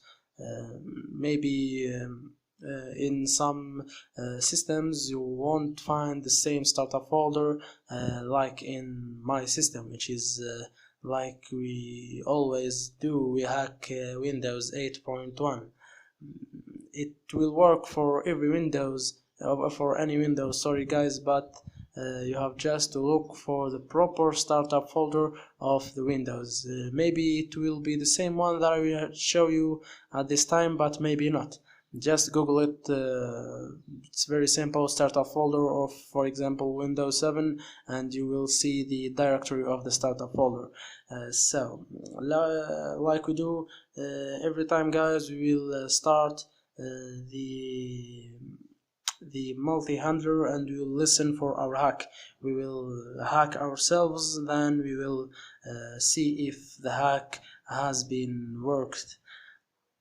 So like we do, use multi-handler, then set payload Windows Matter Operator reverse TCP, then set localhost. Like I say always, guys, if you are hacking externally, make sure that your payload is using the external IP address, but at this time you will have to make your external IP address of the backdoor, which means on creating the backdoor, not on the listener in MSF console like we are doing right now, but on creating the backdoor. You will make sure that you are using the no IP service, because it won't work without the no IP service. Because if your IP address changed, which means if you rebooted your router, you will have another external IP, which means if the backdoor try to connect to the external IP, it will not connect to your external IP if you're because, like I said, your external IP has been changed, but the no IP don't change. It's always the no IP. I won't talk about that more than that, because I have always talking about this story of external IP and IPs in general and no IP. So set local port as usual, then run. Let's run our backdoor. Run Mozilla. Let's just run our backdoor. It's in here. It's in here. Home. SM root. It's on the desktop. I'm getting into the desktop of the Linux machine. So it's simply hacking ourselves. Of course, you won't hack yourself. You want to hack another victim. So you will use the methods like the methods that we have talked about in the previous lessons. So, and we have the meta session. Just type sysinfo, and you have the system's information. Like you are seeing here, operating system is Windows 8.1. Just type startup folder of startup application startup folder of Windows 8.1 and you will have that folder. I will go with you guys step by step to get onto that folder and upload our Udemy hack backdoor in here. Just cd guys, just cd and it's on the operating system disk. Like you are seeing guys in here, I didn't type that slash in here. I typed the anti-slash. I have typed the anti-slash, which is this one, which you can find maybe in your cardboard in the 8th number. So then ls, then you will have this list of folders in here. Just get into cd users, then ls find the user.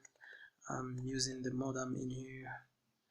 Just cd modem. My user's name is modem. You can find another name. Then ls, then cd app data, like you are seeing cd app data, then ls, then cd this folder right here. Let's go fast. Then ls, then cd Microsoft, then ls, then cd Windows, then ls, then cd start menu. Guys, if you have typed start menu like that, you will see an error. Yes, it's operation failed. The system cannot find the file specified because the system is reading only cd change directory to start, because the blank on the command line or in the terminal line or on the bash language, it's the blank they didn't go with the folder's name. The blank means something else, so you have to tell the command line that we are using a command in which start menu is one sentence, one independent sentence. How to do that? You have two options: start menu like that, and you have this, I don't know how to call that in English, but just you have these two quotes, maybe two quotes in here, or using the anti-slash that you have talked about, because the anti-slash tells the system that the blank, that the anti-slash in any command means that the character after the anti-slash don't mean the use of it in the command line. Just use the anti-slash, just use it. I hope you understand me. So start menu, then ls, then cd programs, then ls, then cd startup, this folder in here. Sorry guys, startup and ls, then that's it. We're gonna upload this file right here. You have to find the directory of this file. I know the directory of this file. Let's see, properties. Maybe you find, yes, this is the location. This is the location. I will just type it. It's on the home. My user, which is smroot, then desktop, then Udemy hack.exe. Uploaded. So that's it guys, we have uploaded our backdoor. Let's see if we have saved our hack or if we have persist our victim. Let's reboot the victim's machine. Let's reboot it, restart, and let's wait to see if we have persisted the victim. I think guys everything is easy. I have just uploaded our backdoor, which is not the backdoor that is embedded with the winner. Of course guys, because you don't want the victim to see the WinRAR installation every time he logged in his machine. We will use the payload that don't show, or the backdoor that don't show everything. It's the first backdoor, sorry guys, that we have created. So if we see in here, guys, Meterpreter session 1 closed, of course, because the machine has turned off. So let's run the Meterpreter again, and let's see. Let's enter the password to log in into the modem. Like you are seeing, it's the user that we have hacked. And let's wait in here while the user is opening his machine. The backdoor will be run with the startup applications. So we will have a Meterpreter session. My laptop is getting heavier. I think I have to buy another one. I'm just looking for the money to do that.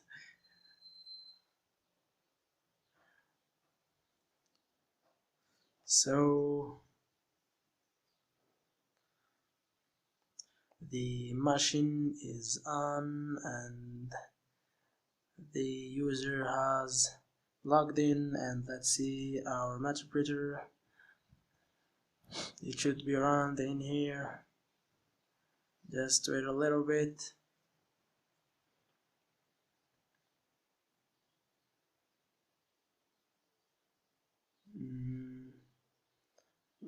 It's taking longer time.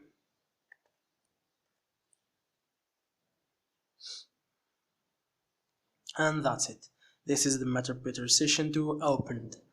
Like you are seeing in here, guys, we have the Meterpreter session opened without doing anything, without hacking the system all over again. And we have hacked it, like you are seeing in this lesson, guys. So, guys, that's the end of our persistent Windows machines victim, guys. And see you in other lessons, and always remember that we are hackers, and hackers have black terminals with green font colors. See you in next lesson, guys. So hi, how are you guys? Welcome again to this course, and in this time we're gonna be seeing how to hack a Windows machine using dynamic data exchange exploit, or DDE exploit. So without talking too much, let's get into the subject. First of all, guys, you need to download this exploit, or this module in here. So just copy this command that I'm gonna give you. Of course it's too long, so you don't need to type it. I will give you this txt file in here. I don't like to give you comments, guys, because I don't believe in copy and paste. I just want you to learn too much, guys, because copying and pasting will not make you even more experts or professionals or something like that. So that's why I don't like to give you the comments. So first of all, you need to download it using this command right here.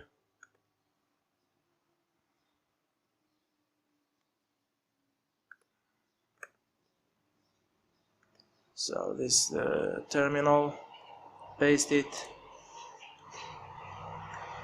and boom, you have to download it. So the second thing that you need to do is you will copy that exploit on the Metasploit framework path, on the exploits path, of course. So in my case in here, that's the path of my backbox operating system in Kali Linux. This is the path. I will give you that path in this txt file. So this is the path that you need as a Kali Linux user. So for me, I will copy it to this path.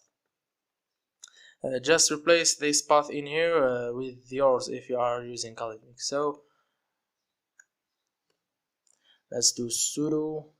Let's first of all, let's do ls to see where is that. This is the exploit that we downloaded, guys. So let's copy it, copy like that, then sudo copy this exploit to this directory, Ctrl C and Ctrl V, sorry guys,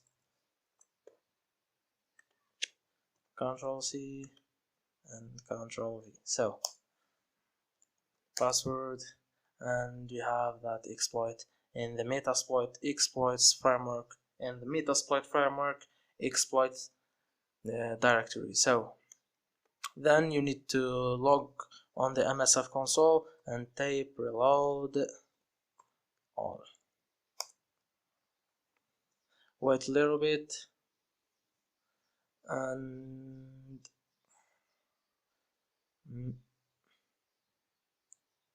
wait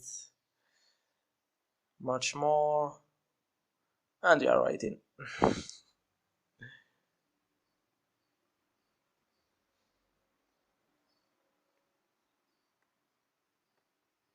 It's taking too much on my laptop, so it has been reloaded. Then just type locate the name of that exploit. It's the DDE, I remember it, delivery, locate it. Sorry guys, not this one right here, but type search is better. Locate is not for the MSF, then so the copy, then search. Locate works too, but search is even better. So this is the one that you have copied. So let's copy, make a copy, then use this exploit. Use this exploit. Then set payload as usual. Windows, Matter, Reader, Reverse, TCP. Then set localhost as usual, our IP address. Then set local port. This is the local port, and exploit. So next thing you need to do is you will make your document, your Word. I will choose Word, the Word Office, Microsoft Office Word. So get to a Windows machine. This is our Windows machine on the Word, the Microsoft Office Word.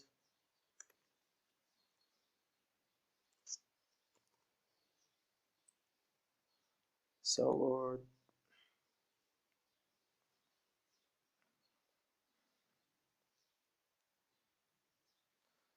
create a new document, then insert a simple table. Just follow me guys. Insert my Microsoft Office Word in here is in French, yours maybe is in English. Just follow this icons in here. I'll try to translate for you guys. I think this is insert in English, then table in here. Just create a simple table, go to a case in here, and go to, I think, I don't know, but just the second tab in here.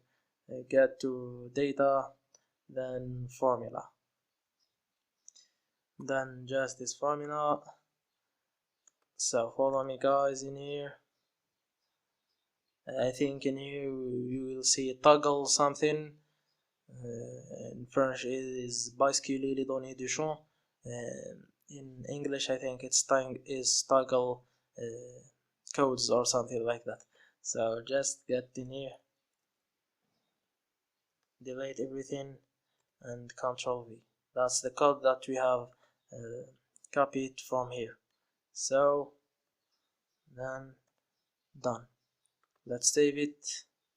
Save as. browse to the desktop, then name it the name. For example, it's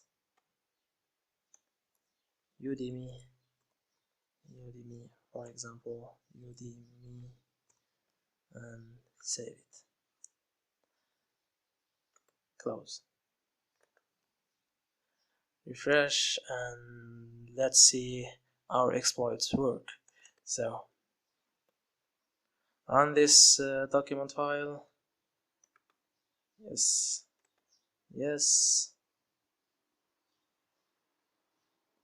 Okay. And waiting in here while our document give us the access to this victim, to this Windows machine victim, of course. Delivering pilot. So just wait a little bit.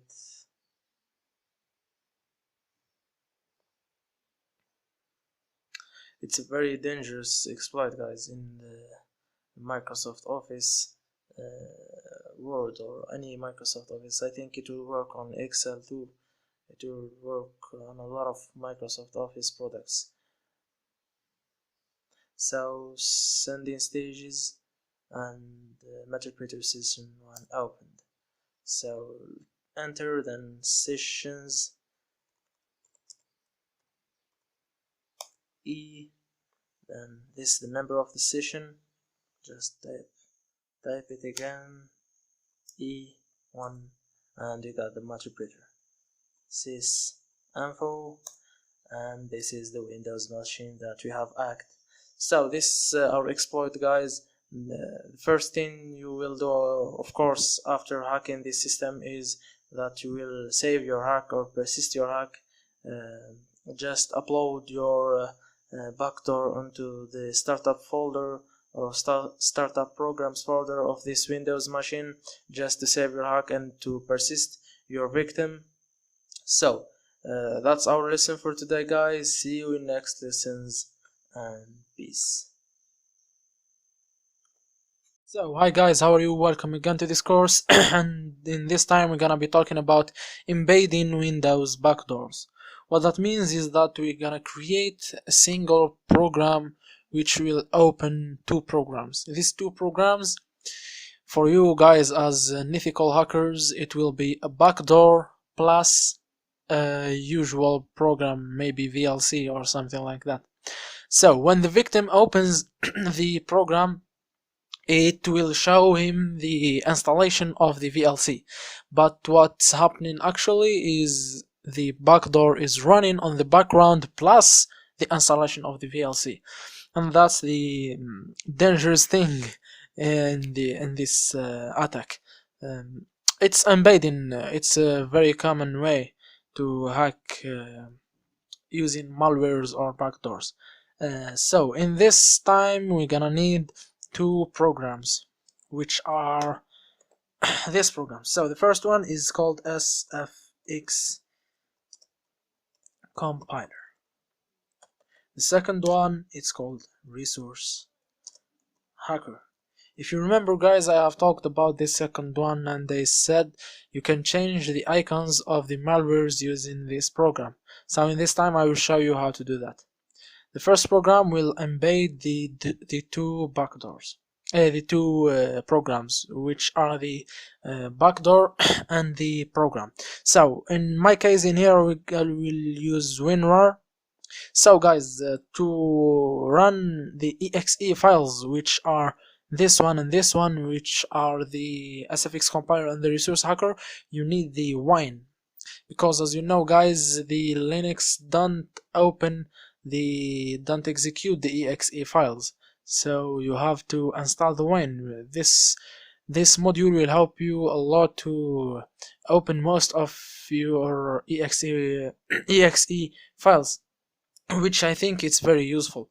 So you can install the wine using this simple command sudo apt get install basically wine. Sorry guys.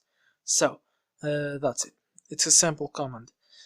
I have already installed it, so and these two programs, download them from any website, of course trustful websites, and run them. They should be running without any problem. Any version will works perfectly. So let's just install them. Let's type ls and let's install the sfx compiler. Sudo, not sudo, sorry, wine. So basic installation, basic steps, I agree, next, start, and that's it basically. So the second installation, let's copy the name, let's copy the name, the resource hacker, and let's just do sudo, not zero, sorry guys, I'm making a lot of mistakes. So wine, not zero, wine, the boom. That's it, next install, and basically don't view the readme. So that's it. Let's start embedding the backdoor. So in here type sfx, just execute the program that you have installed, which is sfx compiler. This is the same backdoor that we have created last time, guys. If you remember, I have talked about hacking external of your LAN or of your local area network, and I have told about using IPs and port forwarding. I won't talk about that again, because I think that you understand that very much. So just drag it right here and drag, in my case I said I will use the WinRAR, so let's just drag the WinRAR right here, and that's it. Get to options, make the backdoor runs first in here, and then file to run before running main file, which is the WinRAR.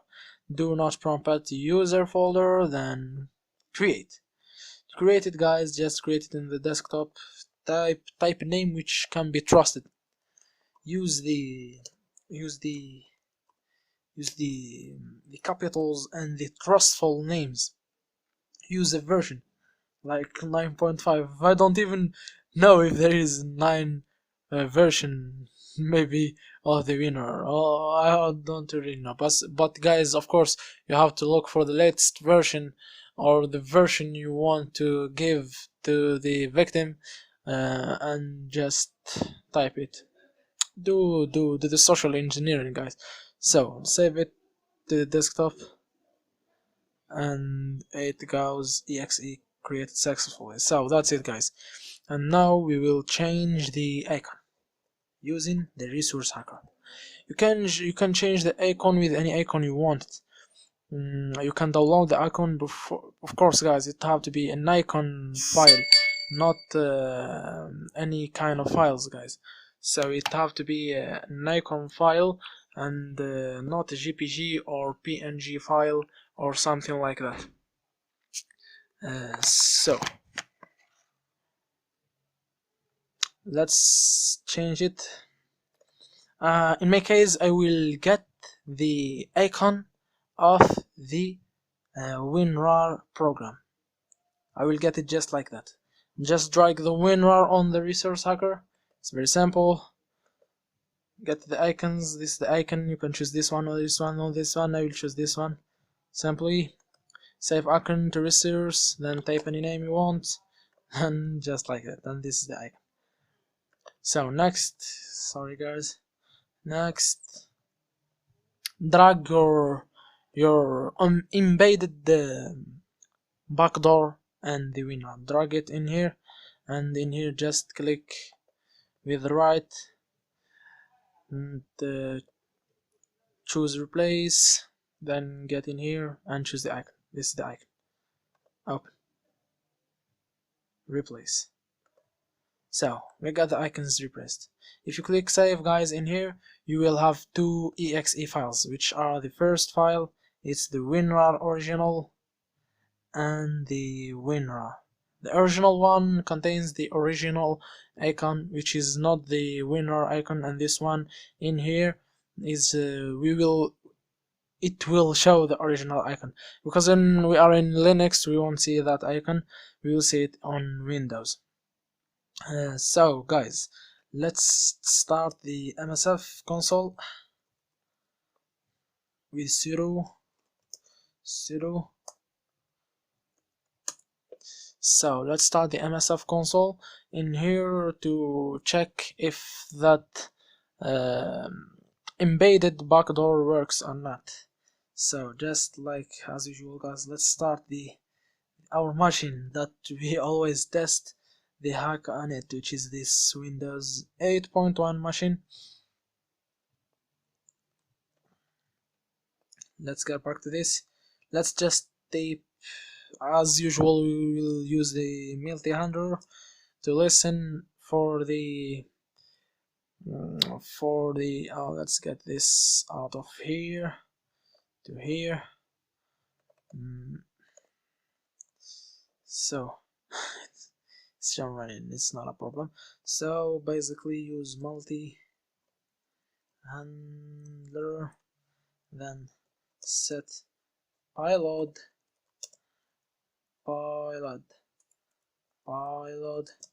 Windows Matter reverse TCP. Set localhost. This is the localhost, guys. Like I said before, use the same address IP, the internal address IP, your IP address that you can get it from efconfig, which is this one. efconfig. Let's make that bigger, which is the efconfig gives you this one right here. Use it always on internal hacking or on external hacking. Let's close this tab. Let's get in here. Set port, local port 111 and exploit or run or something like that. So guys, that's it. I have talked about the IPs, guys, because I'm always talking about the IPs because I have this problem when I was a beginner, and it's a very common problem, guys, which if you made it a simple mistake, you won't have the victim, and you will not get the victim data, or you won't have the matter precision. So I won't talk about that because I have talked about it before, about using the IPs and port forwarding. So let's get to the Windows machine, basically like that.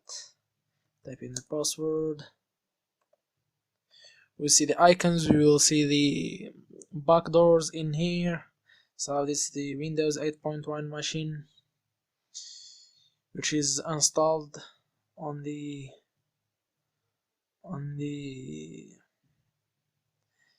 VirtualBox, sorry. So sm root, then desktop, this is the folder I'm getting into the desktop of the Linux. So that's it, guys.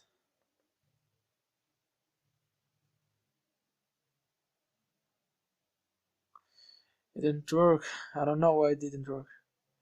We didn't see the icon. I won't remove this part of the video, guys, just to show you guys that mistakes happens always, and everyone can get the mistake. My mistake in here, I didn't get this icon in this WinRAR because it's supposed to be on this file in here, but I didn't get it. It is a mistake. I don't know why it happened, because I did that a lot, and I'm not making any mistake on my changing the icon and something like that. We will just do it quickly. Like I said before, I won't remove that part of the video just to show you guys that mistakes happens. So let's remove it and let's do the work again. It will be so fast. I will do it as fast as I can. So that's the Udemy hack, which is our backdoor, and this is the WinRAR. Then get onto the options. It's checked in here and in here. Let's create type a file name, which you're gonna use, like I said, WinRAR v let's just type winner. Just choose a good name like I said before, guys. And let's make it on the desktop and let's save. Then let's get the resource hacker.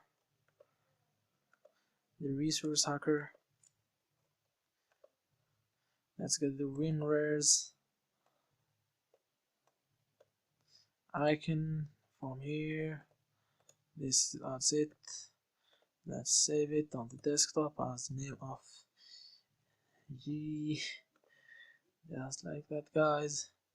And let's open it again, and let's drag that embedded backdoor and just click replace and open. Then this is the icon and replace.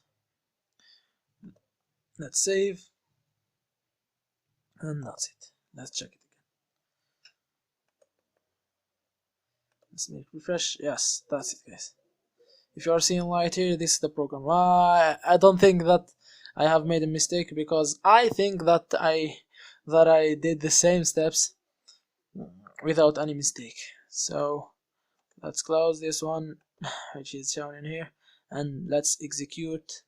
Like you are seeing right here, guys, this is the original, which doesn't have the icon, and this is the icon that we have give to the winner. So let's just open it. So when he opens it, I mean the victim, it will show him I won't install it. It will show him this basic and this safe installation. But what happens in here, that we got a Meterpreter session. This is the Meterpreter session. You can see it by sysinfo. Yes, that's the information of the system. This is our computer names modem. I always name that name because when I remember I hacked someone and I used this name in here, so when he found the hack, he won't just do anything, because he think that the modem or the router or anything it's actually works, but it's just the name of my operation system. So that's the computer, like I said. This is the operation system architecture, which is 32 bits, the system language, the domain, the logged user, and the Meterpreter. And that's it, guys. This is we got the Meterpreter. So basically that's it, guys. We see how to embed two programs, and we have choose our backdoor and WinRAR, and we see how to change the icon. That's it, guys, for today. You can use, guys, a lot of things, because for example, guys, if you are seeing right here, you can do that. I did that before also. In here I choose the icon of a picture, and I embedded the exe payload, or the exe backdoor, which is Udemy hack in our case, with a picture. And when the victim opens that picture, it's actually a program. It won't be a picture. It won't have any extension of picture. It won't have PNG or JPG or icon or something like that. The extensions will be exe. But like you seen, guys, if a normal user don't show the extension, he will not see that this is actually an exe file, a program. Because what he will see a name of picture, just name it of any picture's name, and the icon of a picture, and when he opens it he will find a picture, but actually he is running a backdoor. So you are not hacking using a picture, but you are hacking using an exe file, but it looks like a picture. But like I said before, the victim shouldn't have the extensions shown on his computer, which means, like in my case in here, I have winrar.exe, but in the Windows I have only winrar. default settings will be like that. There is no extensions, but it can show that extension by just simply go ahead and check option view hide the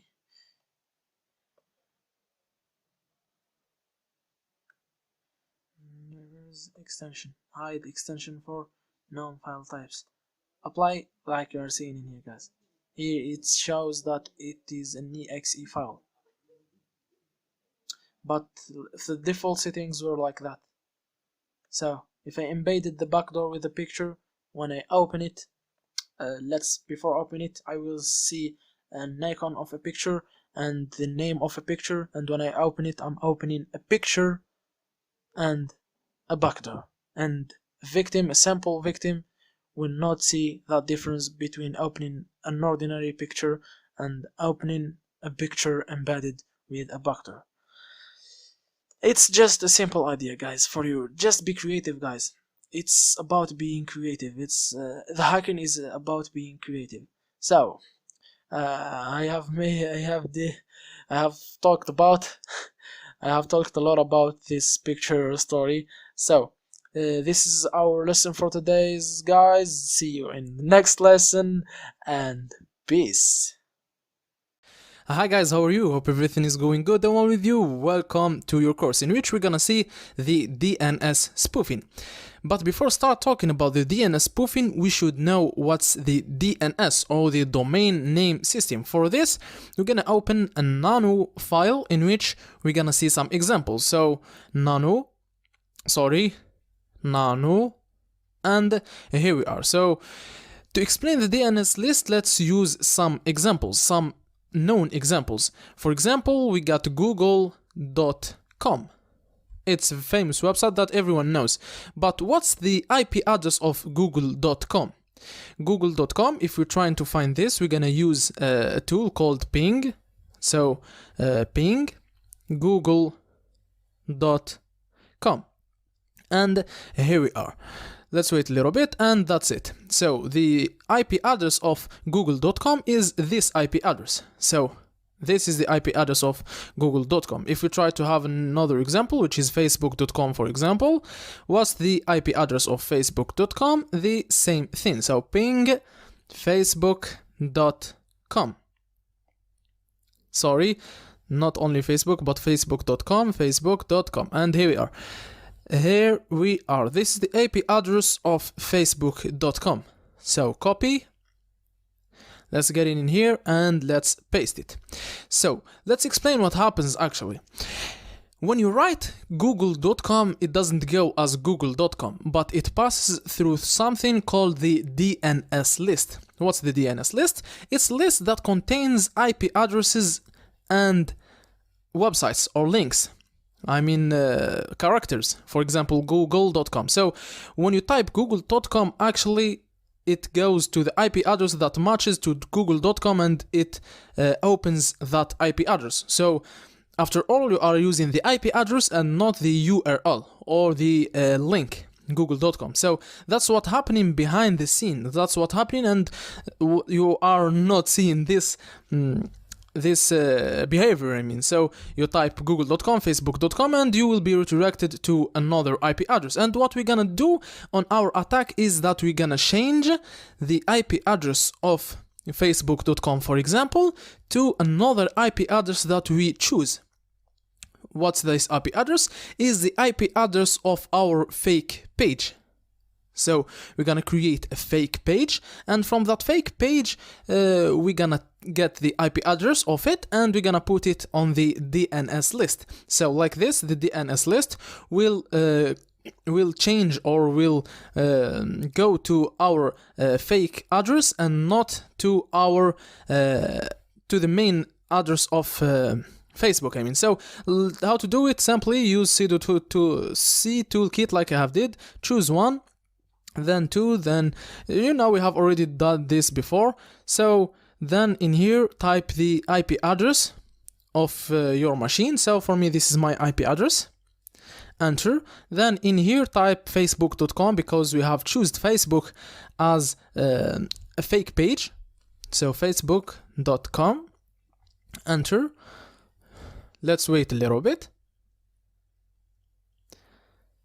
It may take some time, but not some, only seconds. We have already passed through this. You all know this. We have all created the fake login page. So like this, our login page is ready. Good. What we need to do right now is to use a tool called Ethercup. So how to use it? Simply, we're gonna first of all configure it, or we're gonna make some changes like this. Use this order locate ether.conf,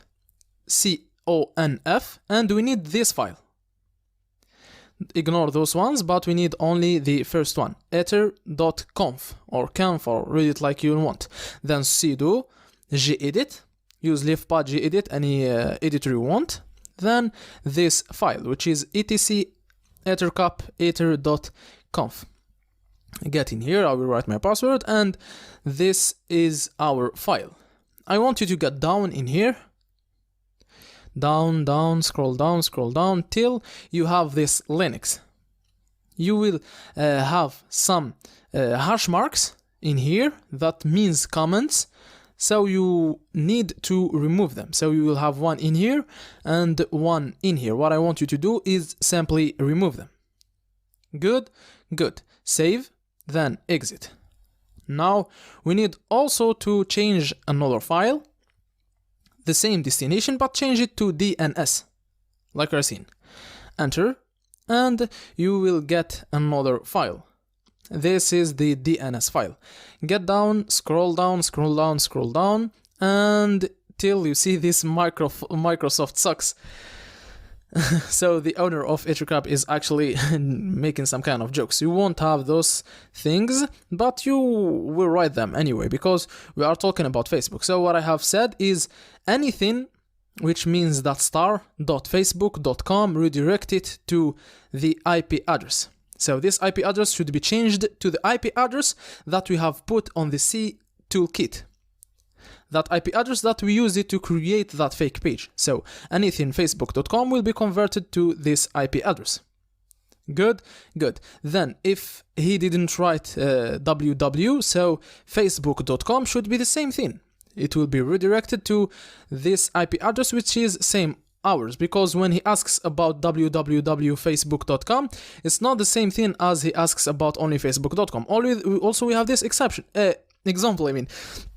So we got anything.facebook.anything will be converted to our IP address. So those kind of requests are not the same. So you need to get all the possibilities. But for us, we got only facebook.com. So we will leave it as facebook.com. And like this, everything that will go to the URL facebook.com will be converted to this IP address. We got another example. For example, anything.anything.anything will be converted to an IP address that we choose, of course. And this is means that anything that the user types will be converted to that IP address. And actually it's not good, because sometimes it will be kind of doubt, so it makes some doubts. Like this, we're gonna save it. So anything to Facebook will go to our IP address, and we're gonna connect to my Wi-Fi because I'm disconnected, like you are seeing. And we're gonna get to, so you might be connected, so you don't have to connect again, but it's only me who lost the connection. So get to Ethercup like you have seen me doing. So just write Ethercup and you will find this graphical interface. Use inlifids or this first option to not talk too much. Use the interface that you are connecting in. You might be connecting to ETH0 or connecting to wireless. So for example, for me, I'm connecting to this interface. So this should be the same that you in here. Click OK like I have did. Then wait a little bit. Sorry for this mistake. It's just a mistake. You won't have this. Then hosts. Then in here, scan for host. So Ctrl S like you have seen, or just click on scan on host. Then see the host list. host list. Like you are seeing, I got only one IP address, which is the IP address of the router that I am connecting in. But that means that it's only my computer and the router that I am connecting in. Right now I will connect my phone, so just wait for me a little bit to connect also my phone. I have connected it, so wait for me a little bit. So now it's connected. Let's scan again. So Ctrl S or scan. And this is my phone. So this is the IP address of my phone, and my phone will be the victim. Add the first IP address of our router to the target one and my phone to the second target. Like this, we are good. Go to plugins, then manage plugins, then look for DNS spoof. You will have it in here, like you are seeing. Double click on it and activating the DNS spoof, I mean not spoon, like you are seeing. Then main meetem or main in the middle attack, then ARP spoofing, then select sniff remote connections and OK. Like this, we are good. You may check the poison, this one, like you are seeing, no poison between those IP addresses. So if it's good, you will have a poison between those IP addresses. Actually, sometimes it will work, not sometimes, it will work even there is no poison. If you get poison, that means that you are good, but if you don't have poison, you don't worry about this. So now poison between those IP addresses. It doesn't matter actually, because it's just a technical program. Everything is good. You don't need to see a poison. If you have seen poison, it's very good. If you didn't see it, it's not a problem. Just follow what I have did. I'm not doing magic in here. I'm doing what you are seeing. And right now I will try to connect my phone. So give me some time to connect my phone. And to get to, not connect, I mean get to the URL page. And I got to the URL page in here, like you are seeing. The IP address is trying to access to facebook.com. And it have been moved, like you are seeing in the terminal. I get this connection from my IP address. And in ethercap it says that facebook.com has been spoofed to this IP address, which is actually the IP address of our fake page that we have used it on C Toolkit. So like you are seeing in here, I have been spoofed, or the IP address that I have wrote, I mean not the IP address, the URL that I have entered. It didn't match with the right URL of Facebook, but it matched with the fake page. Another connection using only facebook.com and not www.facebook.com, and it has been also moved to the fake page. So like you're seeing, everything works, and all the devices I can choose in my local area network or in my LAN can be actually redirected to any page that I want. So this is the second connection.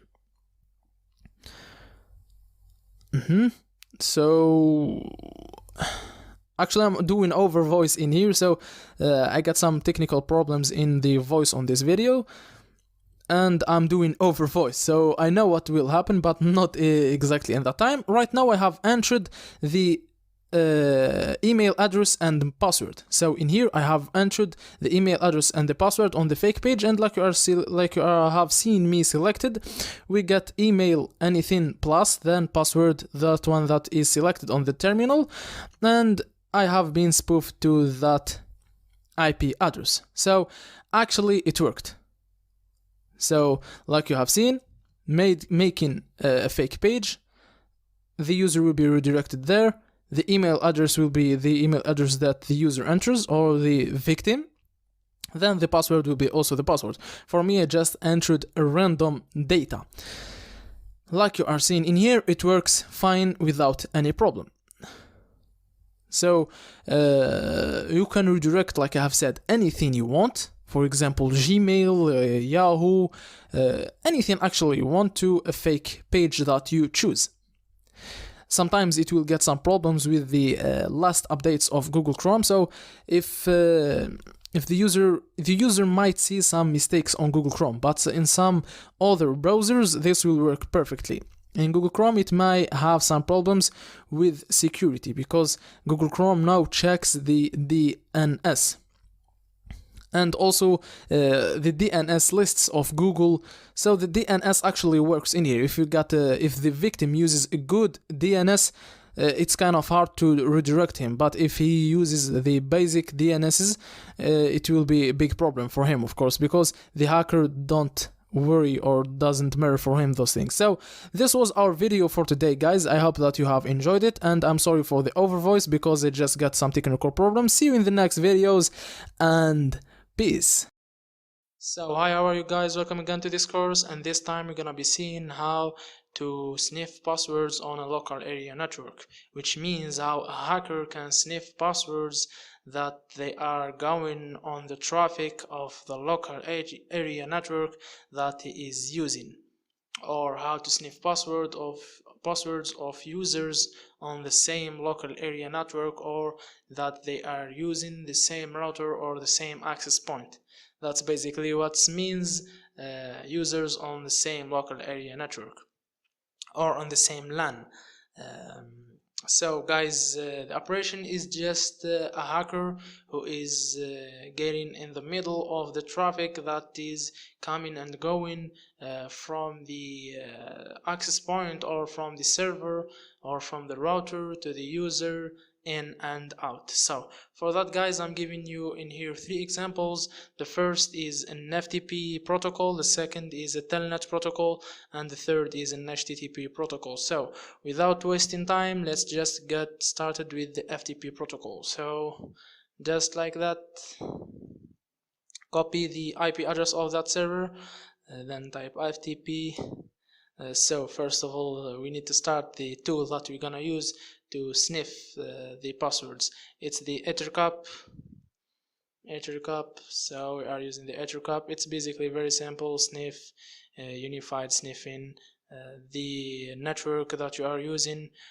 In here, in my case, we'll check that as usual using the command ifconfig.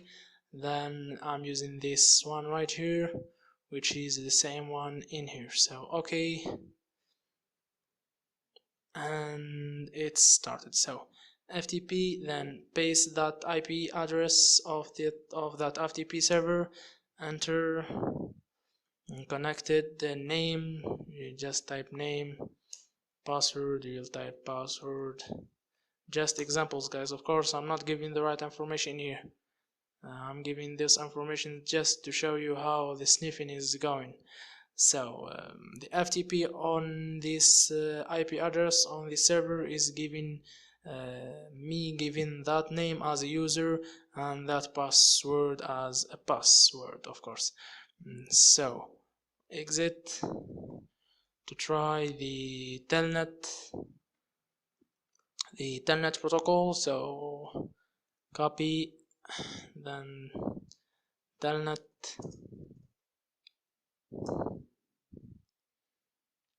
login. Let's just type Udemy, for example, Udemy as login, and for password you'll type Udemy pass, enter, and of course they are incorrect as usual. And in here you got a telnet connection on that IP address, Udemy as a user and Udemy pass as a password.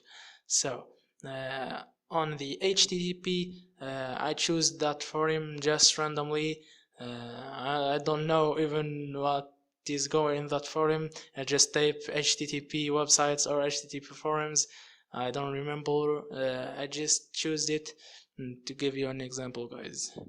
So this is the forum. We're gonna type a username, for example, hi, and password hello. Let's type connect. Of course it's incorrect as usual. And in here we got an HTTP connection to this server, user as hi and password as hello. So, and the last example in here, guys, it's the address IP of the router, which is I think it's very important, this operation in here, because it's one of the ways, or one of the methods to get the password of the control panel of the router. So I need to connect to the router because I'm not connecting in it, so I need to connect, and I'm connected to my router, then ethercap. I'll go to ethercap again, unified sniffing, and I will get to my router login page, and this is the username and the password. I will just let it like that. I will let it like that and log in, and I should be logged on this. Enter.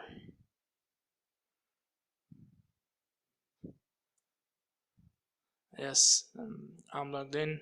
So, and in here we got a lot of connections because it lagged too much. So an HTTP connection, it should show on your device only one connection. So I had a lot of connections in here. It doesn't matter. So my user was admin and password was Manchester 10. Of course, I'm a Man United fan, guys. It's Manchester 10 as a password and admin as a user. So this is an HTTP protocol, like I said before. So that's it, guys, for today's lesson. All I need to tell you guys is that we choose 3 protocols, which are the FTP, the Telnet, and the HTTP. The HTTPS protocol, guys, we can't sniff password on that protocol because it's secured and encrypted. Also the 8-hash, we can't sniff passwords in that protocol. The encrypted protocol, we can't sniff passwords in general. That's the main idea. In encrypted protocols, we can't sniff passwords in those protocols. But on protocols like I said in here, FTP, Telnet, HTTP, we can sniff passwords, and we will have that passwords without any encryptions. So that's today's lesson, guys. See you in next lessons, and peace. So hi, how are you guys, and welcome again to this course. Temporarily, this lecture and this lesson would be the last lecture and the last lesson with you guys. Of course, I will make some updates to this course. That's why I said temporary. And so in this course, we will be talking about what is the best way that I can follow to be a professional ethical hacker or penetration tester. So this is a common question, guys, that I will answer, and I believe that any professional ethical hacker would agree with me. So as an ethical hacker, guys, you have to know some from everything. So you have to learn something from everything. For example, if you are a university student that studies maybe computer science in general, so don't miss any course and take every course seriously. Just don't let any information escape from you. Even the mathematics, for example, analysis and algebra or logical mathematics or architecture. Architecture, of course, is not mathematics, but some guys who want to be ethical hackers or want to be hackers, they just don't take, for example, algebra as a serious course or as a serious lessons to learn, but it's a very important thing to understand, I think, because if you don't know how a processor works or how computer in general works, so I don't think that you can be a successful ethical hacker in the future. So just don't let any information escape from you, guys. And if you don't study anything that have relation with computer science or something like that, just be a self-learner. And believe me, guys, it's the most effective way to learn something. self-learning, and me myself, I'm much self-learner as a university student. I study computer science in university, and I will complete my formation in that, and I will study software engineering from the beginning, from the first year, guys, and in university. But I believe myself that self-learner is much important as university or pedagogic learning.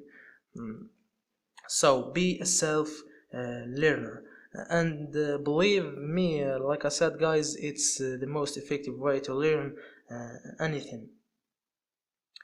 So just get a course or get a book and start eating what is inside. You must be always hungry for more, guys. You must be always hungry for more to learn any new thing that came to this field, because of course what is good and maybe someone's considered bad is that ethical hacking or hacking is developing every single day. You have to be always updated. So don't just miss anything, and always be hungry for more. And if you asked me for a specific subject or specific thing to start learning, I will say 3 things to start. So the first thing is Python, secondly the shell scripting, and finally the Ruby. I said Python, of course, it's the father of any ethical hacker, and you maybe noticed that most of tools are made in Python.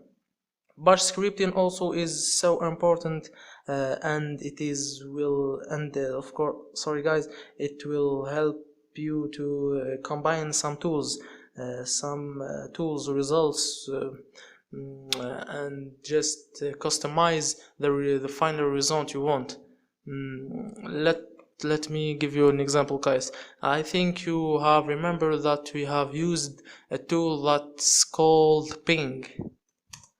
This one in here is mostly in every operating system, in Windows or Linux or anything. We have used it to find the IP address of some websites, and this is not the main objective of this tool, guys. The main objective of this tool, guys, is not having IP addresses, but the main objective of this tool is checking if that host or if that server is alive or not. This tool, guys, sends packets to the host or the server, and that server replies with packets. So if it replies, that means that it's alive, and if it didn't, that means there is no host or there is no live on that IP address or in that link or in that server. Or I said link just to remember you guys that we have used links. So like I said, the main objective of this tool, guys, is to check if that host or that server or anything is alive or not. So you can create a scanner using this tool in here, which means like we have seen that the basic use of this tools is just ping some www websites or a link or server or something like that, or it have another use, like I have said, just using an IP address, for example. So using this tool in here, you can create a scanner, which means you will give this tool in here an IP addresses or hosts list, and it will check for you if those hosts are alive or not, and it will show you only the hosts that are alive. So it's like I said, you can customize the result of any tool you want, or you can combine tools with their you can combine tools. I think you got the idea, guys.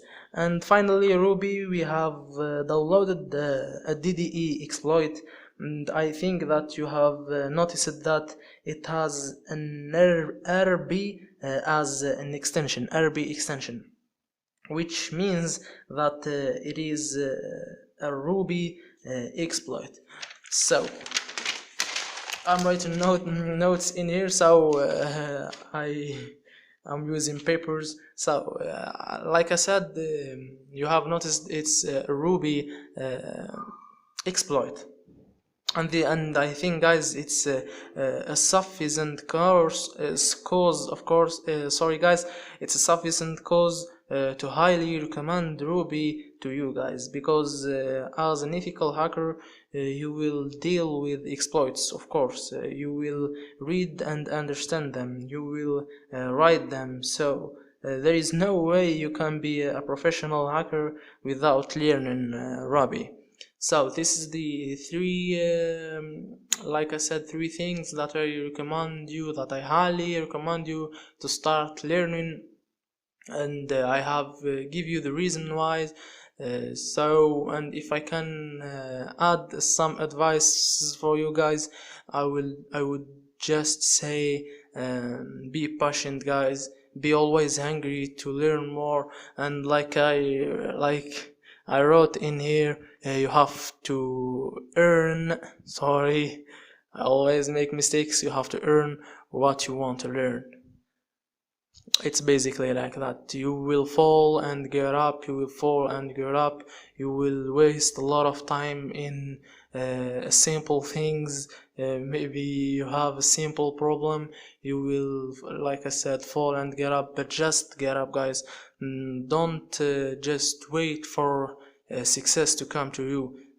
Just waste your time in this field, guys. And I believe that ethical hacking is me myself, I enjoy very much to learn every day, and I enjoy very much to see what are the news of this field, because ethical hacking, guys, is something that you need to use, and you need to have, and you need to have this experience. And it's not like me myself, I see that it's better than web developing, or it's better than desktop application developing, because in final, guys, in this two last fields, or in web developing or desktop application developing, you will just deal with a program, you will just deal with the code. But in ethical hacking, you will deal with persons, you would deal with ideas, you will have some logic, some way of thinking, that you will think as a hacker, or you will get, and you can of course get your own money. You can have money from just see and check exploits on some servers or websites, and report them and have money in return. So me myself, like I said, I believe that it's the most thing that I enjoy to do. It's ethical hacking, just guys, fall and get up, learn more, earn more, be always hungry, be always updated, learn, like I said, everything, don't miss anything. You will enjoy this, guys. So this is my last lesson with you guys. We didn't write anything, we didn't make anything practical, but I believe it's a very important lesson. So see you in next lectures, guys, or maybe if I have so much support, I will do another course. So let's have faith. See you in next courses, guys, and peace. Hi guys, how are you? Hope everything is going good and well with you, and welcome to your course. So This time we're gonna see a very basic operation, which is the installation operation. So I won't talk too much in this lecture. Let's just go to the Play Store and install our Termux. So type in the search bar in here Termux in the search bar, and we got the Termux. Let's just simply click install. The operation won't take too much. So like you are seeing in here, guys, we have 1 million downloads and 4.7 reviews. 4.7, of course, out of 5. This is a good signification of a top application, of course. So let's open our Termux. Just wait a little bit for a basic installation, so it won't take too much. You don't have to do anything, just wait a little bit. Of course, that's the speed of this installing process in here depends on your network speed. So just wait a little bit, like that, and we got our Termux in here, like you are seeing in here, guys. So this is our application and this is our Termux. So we installed our Termux successfully. See you guys in the next lectures, and peace. Hi guys, how are you? Hope everything is going good and well with you. Welcome to today's lesson, in which today we're gonna be talking about how to install some useful programming languages, because of course you are dealing with tools, you are dealing with scripts. So maybe one day you want to change some result on some script, or changing the way that script works, or maybe entering your own, for example on Breadforce you want to enter your own password list. You will be dealing with these tools, of course. You will be dealing with programming languages, and we gonna install some tools maybe that you will need, and this is the method how to install, and you will install what you want, because of course those tools are based on your needs. That's the main thing, is that I will show you how to install, and just after that you will install whatever you want. So to install something, simply before starting doing anything in Termux, it's very helpful to do some updates. So just to update, type pkg, which means package update, like that, update, and we will do a sample update operation. So like you are seeing in here, he is telling me that he is need to get 421 kilobytes of archives, and that's what I do. Simply I will type y, which means yes, and enter, and like that I will wait just a little bit, and I got update my Termux. So I don't have so much tools, of course, on Termux, so I don't need to download a lot of updates. That's why the operation didn't take too much. But if after a long time I will install some tools or some projects or some frameworks, of course the update operation will take too much. Of course it's always good to do an upgrade, package upgrade like that,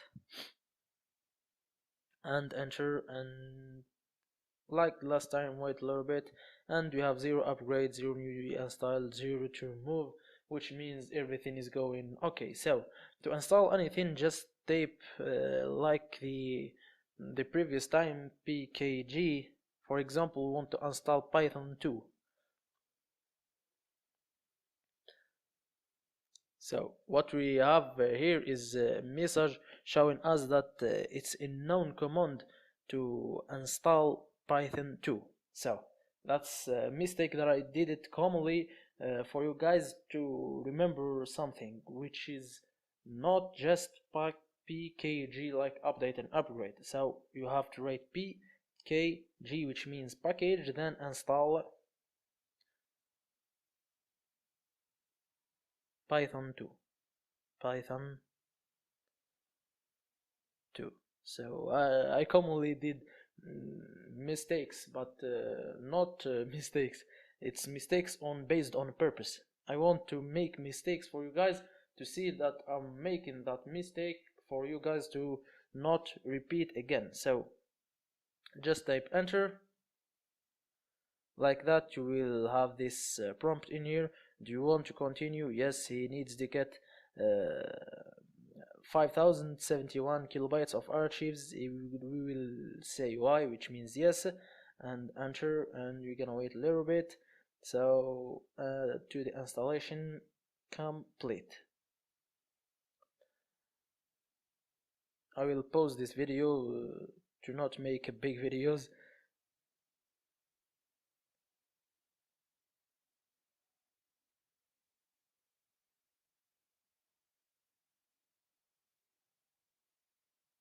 And like that, we have installed our Python 2. So if we want to see the Python 2, we will say Python 2 like that, and we have this information in here, Python 2.7.15, which was created or updated default on the 20 January 2018.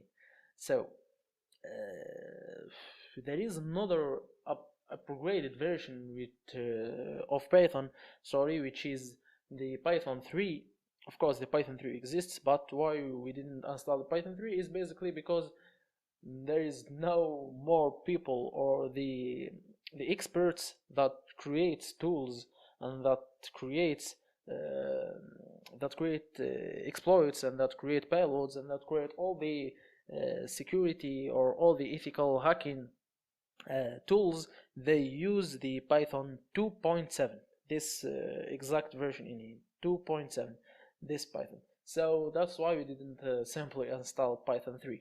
So if you are in here, you will see that in this line in here we have a dollar like you are seeing in here, but in here we have the arrow like you are seeing here, which means that we are on Python. Actually, we are not on the Termux. We are not on our terminal. So in Python, you can, if you have some experience in Python, you will do some good things using this untracked terminal in here. For example, you can do operations to, for example, 2 plus 3. And he will give you the result 5, like you're seeing in here. You can write some things. Of course, writing will not be like that.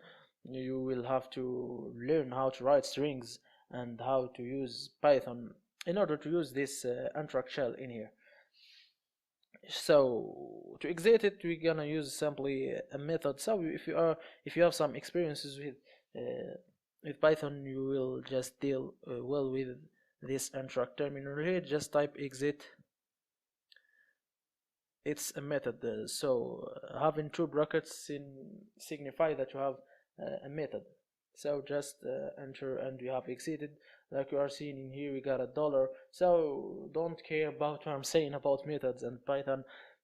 If all what you need is the hacking or the ethical hacking, because we don't need to be programmers to be ethical hackers. There are a lot of ethical hackers that don't know actually how to write some simple codes. So simply we're gonna say clear to clear this terminal in here, like you are seeing, and we have installed our Python 2 and we have tested it. So we need to install some things that maybe we will use. For example, we will install dp, I always pkg. We're gonna say install like usual. We'll install, for example, the Perl. There are some tools also that are written that are in Perl, so just type enter like you are seeing in here, and our Perl is getting installed. Just wait a little bit. Of course, I will pause this video to not waste your time. Here we are back. So we have installed our Perl programming language. So we're gonna do another clear for you guys see clearly the screen. So we will install, for example, the tool that we gonna need. So package install tool, which is wget, which will help us to download some things from some particular websites. We will see it on installing tools using from the GitHub. So simply what you need to do is just type enter like that, wait a little bit as usual, Y, and we have our tool installed. So we'll install another tool. For example, we will install the Ruby. So we will say package. It's not a tool, it's a programming language. So package install Ruby. So what's the Ruby programming languages and why we have chosen it is because basically it's used on writing exploits. So there are many exploits that are written in Ruby, and all the exploits of the Metasploit framework that we will install it, of course, they are written in Ruby. So this Ruby programming language is very useful, and I recommend you a lot to learn it. So if maybe someone of you will ask me what should I learn like programming language, I would say definitely Ruby, not Ruby, just start with Python, then go for the Ruby. So, and after that, if you want to learn, just learn some C#. It's very used in our days, like, so I'm talking like a security expert. So if you have another interest, for example, of developing desktop applications, just start to learn some C#, Java, C++. So I don't want to get away from our subject, which is the Termux. So I just want to say, if you want to learn some programming language, just start with the Python. Then after that, get to the Ruby, learn networking. I'm getting away from the subject. So let's simply type enter. Like I said, the Ruby, it's very used on the exploit field. So most of exploits are written in Ruby, like I said, especially the Metasploit exploits, and it's very used and it's very smooth on the databases. So Ruby is very important. We will install it like that, and we'll type yes. Of course, I will pause the video to not waste your time. And so, like that, we have installed very useful programming languages and a tool, which is the wget. We may install some other tools in the next videos, depending on our needs. Of course, like I said, install what you need. Now, of course, this method won't work with all the things that you want to install. It's not just as simple as write the package, then install and just name anything. It won't work like that. But most of bash tools and Linux tools and terminal tools are installed like that. So that's our lesson for today, guys. See you in the next lesson. We will talk about installing some other tools from external website, which is the famous GitHub. So see you guys in the next lesson. So see you guys in the next lesson, and peace. Hi guys, how are you? Hope everything is going good on with you. Welcome to your course. So this time we're gonna be a very important lecture in which we're gonna see how to fix our IP address, our internal IP address. And in more formal networking term, it will be how to get a static IP address. Why do we need a static IP address? There is some kind of service which called the DHCP. The service is on the router, and this service provides us with IP addresses according to an order. For example, if you are in a small family that contains a mother, a father, a brother, and you. So if your brother logged first, the router will give him the first IP address. Then if your father logs next, so your father will get the second IP address. Then if you logged as the last one, for example, so you will get the last IP address. So you are getting IP address number 3. If you are talking about port forwarding, which is gonna be seen in the next lecture, this will not help you, because you will tell to the router in the port forwarding operation, you will tell to the router anything that came through this port, redirect it to my IP address. So if we suppose that you told him redirect it to the IP address number 3, and the router is saved like that, which means if next time the router rebooted, or you just disconnected and connected, the whole family disconnected and connected again, if you connected as the first one, you will get the IP address 1, and your brother, for example, will get the 2, and your father will get the 3, and everything will be redirected to your father, not to you, which is of course a problem, because you want everything to be redirected to you. Your father doesn't need this data and he maybe even don't know what I'm talking about. So that's a problem. I hope you got the situation. So we need to fix our IP address. We need to say, yo, I don't want the DHCP to give me IP addresses. I choose this IP address to use it to log into the router. In here, we have to choose our IP address carefully, because for example, if I said I will choose the first IP address, the IP address number 1, then maybe in another time your brother will be logged in as the first one on the router, then you came and you say I am the first one also, it won't work.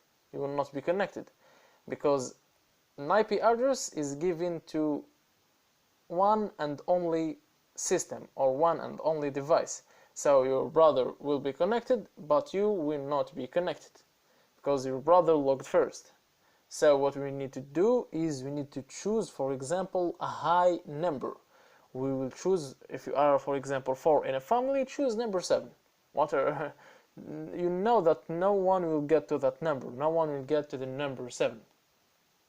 So how to do it? Basically, get to your interface, or to your network interface, I mean, or to your Wi-Fi settings, and try to find with me the DHCP. In my case, I am clicking in this I in here, and I have this DHCP in here. This depends on what model of mobile phone that you are using. I can't give you all the models, of course, so just find this word DHCP and turn it to static. In here, guys, you are seeing some numbers that are chosen. They are not chosen yet. Don't care about them.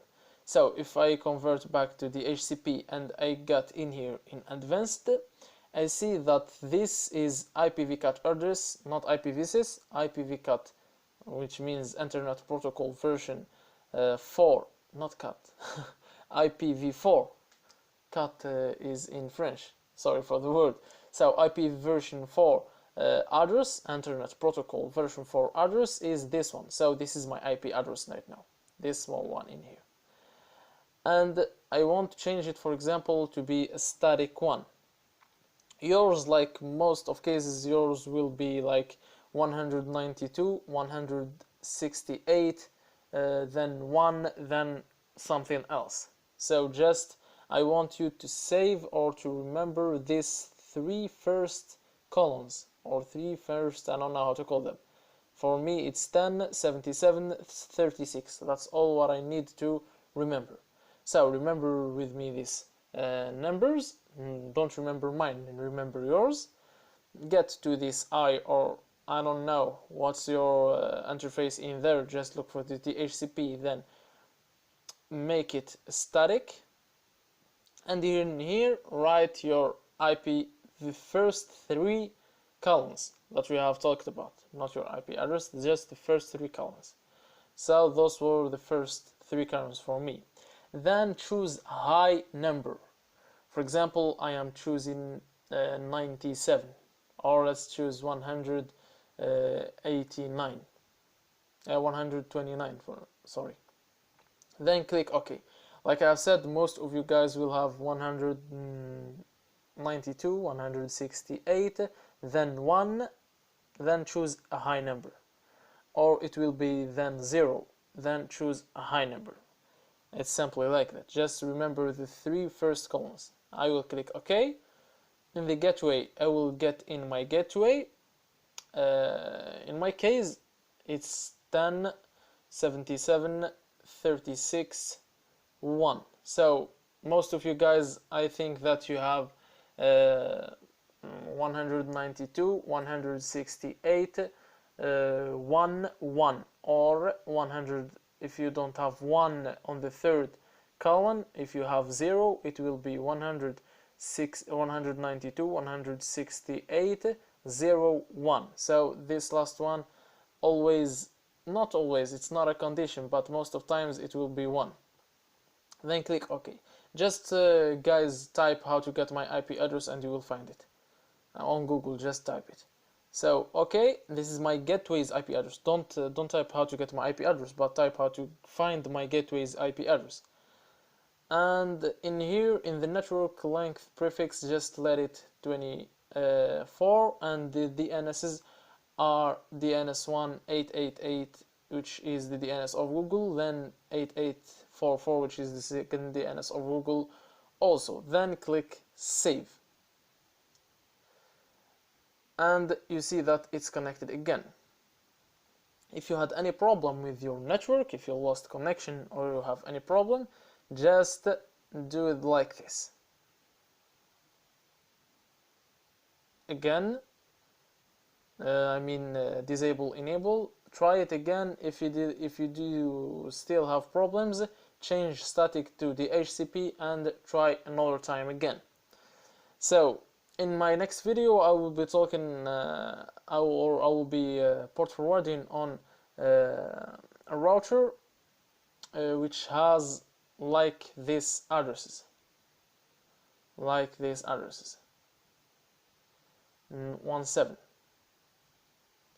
Then in here it will be just for you guys to not get lost on what I am doing, because this video is coming a little bit late. The other one was an old video, which means the next video is an old video, by the way. That's how it's going.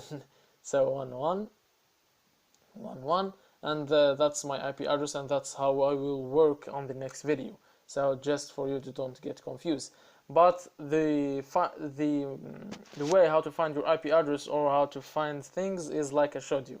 I don't have, if I click save, I won't have internet connection, and I will be just without internet connection, and I will not be connected because I have used another IP address. I didn't use the one that I have found it in here last time. You see that we have fixed it to another IP address and we have changed it. So this guys how to choose a static IP address. I have already talked about that on the upside of the course, in which I talked about that in an operating system called Blackbox Linux or Alien Linux operating system. So guys, I hope this video wasn't too long. Yeah, it was kind of too long, but it was so important, that's what I have to explain all the things. So see you guys in the next lecture, and peace! Hi guys, how are you? Hope everything is going good and well with you. Welcome to your course. So today we're gonna see how to make a proper port forwarding, or how to make a correct port forwarding.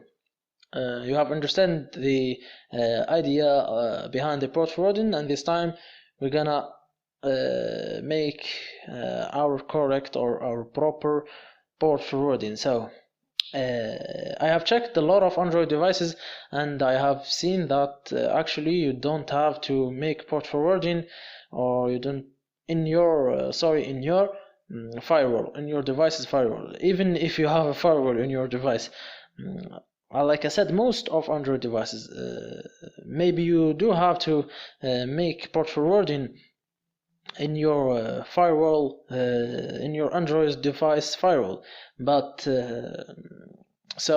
actually this lecture won't work for you. Don't be afraid.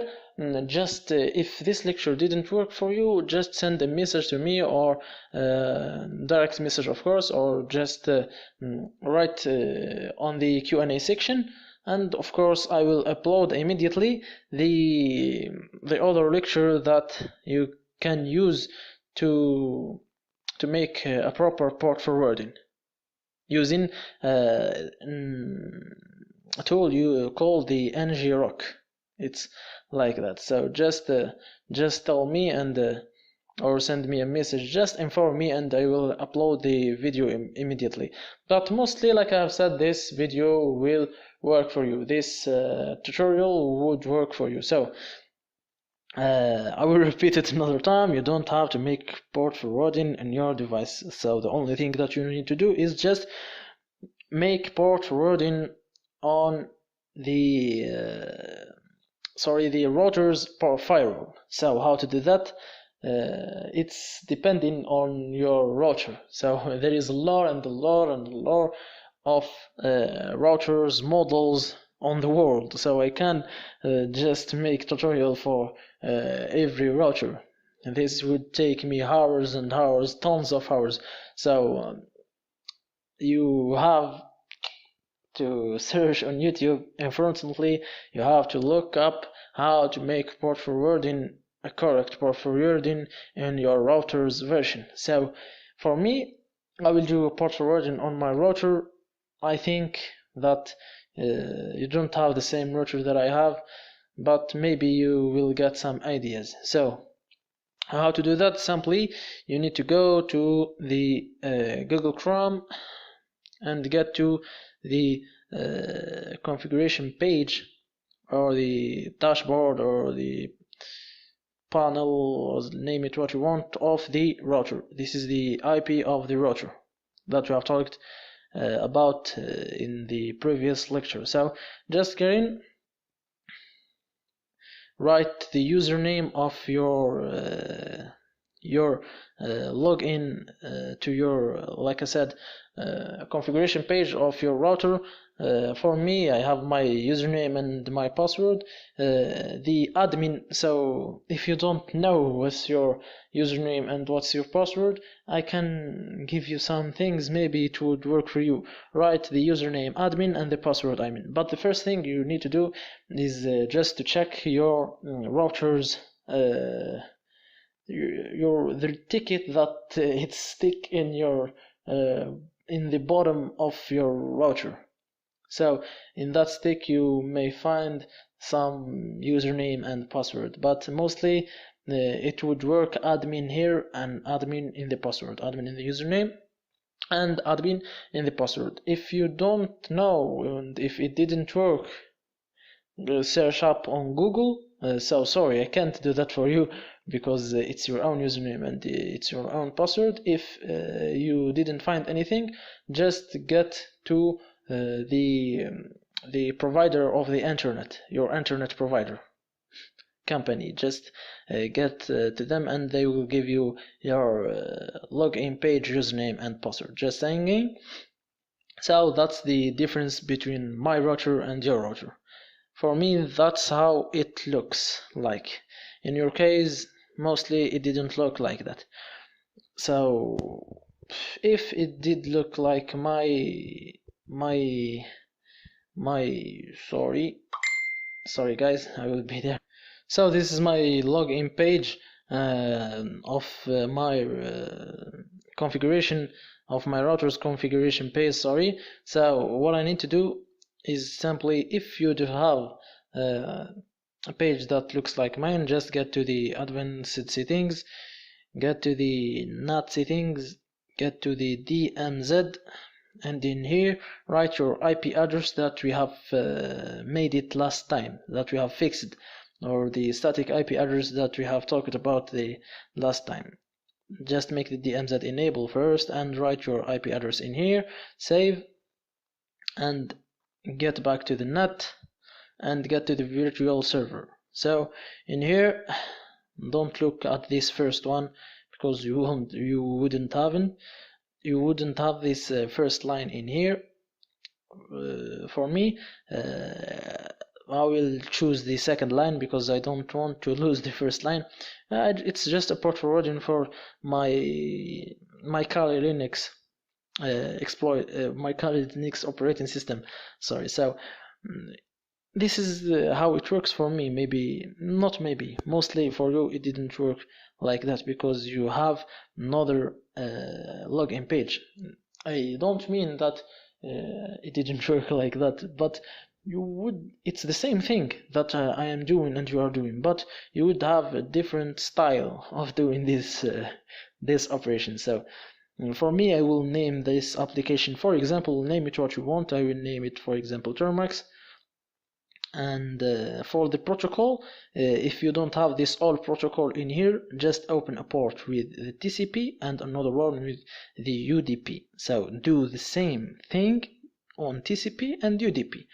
For me, all means both of them. So just I would make all, and you would have to choose a port for your connections, for your incoming connections. So in my case, and I recommend to use of course I would like you to choose the same thing that I will choose, because you would of course watch my next lectures, and I would love and I would like to that we have the same data. So that's simply like that. So start port number, it's 222 4 times and 222 4 times on the end port number, and in here another time you will have to enter your IP address, this IP address that ends with 7. So just like that, and make a save. And we have this second line in here. So Termux all 222 222 and 222. So in here local IP address, it's our IP address. So just simply like that, and we have port forwarding our router. So the connections will get in surely. So how to make sure that the connections will get in, and how to make sure that we have properly make a port forwarding to our router, and we will have our victims.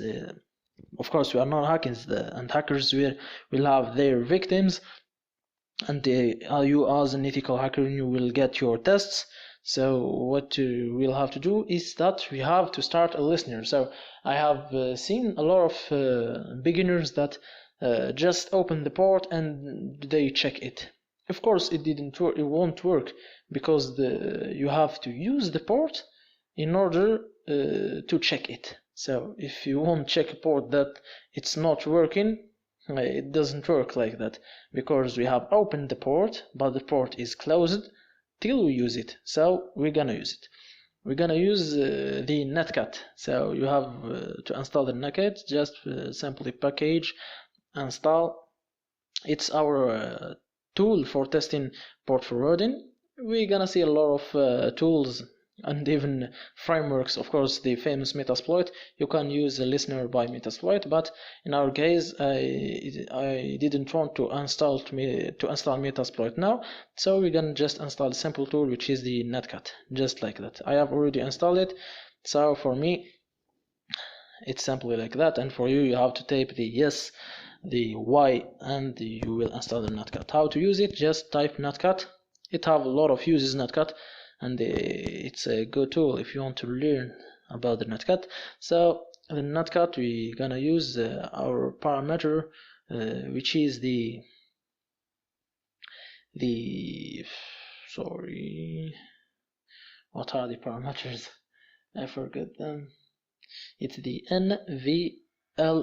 Yes, it's the NVLP.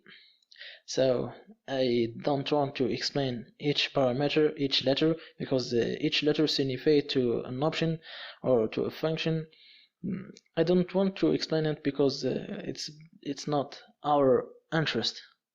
You know that I like to talk too much, but this time, believe me, it's not our interest. It's just for testing. So, and we're gonna test our port that we have opened.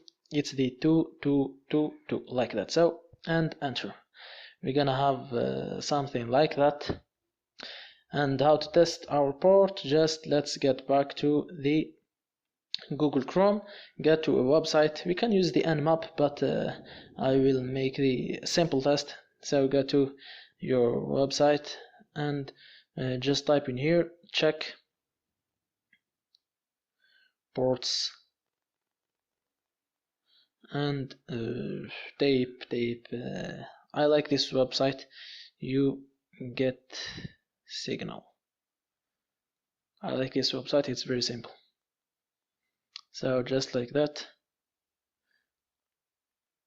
get in here, and in here this is your external IP address that you are seeing in here. We'll talk about this in the now IP lecture that would come in the next lectures, so just don't care about that. And in here, tape to check our port that we have opened.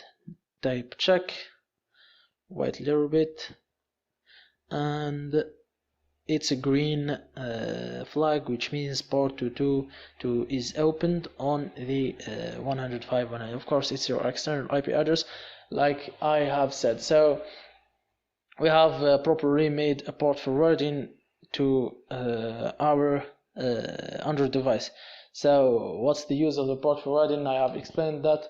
So guys, this is a proper port forwarding. Of course, if it didn't work, and it didn't work for a reason that you have just make proper port forwarding to your router. So just send me a message. I will show you another way, of course, and I will upload it in the course. But this one in here is the simplest way and the most effective. So guys, see you in the next lectures, and peace! Hi guys, how are you? Hope everything is going good well with you. Welcome to your course. So I have decided to show you how to port forward using the ngrok. So if you had any problems, or if you are not in your own network, or if you are not on your home network, maybe you want to try some ethical hacking on a network that you can't access to its router page, configuration page to port forward. So you can use the ngrok. It's exactly port forwarding without getting in, or without access to the router configuration page. This method is very useful, and you can use it on your Android device, on your Termux easily, and also in your Linux system on PC. So how to do it is basically this thing is very simple. Just get to the Google, type ngrok like I have typed in here, get to https://ngrok.com and sign up. I will sign up and I will be back, guys. Or yes, let's use the easy way. Let's sign up using Google. So guys, just click in here and choose your email address.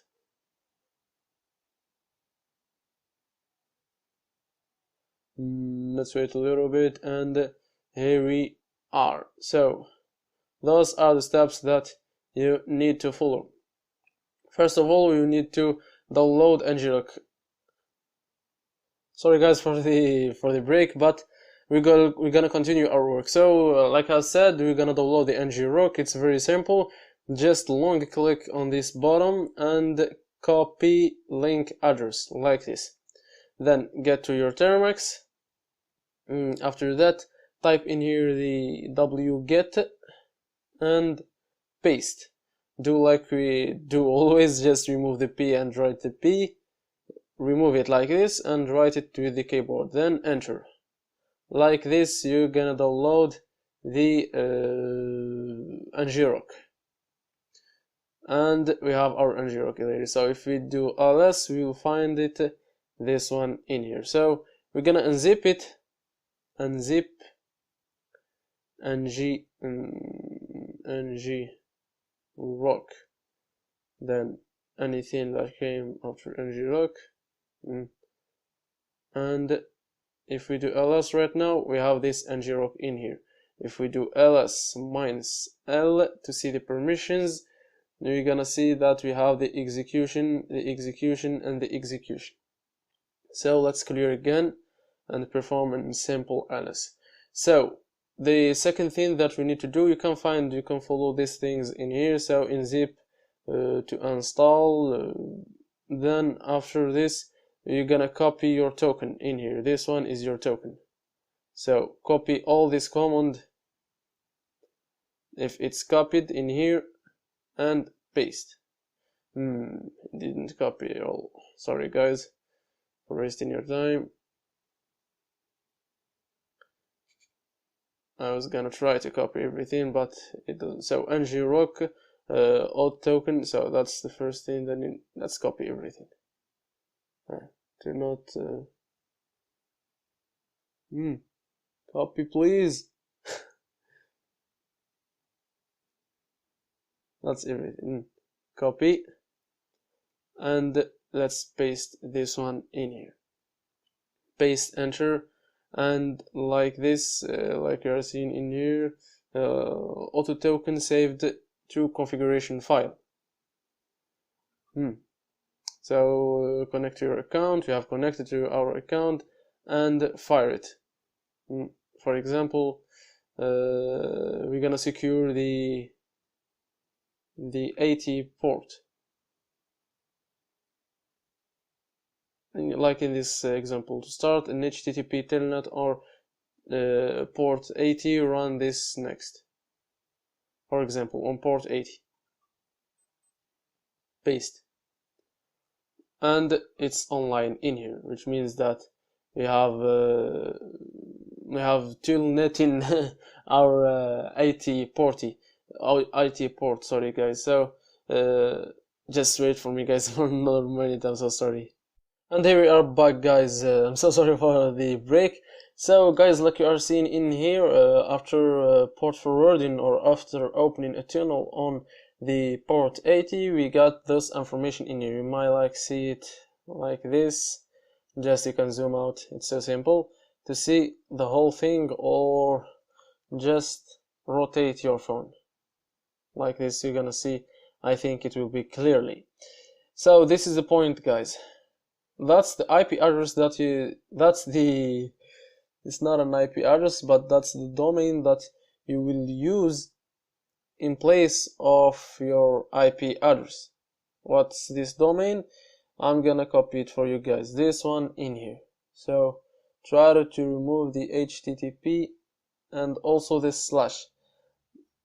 I will show you the domain. So to check if the port is opened or not, just go to Google Chrome or your browser and type check ports and look for you get signal. So you can just write in Google you get signal check ports. I like this website more than any other website. So like I have said, this is the domain name that you're gonna use instead of your IP address on every hacking operation. So don't use your IP address, forget it, and just use this one. Don't forget to remove the slash. So you will have just it's some kind of hard to copy on Termux. So you will just use only this one, starting from 7BD till AO. And let's check the port 80. If we type check in here, and the port 80 is opened. So like I have said, this is the domain that you will use instead of your IP address on any ethical hacking operation. I will not repeat this again because I have already said it like 4 times. And the negative points, of course, it will be negative points because it's not like you are opening ports or you are port forwarding your router because if you are in your own network using your own router, you can do whatever you want. But in this one, you are using like a service, so it's kind of limited. For free users like me and maybe I think like you have the chance only to open one port, to port forward, or to open a tunnel, one port. You can only open one port, and you don't have the right to use the TLS ports. I mean for example, the 443. So you don't have the ability to open the TLS ports, and you have only the ability to use one tunnel. And like in our case, we have used the tunnel which is 80, the port 80. So guys, I will use this method on our ethical hacking operations, and I hope that you won't use it, because right now I'm in the case that I have told you. I'm not in my own router, on the dormitory router, because I have moved from home to Moscow, and for now I don't have a router to configure my ports and to control everything, so I'm using the ngrok, and it was a good experience for you guys to learn how to use ngrok. So guys, I hope you have enjoyed the video. See you guys in the next videos, and peace! Hi guys, how are you? Hope everything is going good and well with you. Welcome to your course. So guys, there is also some applications on Android that will help you to keep your host names, of course. You can create more than one host name, updated with your external or public IP address. But on Android, guys, actually I don't like them.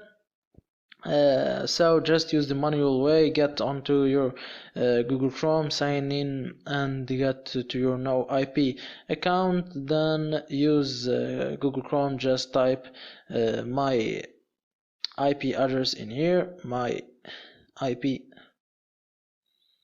address. You will get your public IP address, this one in here. Just you know how to do, copy it and modify it in here. Just click modify, and the same thing on the desktop or on the computer. So, and just update host name like that, and you got your host name updated. It may take some couple of minutes, up to maybe 5 minutes, to get your host name updated. Like we're seeing in here, it's updated, but don't take that on an important consideration, because if it didn't work, just wait a little bit for it and it will works. So like I said, there is some applications, for example this one in here, the no IP updater. I have installed it, and it works like you are seeing in here, but it take a lot of time. Just write your host name in here, our host name, our user that we have used on our no IP service, and of course the password of the no IP service. Turn this on, and you will have this sign. I don't know how to call that on English, so just it's red, yellow and green. It will take a lot of time on the yellow part. So actually guys, I don't like this application, that's all. So the manual way for me using the Android is the better way. So, but in Linux or in Kali Linux or something like that, using the no IP official software is better, because it will automatically update your IP address even when it changed a lot of times on your computer. Even it changed a lot of times, it will update it automatically. Like I said, this application will do the same thing, of course, if it's still running on the background, but it take a lot of time, and it have some problems, guys. Actually, for the final word, for me personally, I like to use the manual way on my Android device. So this is our lecture, guys, for today. So see you in the next lecture. Don't escape, don't take a lot of time to get back on the course, just take a lot of rest. See you guys in the next lectures, and peace.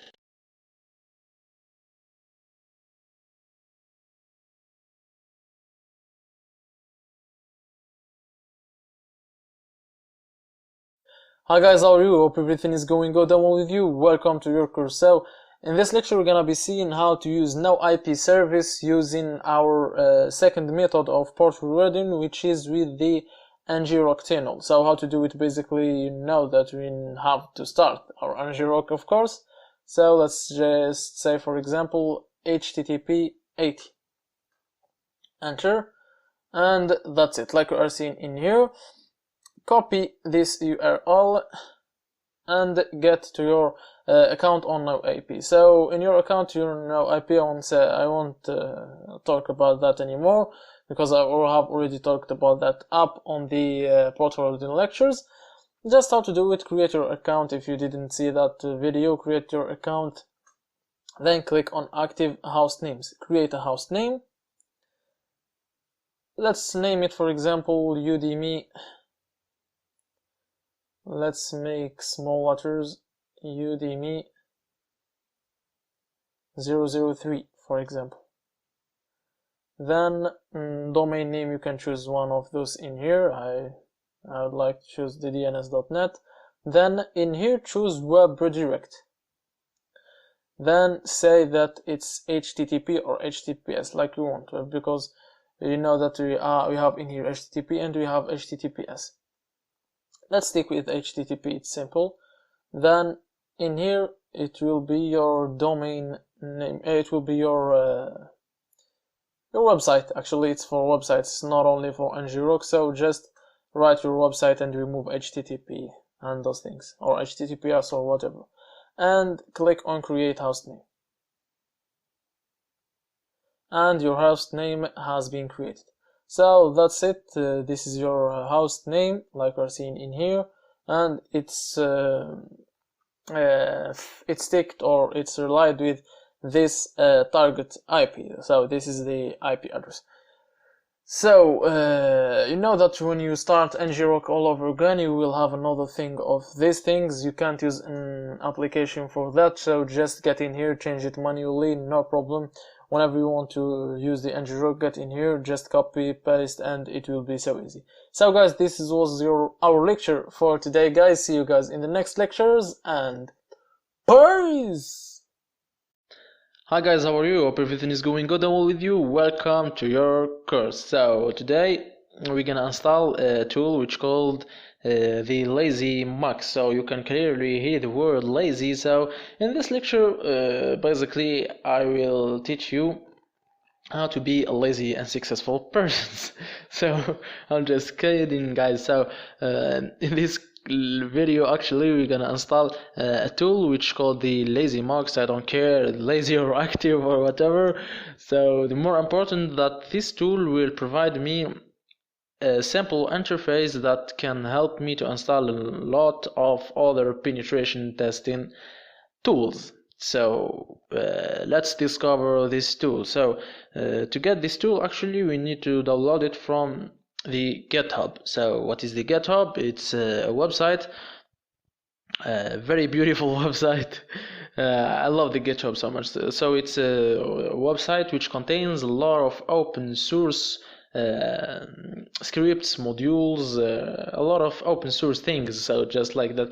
So the Lazy Mux is actually one of these open source modules. Open source means some software or some applications that don't care about the copyright. It's just like that. So you can take this script and change it and do whatever you want to do with this script. So that's basically an open source. They are free and like that, simply like that. So we're gonna go to the GitHub, simply like that, GitHub. So use a simple research. So Lazy Mux, like that, GitHub. It's very simple, I guess. So GitHub LazyMux, there is only one LazyMux in here, like you're seeing. So this is the LazyMux. This is the GitHub. I always like to see the GitHub with the desktop site version. So this is the GitHub in here. You can find, I will teach you how to deal with the GitHub. It's not something that I need to teach, but I like to talk too much. So it's just for your interest, guys. So LazyMux, you can find the description in here. It's the README file for the script. So you can find the description, so screenshot. It's a picture actually in here, but it didn't show with me. So requirements Python 2.x, and like I said before, in some cases we don't need the Python 3. We have talked about that on the lecture that in which we installed some programming languages and some tools, and we said that a lot of creators still use the Python 2, so that's why we have installed the Python 2 and not only the Python 3. The most of script creators or of the developers, of the experts, use the Python 2.7 generally. So the installation and using the LazyMux donation, so we don't care about that. What we care about is just, let's click in here, clone or download, and let's tape on this button in here. Let's get to the Termux, our main subject. So in the Termux we need to download a tool which called the Git, which will help us to download some scripts from the GitHub. So a lot of scripts can be downloaded using this method that I have showed you, copying that URL from the GitHub and just get in here, type git clone. So first of all you need to download it, of course. You need to install it, not download it. So just package install double git, like that. It will ask you if you want to install it. Just type yes, I already installed it, so I don't need to do that. So the next thing that we need to do, of course, is that we will download our our script using the command git clone, like that, and type our not copy. I need to do paste, not copy. Sorry guys, I need to copy it another time. And get in here and wasting your time. So git, like that. Just type enter. Fatal destination LazyMux already exists. I already downloaded, so I will remove it. Sorry guys, I'm wasting your time, but I will teach you how to remove things from using the bash. So to remove empty directories, use the command rm there, like that. So only empty directories.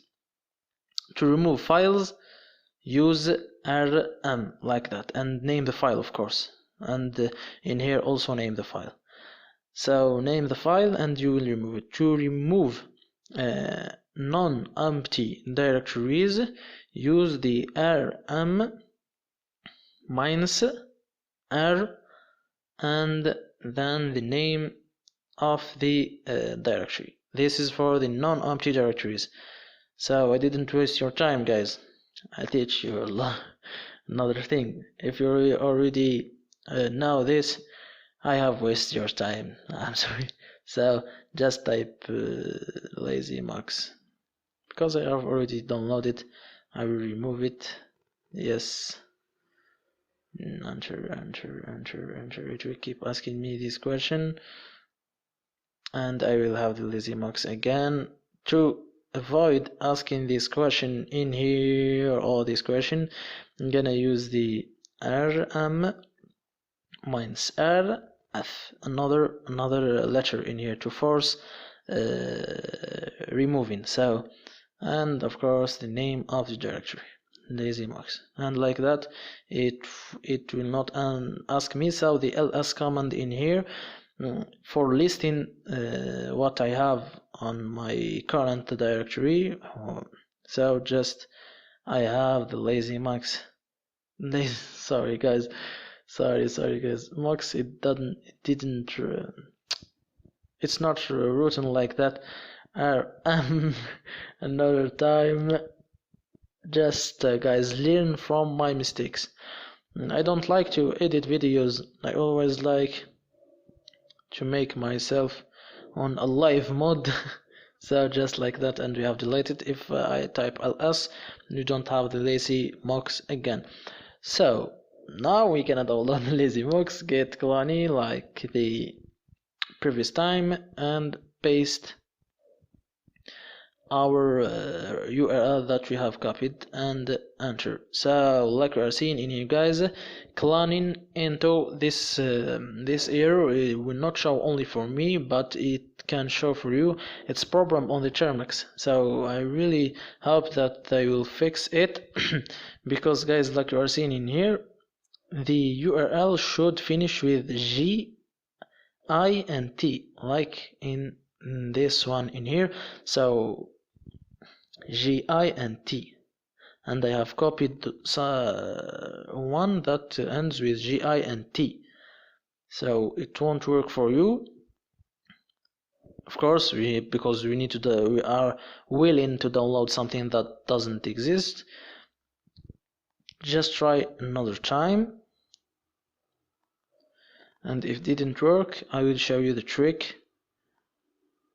Yes, it didn't work. It's trying to download in something that it didn't exist, and the trick, just make your phone on the vertical mode. Just rotate it and do the same thing again. Git clone, then paste like that, and we still have the problem.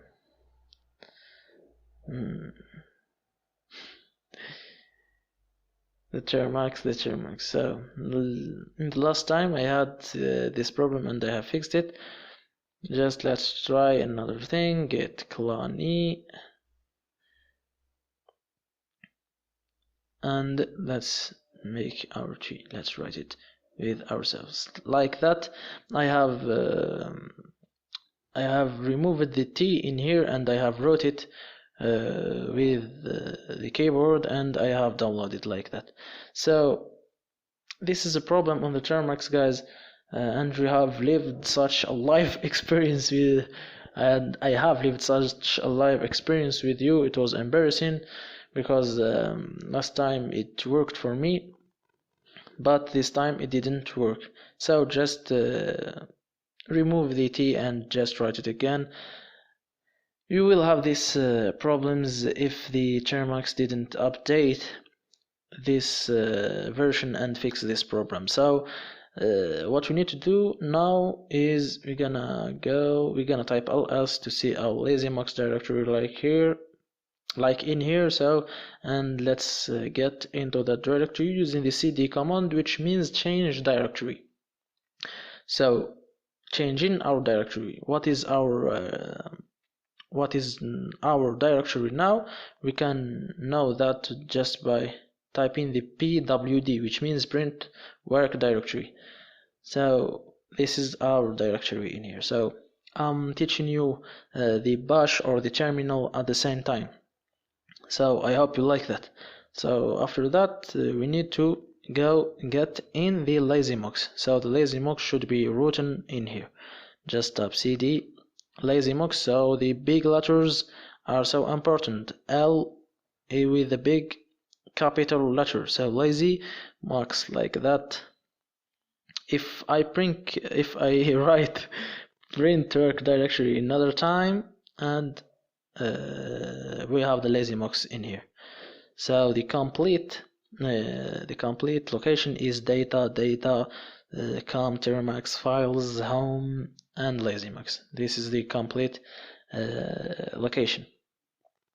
So if I type ls to list what is on the lazymux directory, I will have the lazymux.p, like we have seen or so, like we have so, I don't know. So we're gonna use the Python too, like on the GitHub in here, in the usage installation. So Python 2 in here, like we're seeing.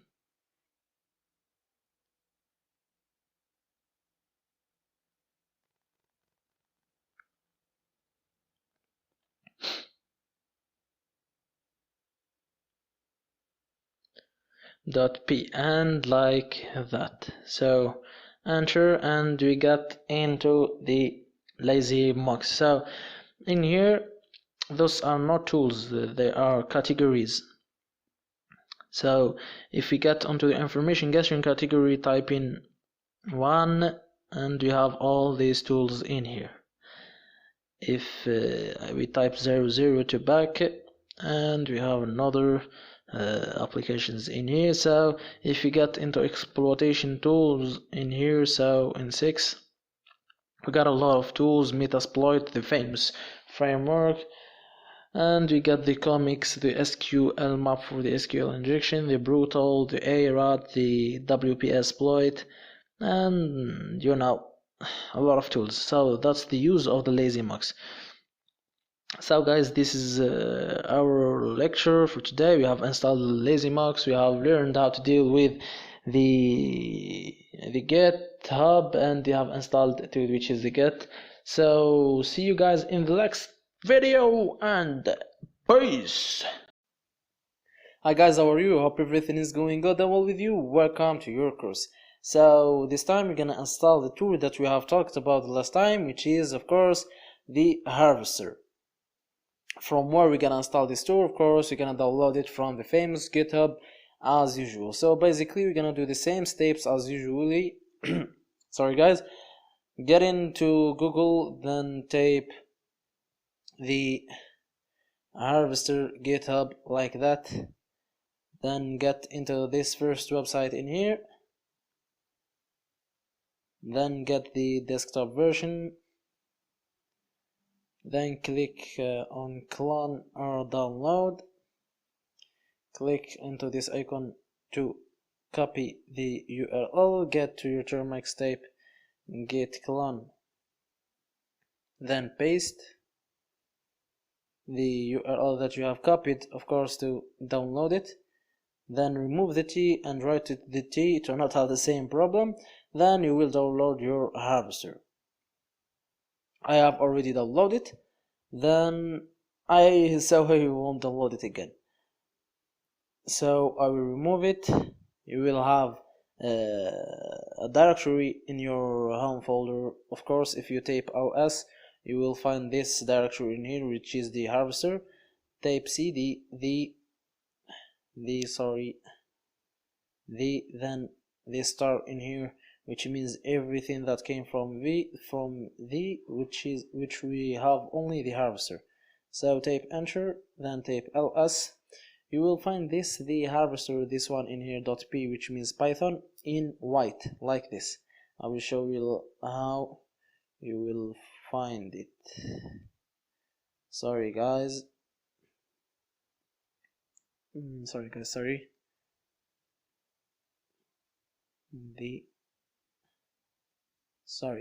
So that's how you will find it, in white, like this, which means of course you don't have the execute permission. So there is no permission to execute this program. How you can add this permission is basically by typing chmod or chmod plus, which means add the x, which means the execute permission, to the harvester.p. You can write it all or just type the, then star, which means anything that came that starts with the. And we have only one file, which is this file in here. No file in here, there is no file in here which starts with the. So then type enter, type ls, and you will find it green like that. we have added the execution permission into the folder. So if we type ls -l to see what I'm talking about, I'm talking about this rw. So if we go to the harvester in here, we have added the x in here in our permissions. So the first mines represent the directory or the file or what's type of this file. Then the permissions came out 3. So no, 3, which means user, group, others. This is how it works. The user, which is you, have the rights to read, write, and execute. That's all. And the group and the others don't have any rights or any permissions. So if I type ls another time, then the second thing that you need to do is, sorry guys, I'm a little bit sick, so is what's written in here, the appendices in here. You need to do a pipe install request. You need to install the request. Just type pipe 2, not pipe 2, install requests like that. Enter. So for me, you have already installed it. You will have something like that. Just wait a little bit, it will end. Then what you need to do is get back to your Termux, type ls, then type python 2, python 2, then star, which means anything that starts with the. I won't repeat these words again. I won't repeat this. So sorry guys, I won't repeat that. The star means anything. So I have right the then star, which means I will execute with python 2 anything that starts with the. Then I don't care what's came after the. And I have only one file in here, which is this one in here. And you have your harvester run like that. So this is the harvester, and those are the parameters or the options. So guys, see you in the next lecture, and peace. Hi guys, how are you? Hope everything is going good and well with you. Welcome to your course. So this time we're gonna install the information gathering tool, which is the dem tree. So how to do that? Basically the same things, the same steps. I mean, the first step is following the same steps. I mean, the download step. So the first thing that you need to do is get to Google, write dmi try GitHub, then get into this website in here. You get your desktop site, of course, as usual, and this is the mtry. So it's not demtree. It's demtree is not a name of someone, but it's an abbreviation of DMI try, which means Deep Magic Information Gathering Tool. It's not someone who is called demtree. So as usual, get to this icon in here, click, then get to your home directory, then type git clone, then of course paste, and you will download your folder, which contains the mtry tool. So if you taped ls, you will find this directory near mtry, tape cd dm, then anything that comes after that, tape ls. You will not find these things in here, but I will show you how to get these things here. So the thing that you have to do is following these simple steps. First step is chmod plus the execute to everything. That's the simple command that you need to do. Then the second thing that you need to do is basically preparing the environment of your Dimitri tool. So what you need to do is check the install file in here. So if you did cat, it's a text file. It's don't end with txt, but it contains text. Cat, it's not an editor, but it will show you what files contain. It's just simply like that. Cat, and then this thing in here, you will find this is the installing part. So the commands that you need to do is simply configure, then make, then open your Dimitri. 3 basic sample steps. So if you don't want to lose these things in here, slide this, I don't know how to call that, have a new section in which you type, like I said before, but change your directory. Don't forget to change your directory if you are not into the DM. I tried, so cd Dimitri I don't know how to call it, then make configure like it's written, configure with C. Sorry guys, configure. Sorry guys, I'm so sorry to waste your time. Then enter, then after that type make, then enter, then you have your Dimitri. So if you type configure, that's what you will have. I have made some screenshots for you guys.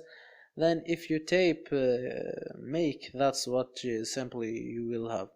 Then after that your Dimitri is set up. Type ls, then type, you don't have to type ls, of course, I like to type ls to see what's in here. You can install your Dimitri completely in your device, following the first step in here, installing Dimitri using the make install. I will install it with you guys, so I didn't install it. I will type make, simply make install, error, so don't install it. Just run it from the folder. I don't like to install tools, because if I want to delete them, I will just delete the folder. I don't have to delete anything. It's an error that you don't want to see, and they don't want to see, and they don't care about it. So how to run your Dimitri? It's like that. Try like that, and you will have your Dimitri like you are seeing. Usage, this is the options or the parameters, and like that you have installed the Dimitri. So guys, see you in the next lectures, and what tell me what, and peace. Hi guys, how are you? Hope everything is going good and well with you. Welcome to your course. So today we're gonna be talking about, of course, another information gathering tools, which is Whois. So how to use Whois and what's the benefit of it. So if we use the command Whois just like that, we're gonna have some information about the Whois, the usage, and some parameters. So I will show you the basic use of Whois.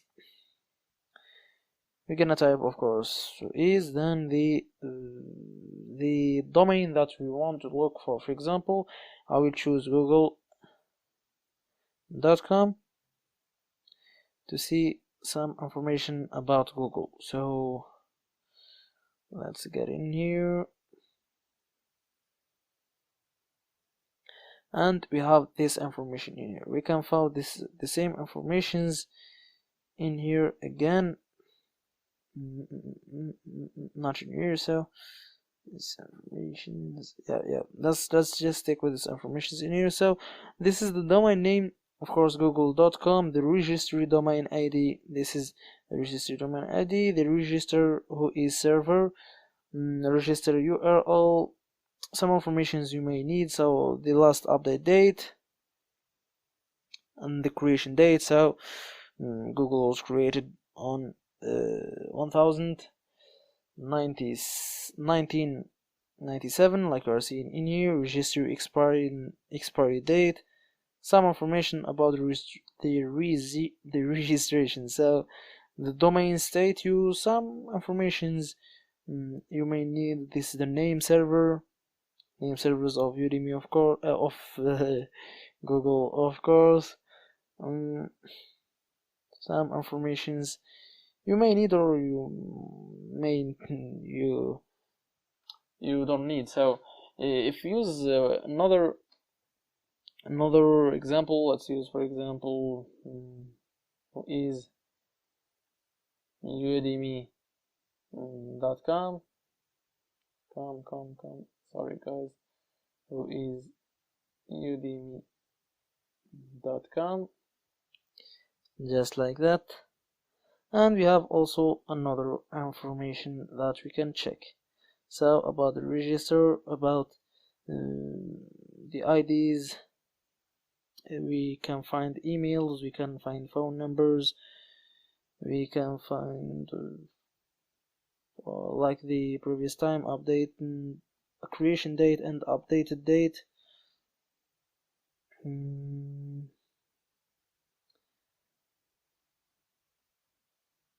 Accuracy, there are a lot of good information that are very useful. You may not need them, but they are actually very useful. Sorry guys, having phone numbers, having addresses, having emails, that's so important for a hacker to check who is the victim or who is dealing with. So this is basically the use of who is. So guys, see you in the next lecture, and peace. Hi guys, how are you? Hope everything is going good and well with you. Another time, and welcome to your course. So this time I'm gonna install the big tool Nmap. I like the Nmap so much. So how to install it? We're gonna use the LazyMux that we have installed the last time. So what we need to do actually is type in ls, then cd LazyMux with a capital letter. So I will teach you something. If you want just to avoid writing this capital letter and waste a tape into the shift in here, or in the merge, or call it what you want, you need to rename the LazyMux just to write it with a small l. How to do that? To rename things on a bash on a terminal, you will have to move them. Yes, it's simply like that.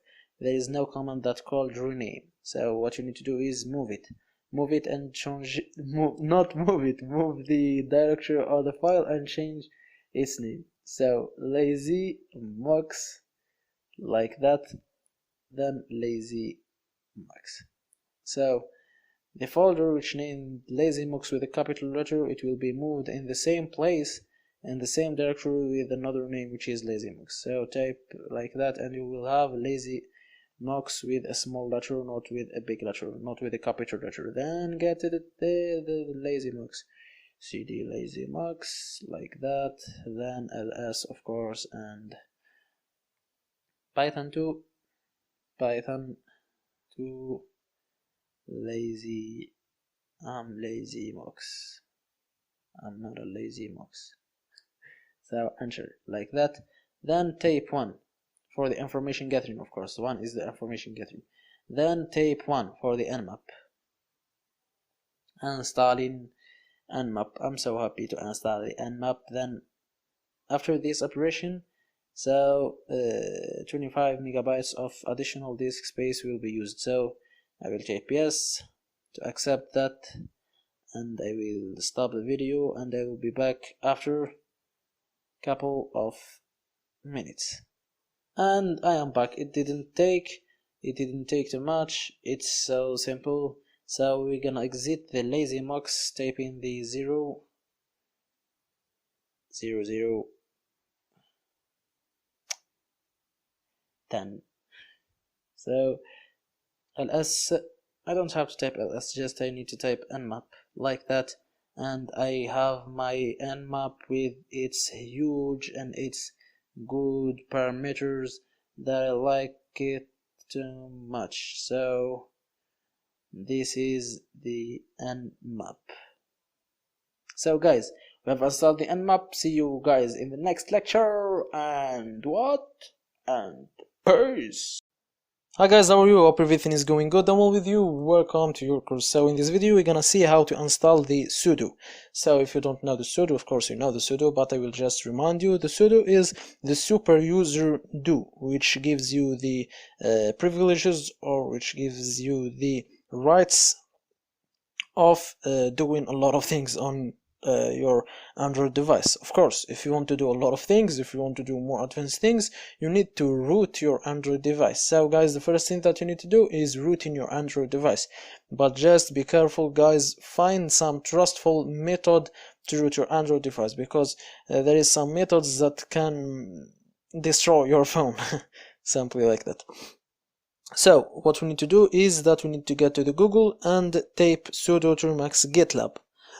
This time I'm in the GitLab, not on the GitHub. Why? Because the owner of the this tool in here didn't like the situation when Microsoft bought the GitHub, so it just got its stuffs and get to the GitLab. So the next thing that we need to do is simply git clone and paste. Remove the T, write the T, enter, and that's it. ls, we got this directory in here. So cd termux, then ls, then let's simply read the readme.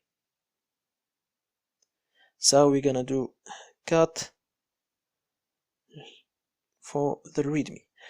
So in the installation, it's very clean in here that the first thing that you need to do is to copy this command from package to the S. So from the P to the S, copy it and paste it to install some packages, as I have already did it, so I won't do it again. So the next thing that you need to do is to use these commands in here.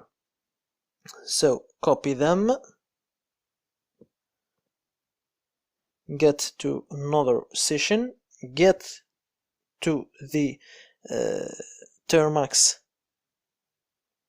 directory, because you are in another section, you are in another session, you are in the home. So we got to the Termux session, type ls, I am in the Termux session, and paste. Enter. This is the first thing. The second thing is this second comment. Just copy it. Sorry guys.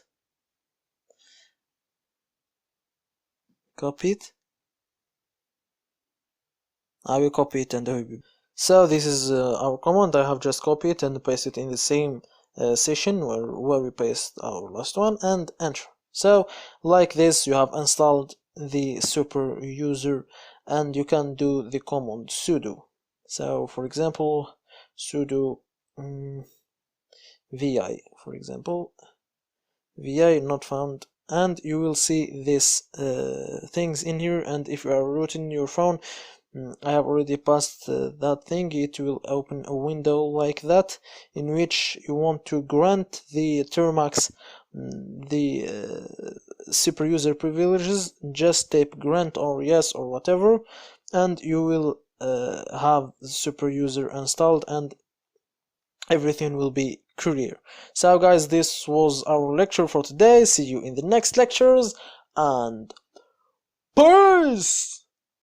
Hi guys, how are you? Hope everything is going good and well with you. Welcome to your course. So it have been really a lot of days since I did my last video, since I recorded my last video, because actually guys I was a little bit sick, but I'm getting back. So I'm recovering, and I have back my voice, because my voice has gone when I was sick, and I'm so grateful that I'm back to you and to complete my course and then publish it, of course. So today we're gonna be talking about installing a great project, which is of course the Metasploit framework.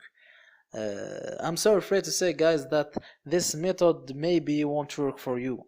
Yes, I am so afraid to say that, because updating Metasploit, not updating Metasploit, there is so missing elements on after the installation of the Metasploit. It's not just install Metasploit and like that, but there is a lot of problems on installing Metasploit.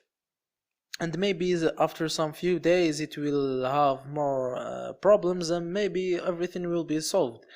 And even today there is a lot of problems on installing Metasploit. Maybe I think that what I'm gonna show you will work, and I strongly believe on that, of course, because I have just installed the Metasploit.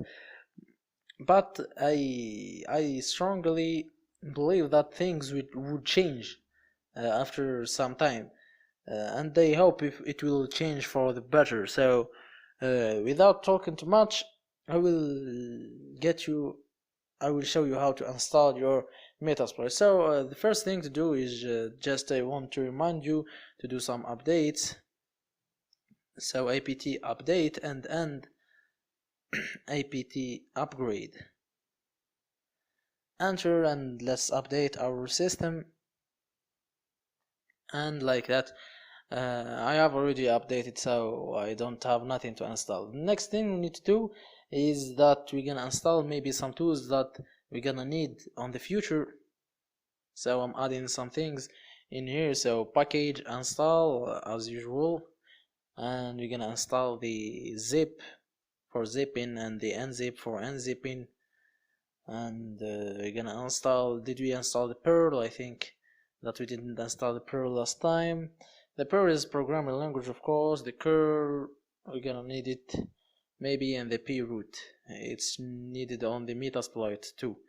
So enter to install these tools in here. I have already installed, so I won't install anything. So the next thing we're gonna do is that we have to download a bash script, which will start, or which will be the trigger, of course, which will be like in Windows the setup of installing the Metasploit. So from where we're gonna install it, of course, from the GitHub. So today we're gonna write a lot of commands, but I will give you these commands, guys, on the txt file on the description. I don't like to give commands, guys, because that will make you lazy just copying and pasting. I want you always to write your own commands, but today we have a lot of commands, so I will give you a txt file in which we will find all the commands of today's lesson. So we're gonna download it from the GitHub, but we don't have to get to the GitHub. You just copy and paste the command that I have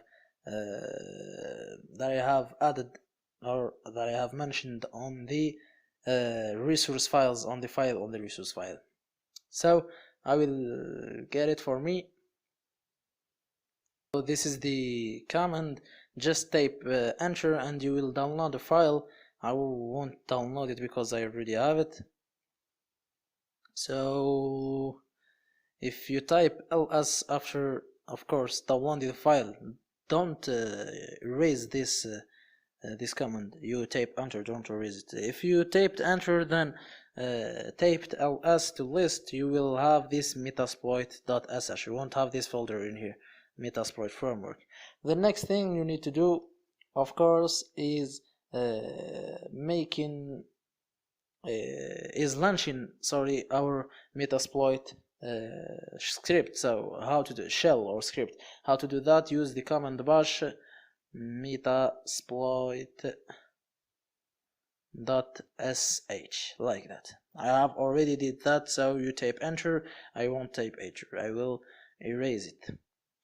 So after typing enter, you need to wait a little bit. You need to wait, not a little bit, you need to wait some long period, depending, of course, on your phone and on your network speed. After that, normally you have installed the Metasploit, but you will find a problem. So after doing that, type msf console like you will launch the Metasploit, of course, using the console. For you guys, the Metasploit for me will launch normally because I've fixed my problems. For you guys, you will have this problem in here. I've made a screenshot. This problem in here. If you don't have this problem in here and you have started your Metasploit just normally, then I think you have came after the update. Me personally, I am in the 4th September, like you are seeing in here, 2018. In my time, this errors shows. In your time, maybe in the future, this will be fixed, so you don't have to complete even the video. Of course, if you have the Metasploit launched without any problem. If you have this problem in here, we will try to solve it. So the Metasploit is launching. I will just start a new session. That you can start a new session, guys, from here on the Termux. I will start a new session.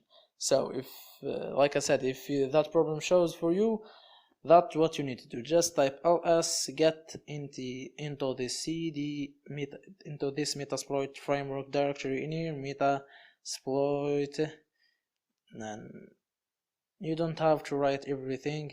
Just type this star in here. This star means that I will change my directory into any folder, into the folder that starts with Metasploit and this mines symbol in here and whatever comes after that. And I have only one directory that replies to this characteristics, which is the Metasploit framework in here. So if type enter and type ls, I am on the Metasploit folder. So next thing you need to do is writing these commands in here: gem install bundle, like that, and enter. I have already installed it, so I won't you type enter. Next thing you need to do is gem install the same thing,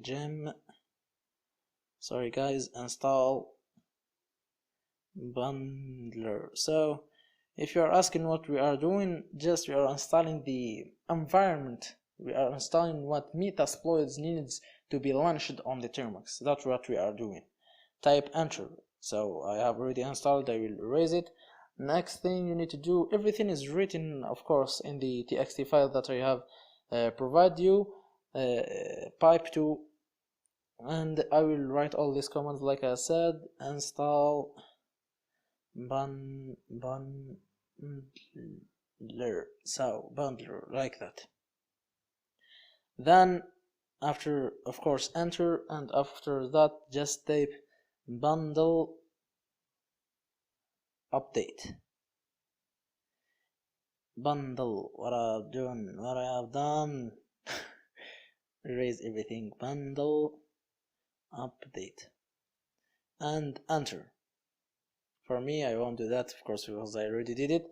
So in this time you will receive, I think, of course, in my time, like I say always, you will receive this error message in here.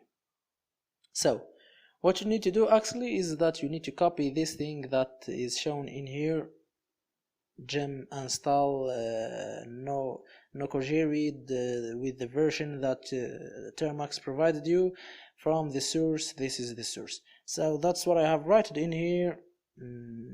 I think, yes, I didn't make a screenshot of what I have written.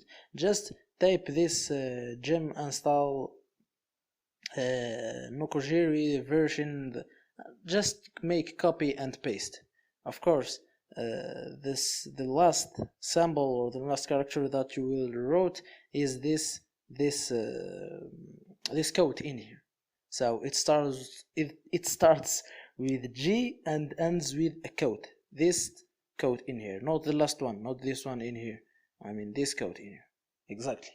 So after doing that, get back again and type, of course you will write that or copy and paste it, enter, and after that get back and write the same command, bandly update, like that, and this time you won't have that problem.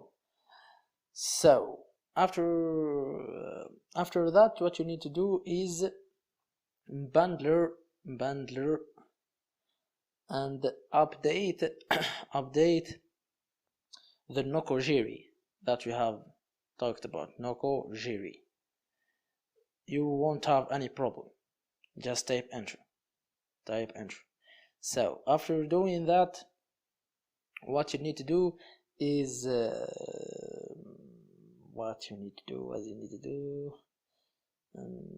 you have to install the Nokogiri from the system libraries. So what you need to do is gem install and Nokogiri, of course, like I've said, Nokogiri, 2 main symbols and the blank 2 main symbols, and use the system libraries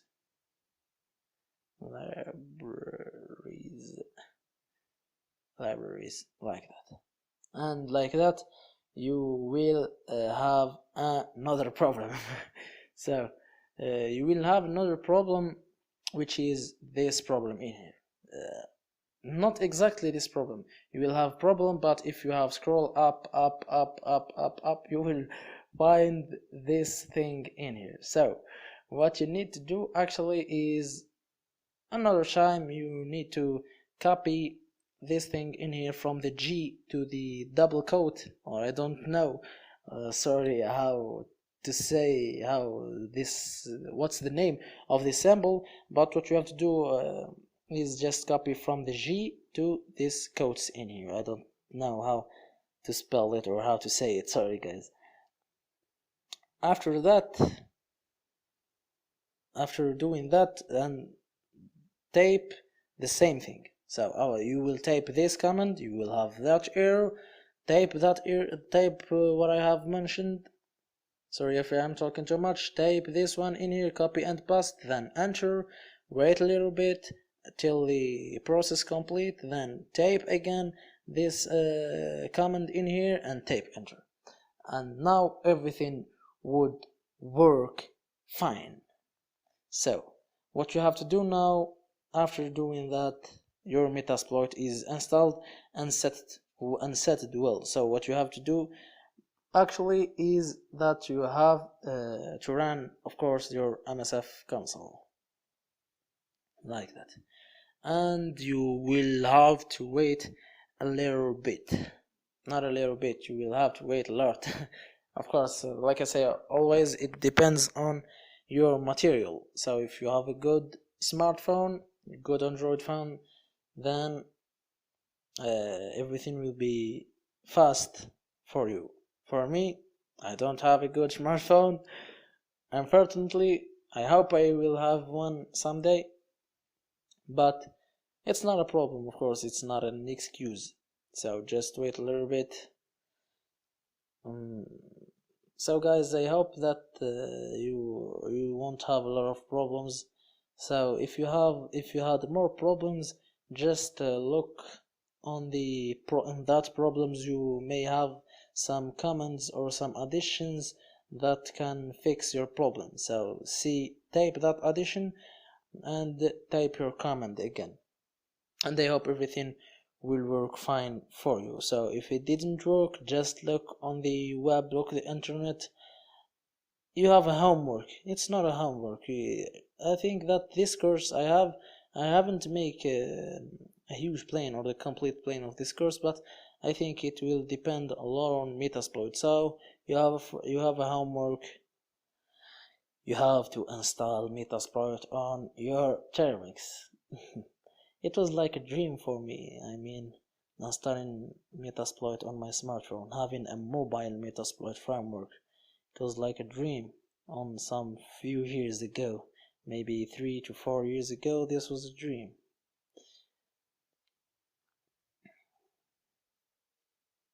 And thanks to the technology that provide us every day with powerful smartphones, powerful materials that help us day after another to do what we want to do as mythical hackers. And like you are seeing in here, I have the Metasploit launched. So like you have saw in the beginning that I had some errors. I will find them, failed to connect to the database. So this is a problem, guys. It's not something usual. Failed to connect to the database. So how to solve this problem? I have also wrote this a command that will solve this for you guys. So we need to exit the Metasploit.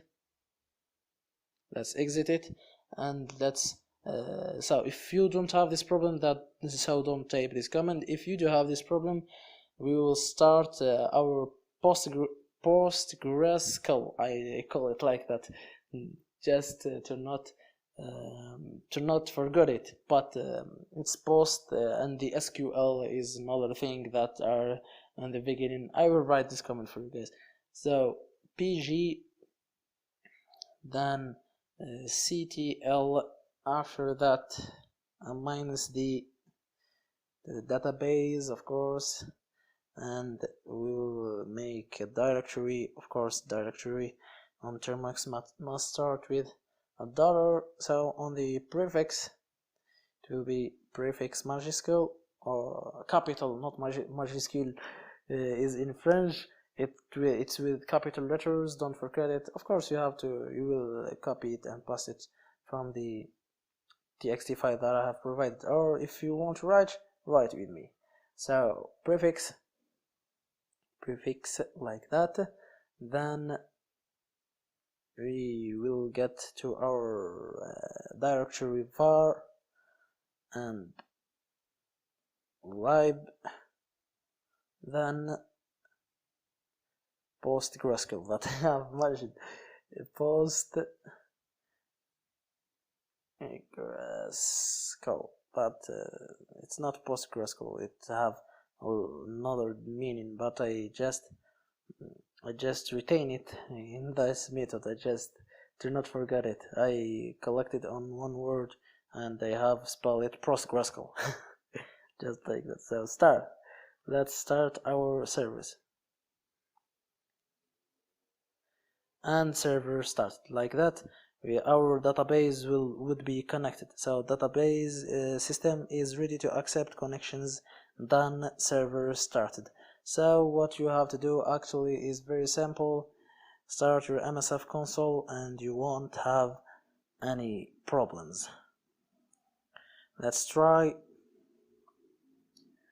Like you are seeing here, like I have said before, guys, there is a lot of problems on installing the Metasploit on Termux. I hope that everything would work fine and good for you, and I hope that you will install Metasploit. Just like I have mentioned, make it a homework. You need Metasploit on your device. Don't use your Termux without a Metasploit. So it will start the incorrect way. So I will pause the video, then I will be back. And we got our Metasploit. So you may notice something that showed on my terminal, which is warning linker and this thing in here. It's not a problem, guys. Everything is going good and well. So we have installed the Metasploit, and sorry guys, I have just realized that I'm doing a 20 minutes video. I hope that I didn't waste your time. Of course, we are not wasting time. You have installed a very big project on your Android device. It's a world-class project. It's the Metasploit framework, and I am so glad to see that I'm on this Metasploit on my Android device. So guys, see you in the I will make a screenshot to this Metasploit. I like it. Screenshot. So guys, see you in the next lectures, and peace! Hi guys, how are you? Hope everything is going good. I'm all with you. Welcome to your course. So today we're gonna be seeing how to create or how to generate an encoded payload using MSF Venom. When I say encoded payload, don't imagine it like it's so encrypted and it's fully undetectable payload, because MSF Venom is so known by all the antiviruses, and even if they keep creating new encoders they are named on the Metasploit framework, so even if they still making or updating their encoders, they will be detectable by the antiviruses because they are so known. And for creating a fully undetectable backdoor on Termux, it's kind of impossible. Sorry guys, because the Termux is needed some environments. What I mean by that, it needs mostly, the more important thing is the wine. The wine is a software or an environment which is hired to execute the exe files. So he is responsible of executing exe files or executable files on a Linux machine. Maybe you have already heard of that. So the creating an encoded or fully undetectable backdoor on Termux is kind of impossible. So what are the tricks? It will be great if you have another operating system, Kali Linux, on your computer or something like that. And if you have that, you can create your fully undetectable backdoor just by following the lectures up on the practical lectures section, in which we have used the shelter. It's the most updated lecture in there. We have used the shelter to create our fully undetectable backdoor. Then create it from there and send it to the victim, and you can receive your hack, or you can receive your data. You can start your listener on Metasploit in the mobile. I don't think that it's kind of a big problem if you have Kali Linux. So just follow these steps, and in the local host and the local port will be different, and I will be talking about that right now. So the first thing that we need to do is that we need to get to the Metasploit framework folder. Let's zoom a little bit, like that. Then we're gonna start MSF Venom. The next thing that we need to do is that we have to choose a payload. We're gonna choose Windows, Meterpreter, Reverse, TCP. For you guys who don't know where those came from, I mean those things, just keep clicking on keyboard like this and we will have them. It's the escape button and it's some useful things. So that's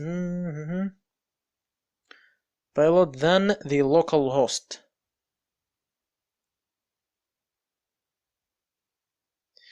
In the local host, guys, if you are using the first method of port forwarding, I mean port forwarding through your router, the best thing to do is that, sorry guys, I forgot in here. So our payload will be an HTTP payload. HTTP payload. I will be talking about that. So the best thing to do if you are using your router as, or you are using your firewall's router to port forward, it will be great. As I always say, it's the best thing to do. And what you have to put in here, the perfect situation is that you put your no IP host name and keep updating it, of course. if you are willing to hack externally, but if you are willing to hack internal of your network, just put your internal IP address. In my case, I am using ngrok, so what I have to do is simply start my ngrok, then http. Maybe guys, I said once or two times, or I don't know how much, that let's avoid the port 80. But right now, you have to use the port 80, guys.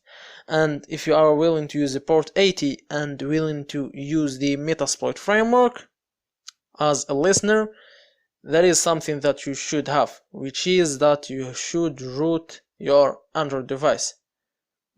That's the main thing. So root your Android device. I think that you want to be an ethical hacker, and rooting your Android device is something very necessary. You have to root your Android device to be an ethical hacker. So rooting your Android device is very important, guys. On this lecture of creating a Metasploit or creating a backdoor, sorry guys, using MSF Venom, and also on the listener, when we start with listener and when we test our payload. So what we need to do, guys, like I have said, I will launch the ngrok. Then of course I need this thing in here. So copy, get in here. This will be my local host. Paste. My local port will be 80. Because the ngrok is doing this thing. So I got some data into this URL. So this URL as an HTTP. Then it redirected to this localhost dot not that this localhost through the port 80.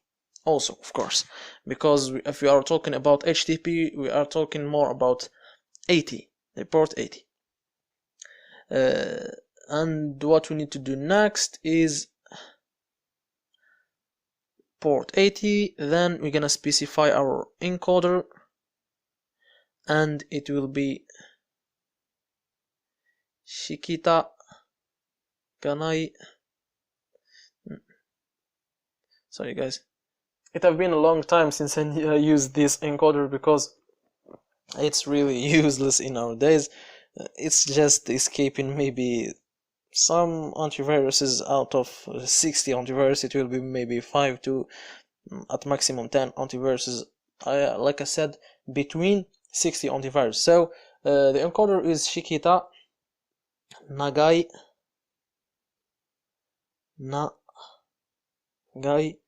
like this, and we will encode it like let's say 15 times.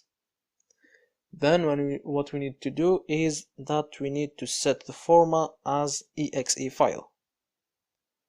Then basically the output should be on our home.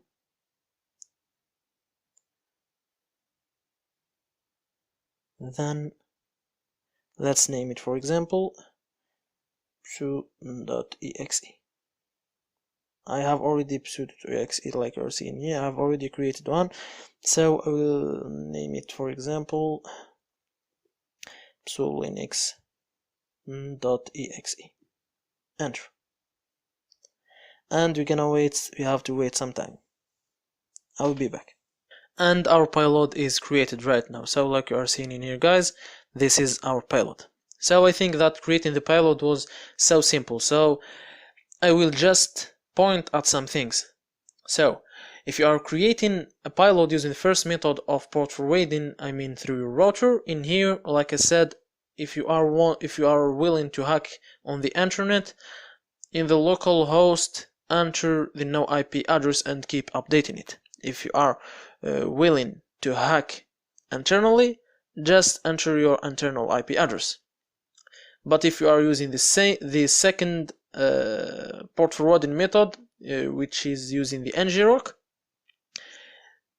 be always sure that in the local host you are entering the URL given by the ngrok, or using the no IP service, and of course keep updating it with new URLs every time you open your section of ngrok as a free user, of course, guys, because if you pay for ngrok, I think that you can choose this URL and it will be fixed, and maybe you are not even obliged to use no IP service.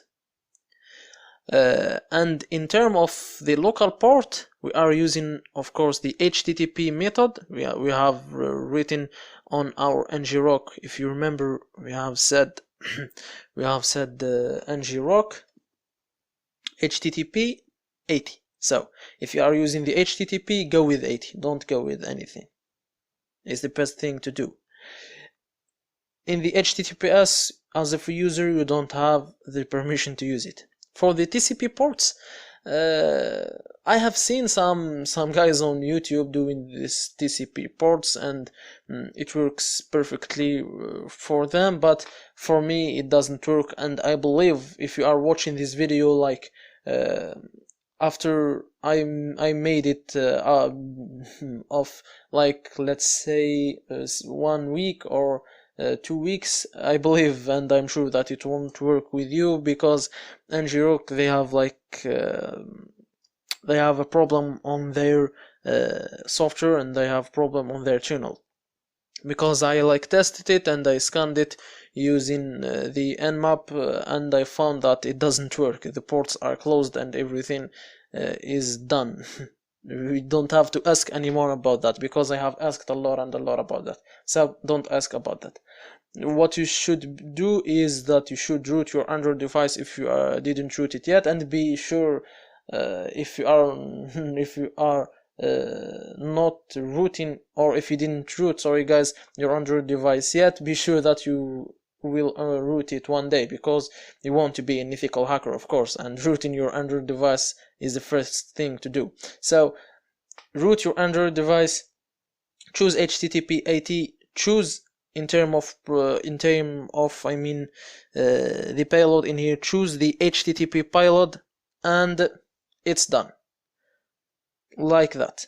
So in the localhost, as a free user, like I said, ngrok, enter your no IP and keep updating it. It's the best thing to do. One thing you can do it is just enter this URL given by ngrok. As a free user, also use the local port 80 and the payload reverse HTTP. If you are not free user, or I didn't try that, but I just recommend these things. So guys, I hope I didn't talk too much. Now I did talk too much, so I hope you have learned from this video. Even if you are using the first method of port forwarding, be sure also that one day you will have to use this method. Maybe if you are using mobile data, or if you are using some other networks, this method is really useful, so you didn't waste your time. So see you guys in the next video, and peace! Hi guys, how are you? Hope everything is going good. I'm with you. Welcome to your course. So this time we're gonna be talking about starting our listener and testing our previous pilot that we have created on the last lecture, I mean the previous lecture. So what we need to do, of course, we need to run our MSF console. Who of you guys remember this command? So this command is for starting the Metasploit database. So always guys, be sure that you have entered this command and you have run it. So next thing that we need to do is we need to run our MSF console. You know that it takes some time, so I will pause the video. And here it is, our lovely Metasploit. So guys, in here you may not have the same output as me, because my database was already configured and everything was good.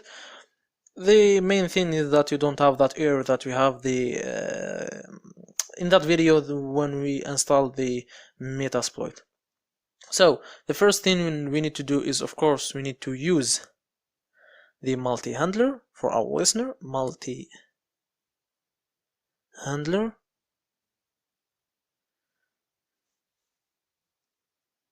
Then guys, you can write even if we don't have that line, that command line, I mean, so you can write even in here. So we're gonna set our pilot as Windows Meterpreter reverse, but not TCP, like you know. We're gonna use the HTTP for the payload that we have created the last time. Then our localhost will be lhost. So if you are using the ng-rock, you should always use this localhost. 1.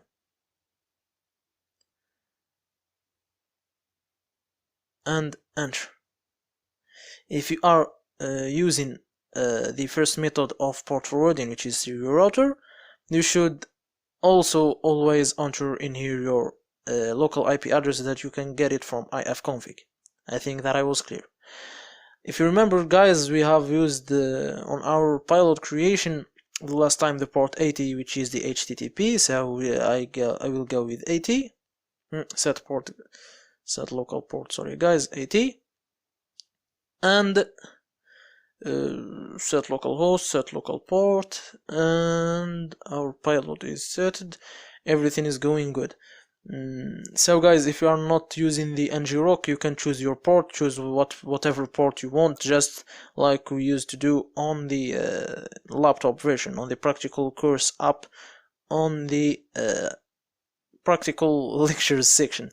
So guys, we will have an error. I did that and I was knowing that we will have an error, so I will run it. There is no problem.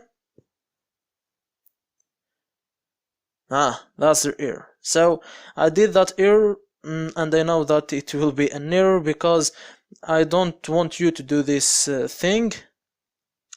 You see, guys, that permission denied. That's why I said we should root our Android device. So guys, don't run MSF console without this sudo, and just keep asking why I do have this error. So I did this in purpose to show you this error and for you to remember that. So I will exit the MSF console and I will run the MSF console using the command sudo msf console and enter. So it will take some time. You will have this, of course, of the super user, just so don't ask me again, and grant the permission.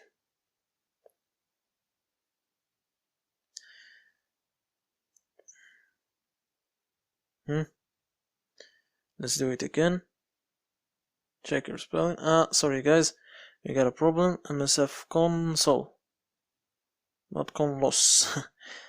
MSF console. Like this. And I will be back after I will set all the MSF console parameters and everything will be clear. And here we are back. So I have run the MSF console using the sudo, like in here you have seen, guys, and I have entered the parameters multi-handler, the same pilot, the same localhost, the same local port, and it will work perfectly with the sudo. So guys, I want just to add that this problem is happening only with the port 80. So if you are not using the port 80, if you are using the first method of port forwarding, which is through your router, so use any other port. It can be 111 to just choose any other port that you want, and you will not have to root your Android device if you didn't root it yet, but always I will recommend you to root it. Even if you are paying for your ng-rock, you won't have to root your Android device. You can just, instead of launching ng-rock HTTP 80, launch ng-rock TCP port, for example 1111. And on term of ports, when you create the payload, don't create the HTTP payload, create the TCP, I mean Windows Meterpreter reverse, not HTTP, but reverse TCP and set your port as 111 and get to your listener and work perfectly with the same host, like I said always, and instead of port 80, put port 111. But if you are using the same method that I have did, which is the free method, you can do it only by rooting your Android device. This in case if the ngrok has solved the problem of their TCP protocol, because I have, like I told you guys, I wasted a lot of time on that, and I just I have just found that they have a protocol on their script. So it doesn't matter, just follow me, root your Android device, and everything will be free. Run, and let's wait a little bit.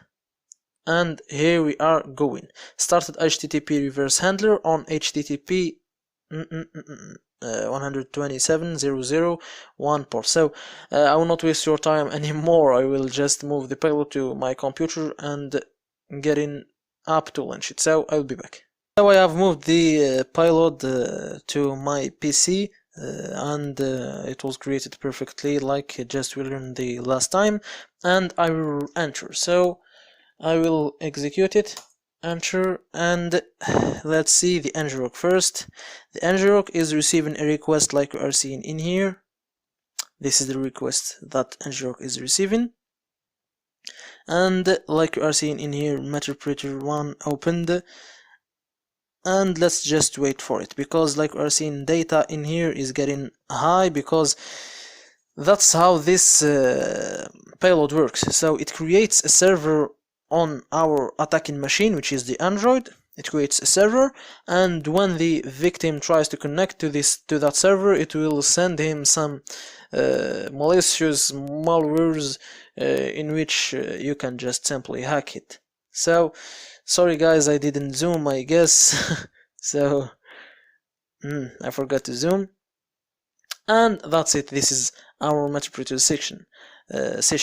You can type the sysinfo to see the system's information, like you are seeing in here. You can type just simply help to see a lot of comments that you can use in here. So we have help, git, exit, we have close, we have scripts, kill, background to see the background. We have a lot of Meterpreter commands, guys. I will not explain all of them, of course. Dump patch, get sys, play an audio file, like you're seeing, webcam if the victim has a webcam, web record mic. So a lot of things that you can just learn by yourself. I don't think it's too hard. So guys, this was our lecture for today. See you guys in the next lecture, and peace! Hi guys, how are you? Hope everything is going good and well with you. Welcome to your course. So this time you're gonna be seeing how to install Apache 2 server, and this will allows you to create your own web server on your own Android device, which means that it will be kind of a folder in your mobile phone in which if you have provided the IP address of that folder to someone else, that one else he will be able to get some things he wanted from you. So it's be kind of you can upload in there your own website, for example, and just activate or start the Apache 2 service, and like this anyone can access to that website. It's simply like this, and for ethical hackers they use it mostly to for example, if I have created a software or malware, sorry guys, if I have created a malware and I want to test it, for example, on Windows machine, I don't know how to use like a USB cable to get the payload or the malware from my Android device to the Windows machine. I just upload it, or I just copy it to that web server, and I start my web server, and I got into my Windows machine, entering my IP address, and I will have this malware on that web page, in which I can download and use. It's simply like that. I have talked too much. So guys, how to install it is very simple thing to do. It's just package install Apache 2 like this. Enter, wait a little bit, and it will be installed for you guys. So how to find that folder in which you copy data, or how to find the index or your folder in which it contains your web server, just type cd and get back, type ls, get to user, usr like this, ls, then get to share, this one in here, which means cd share, ls, then this is the Apache 2, cd Apache, sorry guys, Apache 2, ls, cd default site, this one in here, ls, cd this folder, ls, and this is your sorry guys, this is your folder in which, if you have, like for example, uploaded a file in here and you want to download it from your browser in some place else, is simply accessing, which means that you will use the IP address of this smartphone, and after that click enter and you will be in your web page, and from that web page you can download whatever you want, or you can upload a website in here and send it, or if you are, for example, a web application developer and you want to test your website, just upload it in here and make your tests. And that's it, basically simple. If you basically simple that's it basically guys. If you typed brinkware directory, so pwd, this is this is the directory of the so you may need to copy it like from here, from usr. So just copy it from here, from usr, please Termux, please. That's what I hate in Termux. I love Termux, but this thing, it turns me on. So just copy this thing from share to in here. That's it. I will try to copy it for you. I will pause the video, guys, and when I copy, I will get back the video. Whoa, I did it, guys. So select only this thing, click copy, and for example, if you are, I will quit the Termux to show you guys. I will exit it, then I will get in again. So if you want to get to that folder again, just type cd 2 points / then paste. Like this, you are into bash cd, no such file or directory. cd 2 points, cd, like this, paste. What about this one? No such file or directory. Whoa. Let's see the problem. Let's type ls usr. No, sorry guys. There is a problem in here. I won't delete this part of the video. You know that I don't do this, guys, and I will do it again. You know that I don't do this. I mean by don't do this, I don't delete videos, I don't use montage, I don't edit videos, I just upload my mistakes for you guys to learn, of course. So what you need to do is cd, then 2 points, then please share not usr,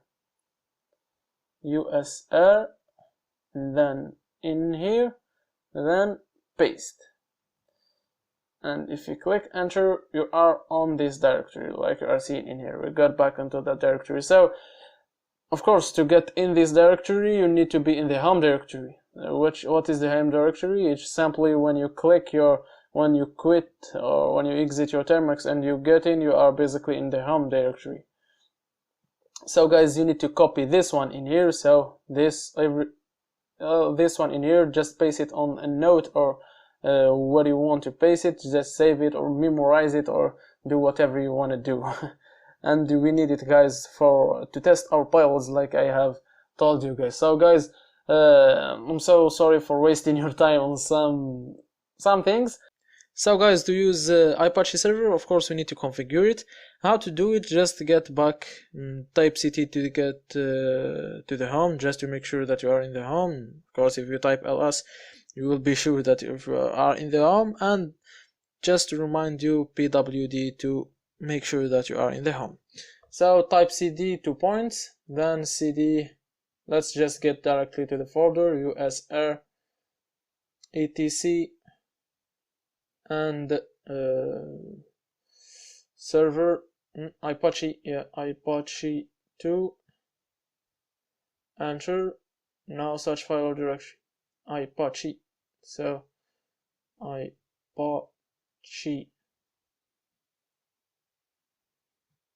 what I'm writing, Apache 2, that's it, ls and vi httpd.conf.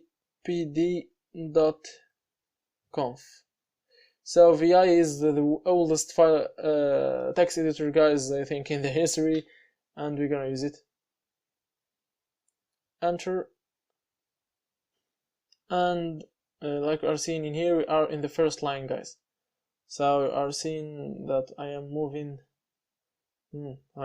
this cursor up and down, like we're seeing in here, guys. So VI is kind of difficult, guys, to use. There is a control mode and there is an editing mode. So to get to the editing mode, to enter text and something like that, just type E, then you are in the editing mode. Type enter to get a new line. Use the high or the above arrow, and I need you to type something which is very simple. Server, then server name, not only server name, my server dot my domain .com, just like that. Server name, my server, my domain.com. That's all what I need. Type on this ESC, which escape, just type it, ESC or eShop. In French it's eShop. I don't know what's in English, to be honest. Just type on it, and like we are seeing in here, you can't write anything. If you try to write, for example, and you can write it because you are in the control mode. How to exit? And we have entered our line that we want to enter. How to exit? Just we need to type 2 big Z's. This means exit and save. Z, then big, I mean capital Z, and like that. If we get another time to our file, we can see in here that the line that we have added is in there. So we're gonna exit another time, and what I need you to do also is Apache ctl config test. Enter, syntax okay. That's what exactly we are looking for. So in order to use Apache, guys, you know that we need the port 8080. So I'm gonna use the ngrok to run the HTTP on the port. It can be 80 or 8080, but like I say, guys, always I prefer 8080 on Termux, so always use 8080. And like we are seeing in here, the 8080 is running. Get into the first session and type Apache ctl. Enter. Already in use, good with that. You might not have these things because I have I am already using the Apache server. For you, you might have you can have anything. That's the normal case. And to test our Apache server if it does work or not, we need to get in here and copy this address. Copy. Get to our browser. You might not have this is not good. And paste in here. Enter.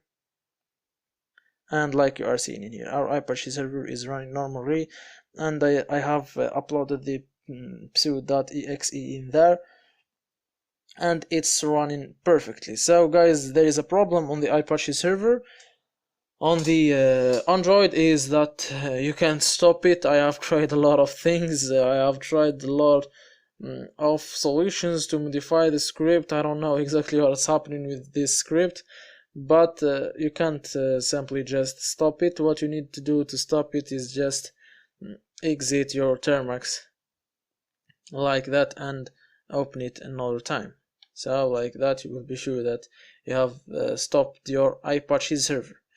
Or just reboot your phone. I don't like to get to this high-level solution, which is rebooting the phone, but I really don't recommend rebooting the phone. But you know that Apache service should be like kind of a paid service. I have already talked about that. So in the free version, it's kind of limited, a lot limited. You can't use a lot of things that we have already seen, which are, I think, cool things. So you need to pay for it, and if you paid for it, you don't have to stop the Apache server at all. You don't have to stop it, because the port 8080 won't be that necessary. It's needed only on web servicing, which can be, for example, using the social engineering toolkit for creating fake pages or for spamming. And if you are not using those kind of things, you can use another port and just let the Apache server works. There is no problem. On stopping the Apache server, like I said, guys, I got a lot of problems. I have tried to modify the script, but I didn't get a solution. So guys, this was our lecture for today. See you guys in the next lecture, and peace!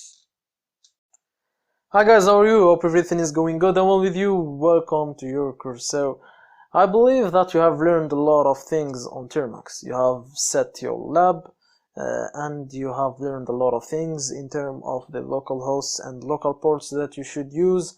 And I think that you are ready to go by yourself. Of course, you are not going to stop in here. So, going by yourself means go explore that section, that upper section in which I have talked about the practical lectures of ethical hacking. You can do a lot of stuffs in there. So in this section we have just tested our lab and we have understood some things. So you can get in there and set your things, learn, find some new scripts on LazyMox, find some new tricks on the internet. Of course, like I always say, there is no complete ethical hacking course. You have just to keep learning and learning, and you will not stop. And I believe, guys, that you have a strong base to go with you in all your hacking or all your learning process. So I think, guys, that I have been useful in this section. So I wish you all the best, guys. Like I say always, or maybe I said only once, I wish that once you will put your name on a world-class hacking list, maybe on a big website, and I hope it will be in terms of ethical hacking and not hacking, because guys, we are learning ethical hacking, like I say always, not hacking.